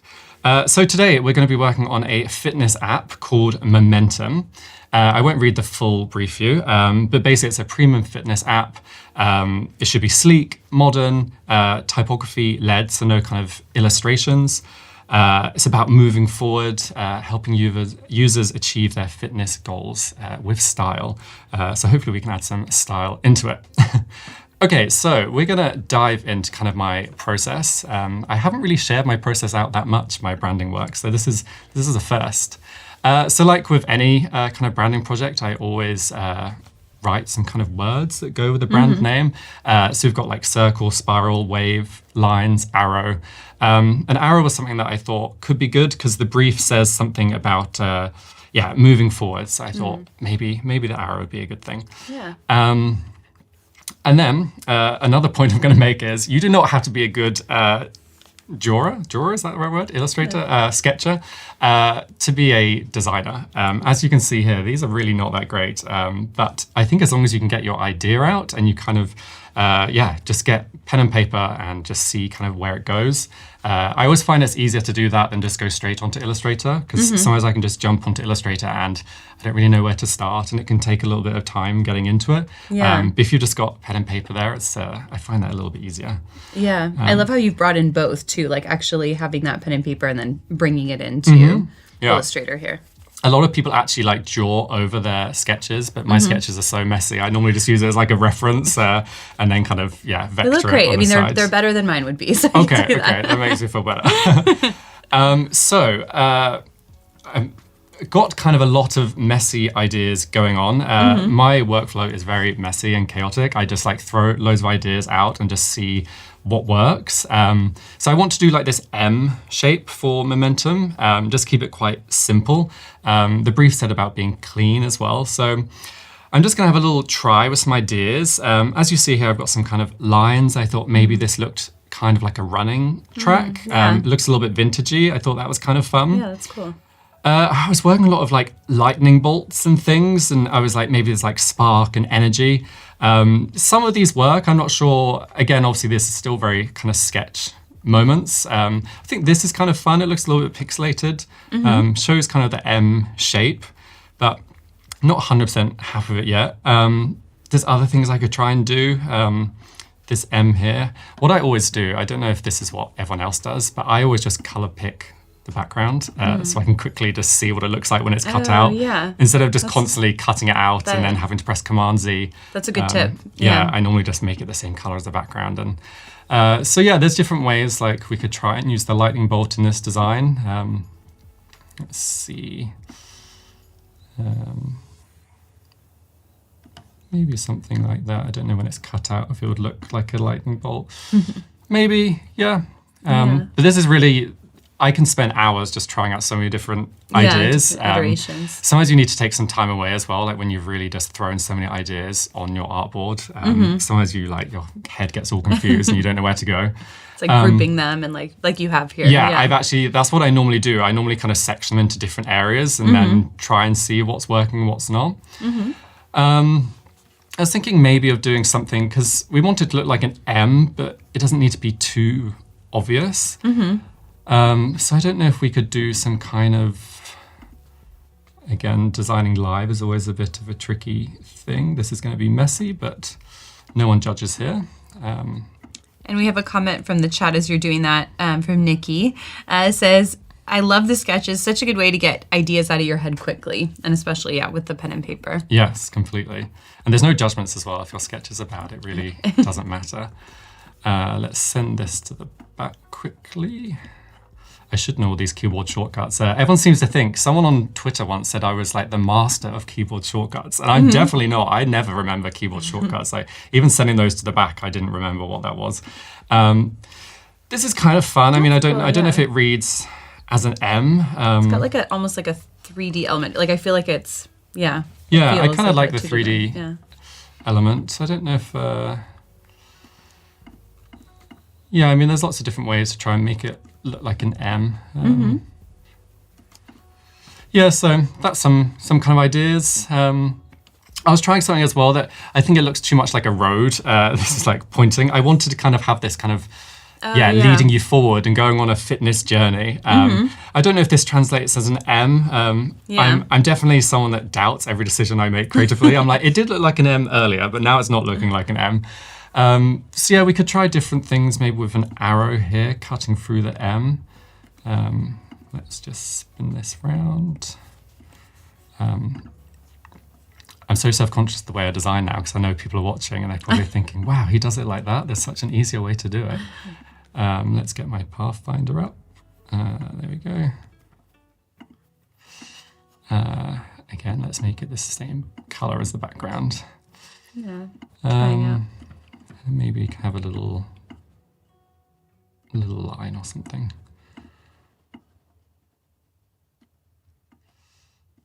I don't know. There's something that could maybe work with that, something to kind of explore. I can see that. I also really like this arrow here. I think what I'm going to do I like is, some of the versions you had with the arrows, like, it brings it in, I will say, when you're designing logos, you always have to be so careful that they're not making kind of any symbol shapes or anything looking rude or anything. So anytime I work with like straight lines and arrows, I'm always like just trying to be very careful that nothing looks like anything. Because I think all designers have had that before, where you show a design to someone and they're like, it looks like this, and they're like, okay. That was not my intention, but okay. So let's just try and reflect this. I think this is looking quite fun. With the arrows kind of pointing. And cool. I think it still looks like an M. What I think would be nice if we can kind of connect this, because this space is looking a bit awkward. I think maybe like that is kind of fun. I'm going to use the Pathfinder Shape Builder tool. A tip that I always use, people sometimes can find everything on their toolbar on the left side here. I never can. I always lose a tool and I don't know where it is. So I always use this little magnifying glass and I just type in what I need. And it really works for me. I don't know if it will work for everyone, but I love using it like this way. That's a helpful tip too. So yeah, the shape builder tool, if you don't know, you can basically just click and drag and it connects all your shapes together. So I think I'm pretty happy with that one. I think that's looking Yeah, that good. looks really cool. Yeah, let's copy that. And then also typography is obviously very important with branding projects. Yep. I've already prepped some kind of fonts that I'm liking. I really like this Clash one here, which I like is really that one nice. too. It's kind of clean. It's got a nice kind of different thicknesses to it. Yeah, and it does. You can kind of feel the movement in it too, just like with the different variations. This is on what I was thickness. going for, a little bit of movement, yeah. So we've obviously got to kern our letters and make sure that everything is, the spacing is nice. Let's just create outlines. Little tip, when you're doing kerning, some people are really good at it, I'm not good at it. If you reflect your letter, it helps because you can kind of see the spaces without kind of reading the word. Sometimes you can get distracted when you just read this word. So now you can go in, if I just That is really group helpful, this. yeah. So now I can just adjust. I mean, it's looking pretty good to me already. Yeah. I mean, I don't want to adjust something if it doesn't need to be adjusted. Just using my arrow keys to slightly bring it in. I actually have a website. I was just going to bring this up. I was like, I think that would be really helpful, especially if it's something that, you know, as a designer, if you you're need to struggling practice, with. it's called typemethod.ac, kern type. If you're someone that needs some practice, Put this in the chat. this website basically helps you with your kerning and your letter spacing. So you can you can just move these two letters in the middle here and it scores you out of 100. So let's see, I think this is looking okay. Maybe some typographers are watching and going to be horrified that this isn't okay. So let's see what score I get. 73, okay, not too bad. I got 100 earlier, so, but obviously when you're doing it live, it's never going to go like that. So yeah, let's reflect this back. Reflect. Yes, I'm pretty happy with that. Now, we obviously want to combine our logo mark with our logo text. Let's just copy this one over. Now, again, there's lots of Instagram videos of people talking about the best way to space out your kind of logo mark of your text as well. I'm normally someone that just kind of eyeballs it. I don't know, some people would roll their eyes at that.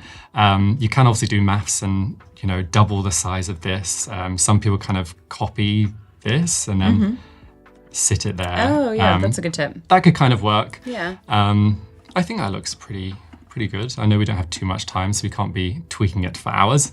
Yeah, that's cool. Yeah, I kind of like the way that's looking. And then obviously we need to start thinking about colours. Colours is obviously very important with branding. I'm a designer that I always work in black and white and grey. I never really work in colour until the very last moment. I don't know why. I don't know if other people do it like that or they start with colour straight away. I'm not the best at colours, so I normally use this website. I'm going to be sharing all the websites today. All the insider tips. Yeah. I mean, that's actually part of my content. A lot of my content, Yeah. I share a lot of websites and things for designers. This website here called, colorhunt.co. Putting that in the chat. It's a really great website for finding color palettes. And I think I want to use like a red color. Maybe a stone. Oh, they don't have stone. What does earth look like? I don't like earth. Maybe beige. Yeah, beige. Stone is maybe too fancy of a word for this. So yeah, this has loads of nice color palettes already. And this just really helps me with like, instead of me on the swatches panel and Illustrator trying to find something I like, this is just a really handy one. You can copy all the hex codes, That's super RGB. helpful. Yeah, it's really, really handy. Saves a lot of time. Yeah, a lot of time. But I think I've come, obviously we've done a lot of prep work before this stream, so I found these colors that I think look pretty nice, kind of like a bold color and then two kind of more muted tones. So I think they would look pretty nice. Yeah. Let's just drag them on top. And as you're doing that, Julie says, this is how I work when designing logos too. I was always taught your logo has to work in one color and then add in your color variations. Yes, that is so true. Sometimes I see these logos of like gradients on it. Yeah. And I'm like, oh, that's a brave choice. Yeah. Hopefully they can still do the one color version as well. Yeah, for sure. So yeah, that is a very good point to bring up actually, that it is good to check your logo works in just one color. And it also saves your client money if they only have to print in one color. If they're doing all these different colors and using different Pantones, then that can obviously get expensive. Okay, moving on. I'm aware we're covering a lot today, so I'm sorry if I'm going too fast. I just want to show something very cool when I'm showing my logo design to a client. So we have the logo here, and then Firefly is my best friend. I absolutely love it. It's so much fun. Like, you can spend so much time on here just trying out loads of different ideas. So I'm going to make my logo 3D or have this kind of texture to it, and put it in the environment which the logo could be in. And it really does impress clients, because most of the clients don't know about these tools. So when you actually show what you've created, they're like, wow, how did you do that? And that's kind of what we want from a client. So I'm just going to type in a prompt here. Clay tennis. Oh, typing when you're streaming is always a tricky one. Floor shot from above. Let's see if the internet will be on our side today. And we have Emily just joined the chat. She says, what's up, Callum? Hi, Emily. So nice to have all these people here. I know. So we have... Oh, it's great. Yeah, this image is fun. Yeah. So I'm going to now, I always get confused between whether it's the style reference or the composition reference. I want to do the style reference first. So adding that in, and as you can see, it's there. And now this new, I think it's fairly new, the composition feature. I think maybe it's been out for maybe just a year or something. So, so what I'm going to do is take this screenshot and drop it in. That's so helpful to see that with the reference. Yeah. I'm going to add the strength up high. Normally I don't tweak around too much here. Let's hit generate, and hopefully, I practiced this many times with different prompts. Hopefully we'll get a nice logo coming out of this, but we'll see. It is live, you never know what could happen. But seriously, it's always, it always really impresses people when you show it off. Let's try generate one more time. I mean, we're seeing the logo in this one come out, which is that one pretty looks cool. Sometimes you really have to try different prompts. You have to generate again. Sometimes you have to take a different screenshot. Maybe you always have to have a good contrast in your screenshot. So like a black logo on like a white background. Yeah. Maybe Nice using it as a reference too. Yeah. If we have more time, I would probably change the screenshot. Maybe make the contrast a bit stronger. Just we'll do one more generation just to see. Yeah. Let's see how this one looks. And there's so much finesse that goes into using. It's a whole art form. It's a whole art form, yes. Yeah. I mean, this is looking that kind of looks cool. Yeah. But let me go back into Illustrator. Obviously, I've come prepared, so I've done a lot of Yeah. Oh, those are really cool. a lot of different ones. Yeah. And it's just incredible what you can do. Like, I really am obsessed with Firefly. Yeah. And for each of these prompts, then you just tweaked the prompt specifically for, Yes, like this one, I would have typed in something like male football player, bright color t-shirt or something, tennis, I love the racket. The racket's really cool. It's really, I mean, some of them work well, some of them don't. I think there's one I've done with like chalk that's really cool somewhere. Yeah, this one. This is my favorite. Oh, that's really cool. Yeah. It's just amazing what you can do with, like a screenshot from Adobe Illustrator. Yeah. This one is really cool, the baseball glove or mitt. I don't know what the term is. Yeah. That is that's something I always do with my clients because it always does really impress them. Yeah. And it's so great for quick ideation too, because then you didn't have to spend hours and hours designing every single one of these, and it just really helped you to come with that board ready, and then you can, narrow it down. Yes, exactly. Like, ones. I mean, I'm going to sound old now, but when I was using Photoshop probably, like 15 years ago, I probably started on Photoshop, and I would be making these from scratch. Like, I would be cutting things out, pasting on top, doing shadows. Like, I could make this one myself, but it would just take forever. So, I mean, it's just, I love it as a branding designer, a graphic designer. I just think it's so fun. And as I say it, the clients love it when they see it. So and that's all that we want. Okay, so we've done logo mark. We've done the typography. We've done some firefly action. Now we need like a brand pattern just to kind of liven it up, because right now the brand, not bland, you don't want to say it looks bland. The brand is looking pretty simple and clean. It's kind of nice to kind of jazz it up a little bit. Let's see in the brief. Yeah, they want to feel like energetic, inspiring, and no like illustrations. They want to be typography led. So I thought about maybe doing a pattern with typography. Again, back to the sketchbook. I always write down different kind of words that work with the brand. If you're stuck with ideas, you can also use like an AI tool and just type in, please give me words for this brand name. That's really... Yeah, that really helps. So I've got words like propel, surge, dive, rush, flow, thrive, shift, motion, speed, boost, and underline some that I thought could be nice. So I'm thinking about making a pattern with those words. I've got some, I think these are all Adobe fonts actually, Adobe free fonts with your subscription. So I think let's try and make a little pattern. What is this font called? Let's see. Super Line, that's a nice one. Yeah. This one's also nice too, 8 heavy. Okay, so. We have a comment in the chat. Julie says, I'm obsessed with Firefly too. It's so fun for brand concept presentations. So fun. Yeah. It's. I remember the first time I used it. I think I was doing like a video on it, and I was skeptical. I was like, how well is it going to work? Like I've seen a tutorial of it, but is it actually going to be this good? And then when I used one of my logo designs, I was like, oh wow, this is really great. So I want to make a kind of 3D kind of type. So I basically outlined this lettering. I'm just going to move a duplicate up, going into our favorite tool, the blend tool. Blend options.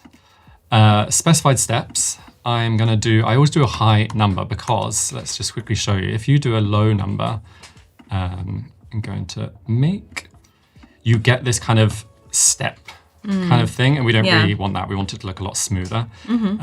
We could, if we had time, we could definitely do it manually and make it look really clean, but for speed, if we do a higher number, we don't get as many of those kind of obvious steps. So let's go blend and make. So yeah, as you can see now, it's a little bit more cleaner. Oh, I've missed a step actually. Let me do that one more time. First of all, we have to copy that before we blend it, and you'll find out in a second. Let's make that again. Now I'm just going to expand. And then my Pathfinder has disappeared again. And just unite all that together. There we go. Now, I obviously copied earlier, so I'm going to paste it in place. Oh, cool. And let's just do, can I copy this color actually? Here. Copy that code. And then we're going to change that color. There we go. That looks nice, yeah. And I always love to add a little stroke as well. Let's just do black. I like that. It's like a stone color. I don't know what the exact... I want to say stone. Stone sounds like a nice color. Yeah. Oh, that color is actually more charcoal. Let's copy that. We want the stroke to be the same color. There we go. And then we're just going to add a little bit of a stroke. So yeah, something like that. Yeah, it looks great. It's kind of fun. Again, through the power of preparing today, I've got lots of letters that have already been made. And then we can just make a pattern out of it. Super easy. If you just go to Object, down to Pattern, and then Make. And then we get this, I always find this a bit overwhelming sometimes, the pattern section. I'm like, oh, what do all these settings mean? And I definitely don't know what all of these do.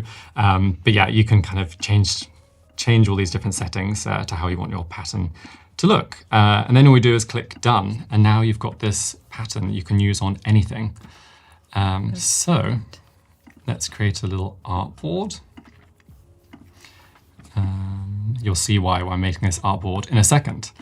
So I think my pattern will be somewhere here. Oh, we don't want to add it to the stroke. Let's add it to the fill.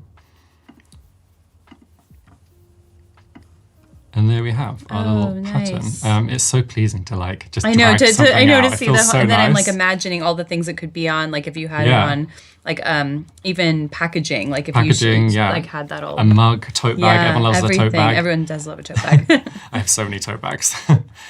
So what we can do is we can just export this out, and then we're going to quickly jump into Photoshop. We have this lovely flag image.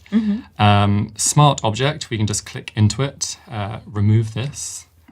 I'm just going to add a background color. Let's do, I want to do red. There we go. And then I can just bring over this exported pattern. So nice. Really fun. I hope it's not too wild. I know the brief said it should be like clean and elegant, but I think a little bit of fun, and because obviously some of these fonts are a bit bold, but we'll see. And then I just click off it and click save. And then there we go. We have it mocked up on this flag. If we have more time, we can obviously tweak these kind of background colors and things. But I made something like this earlier, just to kind of show how the brand could come together. Yeah. Yeah. I like the contrast too, because you have the simplicity of the main, logo, and then you have the kind of that secondary part of the branding with it, which looks nice. Also apply it to a bottle as well. It's obviously Yeah. a gym brand, so we've got it on a bottle as well. So yeah, I think that looks fun. Okay, just seeing what else we need to cover. Let's go back in. Okay, we are going to jump into InDesign now. I don't know what's happened to my document. Let's see why that's not opening. Here. And as you're pulling that up, we have another comment in Behance from Tim. It says, if you want to iterate quickly, Firefly Fast Mode is your friend. So a good way to iterate multiple images quickly for the client. Yeah. Nice. There we go. We've got it back up now. Always technical issues sometimes. So I've made a nice little brand book in InDesign. I haven't finished it yet. I think there's still some kind of things I might have to do. So I'm really showing my process now. So I've kind of dropped my logos in, just the different ways you can use it. I always make a brand book in InDesign. I know a lot of people love Illustrator and they try and do everything inside Illustrator. But I really like InDesign. I think it's very helpful for kind of page layouts and things. Definitely. And if you even needed to print something, like if you wanted to have like the guidebook there, like the brand guidelines, it would be. So we have our colors in here, another little mock-up at the end here. This is obviously not a full brand book because we didn't have time for me to create this whole brand book, but this just gives a good general look and feel. Yeah. Nice. So talking about Adobe Express, one of my biggest issues that really slows me down with clients is I will create this document for them, and then I've done the designs and I say, hey client, can you give me the text that you want in this brand book? Like whether it's your brand story or brand message or your about section or the people that work for you. And they just take ages to get back to you. Yep. And I'm like, okay, I can't invoice you if you're giving me I need stuff the yet. text. I need the content. I can't finish this project if you don't give me the Exactly. text. And I can find it so frustrating because before Adobe Express, I would always have to go into InDesign when I've got that email from the client with the text, paste it in, re-export it, send it over to them, and then maybe they would look at the text and think, we don't want it like this, actually, we want it like this. Message me back and say, okay, can you... And I've moved all of my client files probably to my external hard drive, so then I have to bring it back out. Yeah. So it's annoying. It's a process. I think we can all relate, like designers that work with clients. So this new feature that came up with Adobe Express, which was music to my ears, is if you go to the file little tab here, and then there is this, I think it's new, right? Called Export to Adobe Express. Yeah. And I was skeptical at first because normally InDesign files are so big. There's so many layers, there's so many images, there's loads of text. And I was like, is this really going to be able to export it out and have everything editable? But it actually does work exactly how you want. So we're going to try and do this now. Hopefully it won't take too long. Click continue. Every time I've done it, it's been really, really fast. I've been quite surprised, even when I have like massive documents. Yeah. And everything is like fully editable. Oh, that's great. Yeah, which is great. Yeah. And especially for clients that maybe don't know how to use InDesign or like obviously you wouldn't send that file to them there. So this is a great alternative. Yeah. And there we go. That was like, super quick. Very quick, yeah. And I would say about that, clients, if you say, because sometimes they say, oh, we know we don't want to annoy you, Callum, you're a designer, like, can we edit it ourselves? And I'm like, sure, I design on InDesign, good luck. Because if you've never used InDesign before, it can be very overwhelming. And I think Adobe Express is just so much more easy to get on board with and learn as you go along. It's not super overwhelming. Yeah, and especially being web-based too, like they don't have to download any software or anything like that. So, So that's just another perfect thing about Adobe Express. So everything's been imported exactly how I want. And now, as you can see, like everything is live. You can edit all of these sections, which is just amazing. Like now the client can just go in. I can obviously share this document with my client, and now they can just go in and change anything they want. They can paste their brand story when they've got that. Maybe this image here is a placeholder, and the client has worked with a photographer and they haven't got the images back yet. They can now go in and just drop that image in instead. And I don't have to worry about constantly making these changes. We obviously like to be used again by our clients for things, but when it's all these just small little tasks, sometimes you just don't have the time for it. We spoke about guardrails at the start of this live, and this is a feature that I loved hearing about. So you can pretty much go into any section. Let's cross this off here. I think it's a right click. Yeah. And then you can just lock it. Nice. Now, a lot of people panic. You think, oh, if you've locked it, the client can't do anything with it. But you have this little feature here where it says text can be replaced. And that's really handy. So it can be locked, so they can't move it. They can't change the color. They can't put some horrible font on it that isn't part of the brand guideline. But they can still type something in. They can still change the name, stuff like that, which I really, really love. I think it's really, really handy. Another great thing I love about Adobe Express and just sharing stuff with clients, if you're an organized designer, I definitely am not always an organized designer. You should be working with libraries on Adobe Illustrator. So you can have a little section for your logos, a little section for your graphic elements, your colors. And if you've never used libraries before, it's really, really easy to do. Like you just, let's get rid of this little swatch panel here. I think you have to group everything together. I think if it wasn't grouped, it might separate it all. But all you do is just drag it over, and then it uploads into your library. There we go. And what is so great about Adobe Express is if you go into your stuff section, libraries, and then you have it here, Momentum, the brand we're working on today, you have everything here already ready for the client to use. So they don't have to always message you and say, oh, we don't have this logo anymore, or, oh, you didn't share me this font or the colors. They can go in and just find everything here, copy it, use it. So if they need to do like social assets or things like that, they can just copy the copy hex codes, all this stuff here. Yeah. We can quickly show how to do that. I will never claim to be an expert in Express, but stuff like working with social media is just so straightforward and clear. So I'm acting like I'm the client now. So they want to make an Instagram story. They can change the background color. And right here, they can have a little library, because I can share this library out with them. They can just change the color here, go into their library, and then they can just drag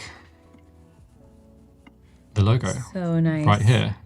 So easy. Like I think back to one of my first roles in tech was managing social media channels, and we learned Photoshop from scratch and like so this would have been so helpful to have that in there. Because it is really kind of like drag and drop. And I think that's what most people need. They just need something simple. If they had to like export these themselves, make sure the background is already removed, make sure it's high res enough, your client's not gonna have time for that. So if you can be like an organized designer and just have all this stuff in libraries ready for them to go, it will save you so much time and save you so many emails back and forth. Absolutely, And that's what we want. We want time saved. So and yeah, just stuff like this, it's just so easy. And now clients can go in and they can add animations. Animations is something that I absolutely love and use all the time, because so fun. You can probably see I've got After Effects in my toolbar down here. I don't know if it's showing on the stream. I think it is. I've always tried to say that I will learn After Effects one day, but it's complicated for me. I'm definitely not an animator. Doing all the keyframes and also my machine sometimes, it just doesn't love it when I have so many different apps open. So I need an easy way to do animations. And I just love, these kind of, you can just click and animate anything. So let's do it on the logo instead. That's a bit nicer. Whoa, we don't want to do that. There we go. And then, just down here, animate. I know it's been covered a few times in the streams already, but I think because everyone just loves the animating features. It's so fun. You can experiment for hours, like, oh, if I want to animate this part, or... Yeah, we obviously want something a little bit more... I don't think Tumblr is the right thing probably for this brand, but maybe something like this. I like the bungee. The bungee's nice, And it feels like it aligns with the brand really nicely, too, like that... like jumping. It's not too loud, but exactly. And I actually just learned about this today when I was watching the previous streams, that you can adjust your animations. You can do, different bounces, the duration, the direction, which I love. Like, I just wouldn't have thought you could do something like that on like a web-based browser, like program. Yeah, it's amazing. So you can really have kind of so much fun with it. You can really try different things. That was looking really cool. Pretty impressive. Scheduler. So yes. I've been learning so much today, like watching everyone doing things as well. It's just been amazing. What I love is you have so many different options as well when you're downloading. You can download it in so many different formats. I feel like so many web-based browsers, programs, you can only download it in like one format. So to know that you can download in all these different ones is really, really handy. And obviously you can share stuff with your client as well very easily. If you just want to get someone to kind of look at something, make a comment on it. If you're trying to help them with templates first before they're going to use them yourself, you can just share them out. Directly post them to the schedule post that we saw earlier. That was very interesting. I've never used it myself, but I feel like I need to start doing it with my content. I have so many videos I post know. I would manually. think for you especially, you at least could plan ahead. And sometimes if you need to post live just to be there for the comments, you could do that too. But I actually think I'm going to start doing that because I'm someone that does manually post it on the day, and it can be stressful. So that's what I love about Adobe Express. Yeah. And I also love how you were able to bring in directly from InDesign. Like, it's so easy just to bring from one Creative Cloud app to the other. So great to see that. Yeah, it's seriously really, really impressive. I was quite shocked, like how, because I mean, this document has some pretty heavy images in it. And there's a lot of text, a lot of different fonts and colors. And it opened up so fast if you just go back into it. And it's cool to see in Express too, the page view. So it's also like showing you in separate pages, just like you would have in, Yeah, and as you can see, you've got all these different layers as well here. You can see what stuff you've locked as well. As you just go through. So for example, let's go. I think I did make like a brand story page. Maybe it's not on this document. Also it's really helpful as well. Like if a client wants to change things as they go along in the future, sometimes brands can change and things. They can let me know that they want to adjust some things, and I just can go straight back into their most up-to-date Adobe Express file and tweak it there. I think sometimes it can be really confusing if I have like an InDesign file on my computer, they maybe have one as well, then they have another file somewhere else. But because this is kind of something that we can all work on together, it's just makes it a lot more easier. And you can kind of see when people have updated it and gone into it. It's just stuff like that is very stressful when you're sharing files normally. Oh, for sure. So something like this is just really, really helpful. I can even imagine the horrors sometimes when you get the file back. You're like, what have you done? Oh my God, always like broken links, broken assets. For sure. And this doesn't really happen when it's all uploaded onto Adobe Express with the libraries and everything. So thanks for bringing that update because I love it. Oh, that's great to hear. And curious, those who are tuning in, if you're a creative professional, graphic designer, we'd love to see how you're using Express and share that with us. So be sure to tag us on Adobe Live, on Instagram if you're sharing it there, or just post in the chat because we definitely want to be able to build more features like this that are meeting your needs. Yeah, I think InDesign doesn't get as much love as it needs. Like I always say, like I love InDesign, and I do post some videos sometimes on socials, and people seem to really like it when I do share InDesign stuff. So to see like Adobe Express and InDesign working together is something I want to see more of, because it is really helpful. And yeah, as you say, a lot of clients and people don't necessarily know how to use InDesign. I think some people use Photoshop from time, sometimes Illustrator, but InDesign is seen as kind of like the professional industry one. Exactly. So it's nice that Adobe Express is now kind of allowing this kind of connection between the two apps. For sure. And I think just across Creative Cloud too, just being able to bring it in easily is really nice. Yeah. Yeah, I see it. There's a comment here from Liz. Hi, Liz. Thanks for joining. She says, this workflow is so good. I am doing this with brand guidelines for clients. So nice they can update and make those little tweaks. Yeah. I know Liz is a brand designer herself, and she definitely loves using Adobe Express with InDesign. So, yeah. Yeah, for sure. And we have Mauricio who just joined, and Damien. So thanks so much for joining. And then looking here on YouTube. So if you have any questions, go ahead and post them on there. But Callum, tell us a little bit more about how those who are tuning in can follow your work. So if they're interested in connecting with you, maybe we can pull up your Instagram or... I think I have my Instagram. Look how prepared I am with all my tabs open. If you haven't seen my content before, you know I make these very weird reaction faces. Really entertaining. Yeah, it's entertaining. It works for the algorithm sometimes, and people see this guy making a stupid shocked face. So my Instagram is Callum's Creative Club. It was never meant to be my name all the time, but it snowballed, and now I'm just called Callum's Creative Club. It was meant to be a temporary thing. I love the alliteration. It sticks. I remember it. Yeah, it's helpful with logo design. A lot of C's, so it works. And I posted a story the other day that I've done a lot of my goals this year. I ticked off quite a few. I was quite proud of myself. But one I haven't done is my new portfolio website. Ooh, nice. Haven't done that yet. So I would love to say, hey, go to this link and look at my client work. But I haven't got it ready yet. But I have been working on it. So maybe on the next stream, I'll have a nice portfolio website to show you guys. But for now, it's just my Instagram, TikTok as well. This is why I need to use the scheduler on Adobe Express. Yeah. And then my TikTok gets better because I don't post as much as I should on there. But yeah, my Instagram is my main one with all my tips and tricks. So if you're someone that wants to learn more about Illustrator, InDesign, Photoshop, I kind of share short 30-second little tutorials. So, and apparently some with like 20 million views or something you said earlier, which is just crazy. It makes me nervous hearing that. I'm like, I don't want to know the numbers. I'd rather just not know. It's good. You can share the message with so many people. It's true, yeah. But when you're making a video and you're like, oh, maybe 20 million people might see this, that's a bit scary. Yeah. But yeah, it's cool to know that lots of people find the content helpful. So yeah. Yeah, for sure. And I love some of the designer humor that you share too, in addition to the tips and your workflows. Yeah, I mean, I'm someone that I know the design industry can sometimes feel a bit snobby at times and can be scary to get into, and people can be very judgmental. And I try and I want to make content for everyone, and I don't want anyone to feel judged by their design work. Like we're all on a design journey. There's always going to be designers that are better than you, but that doesn't matter. It's like your own journey. And I think if you're learning and improving, whether that's on Illustrator or Photoshop or InDesign or Express, that's all that matters, is that you're improving every day, you're learning.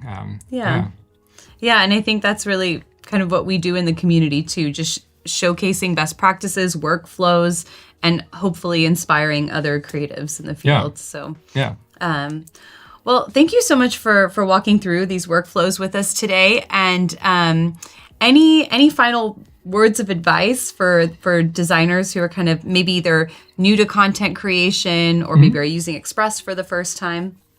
I would say just don't get frustrated and don't feel like you need to be an expert in anything. I think we can have these expectations that we put on ourselves that we should know how to do something, or we look at a piece of design work and we don't know how to do it ourselves. But all designers, I've been a designer now, what year are we? Nearly 2025. I've been a designer since 2012. I'm still Googling things all the time. I'm still looking for shortcuts, looking how to do something, watching a tutorial online.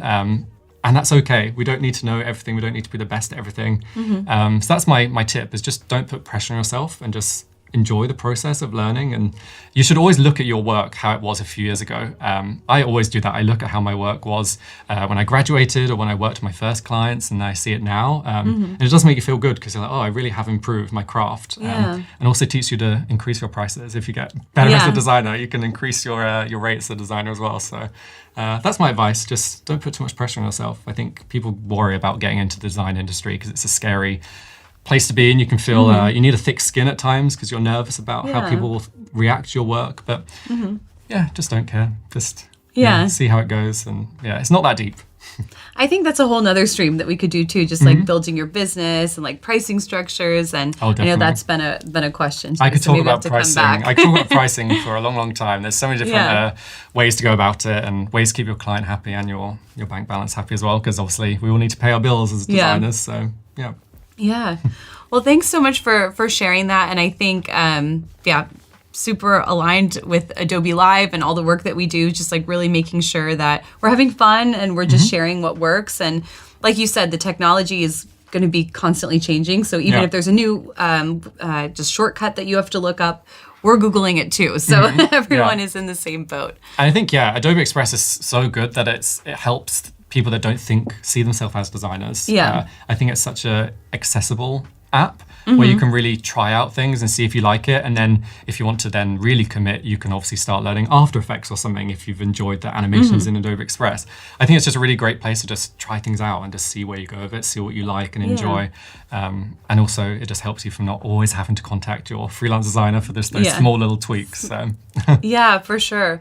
Well, Callum, thanks so much for joining us from coming all the way over to Munich to be here with us live today. It's very Christmassy. It's very nice here in the city. I'm excited. We're going to go check out maybe some of the Christmas markets. Yes, I'm very excited. Later. Yes. But thank you all so much for joining us today. That is our last episode stream from the Munich studio. So we will be back here next year.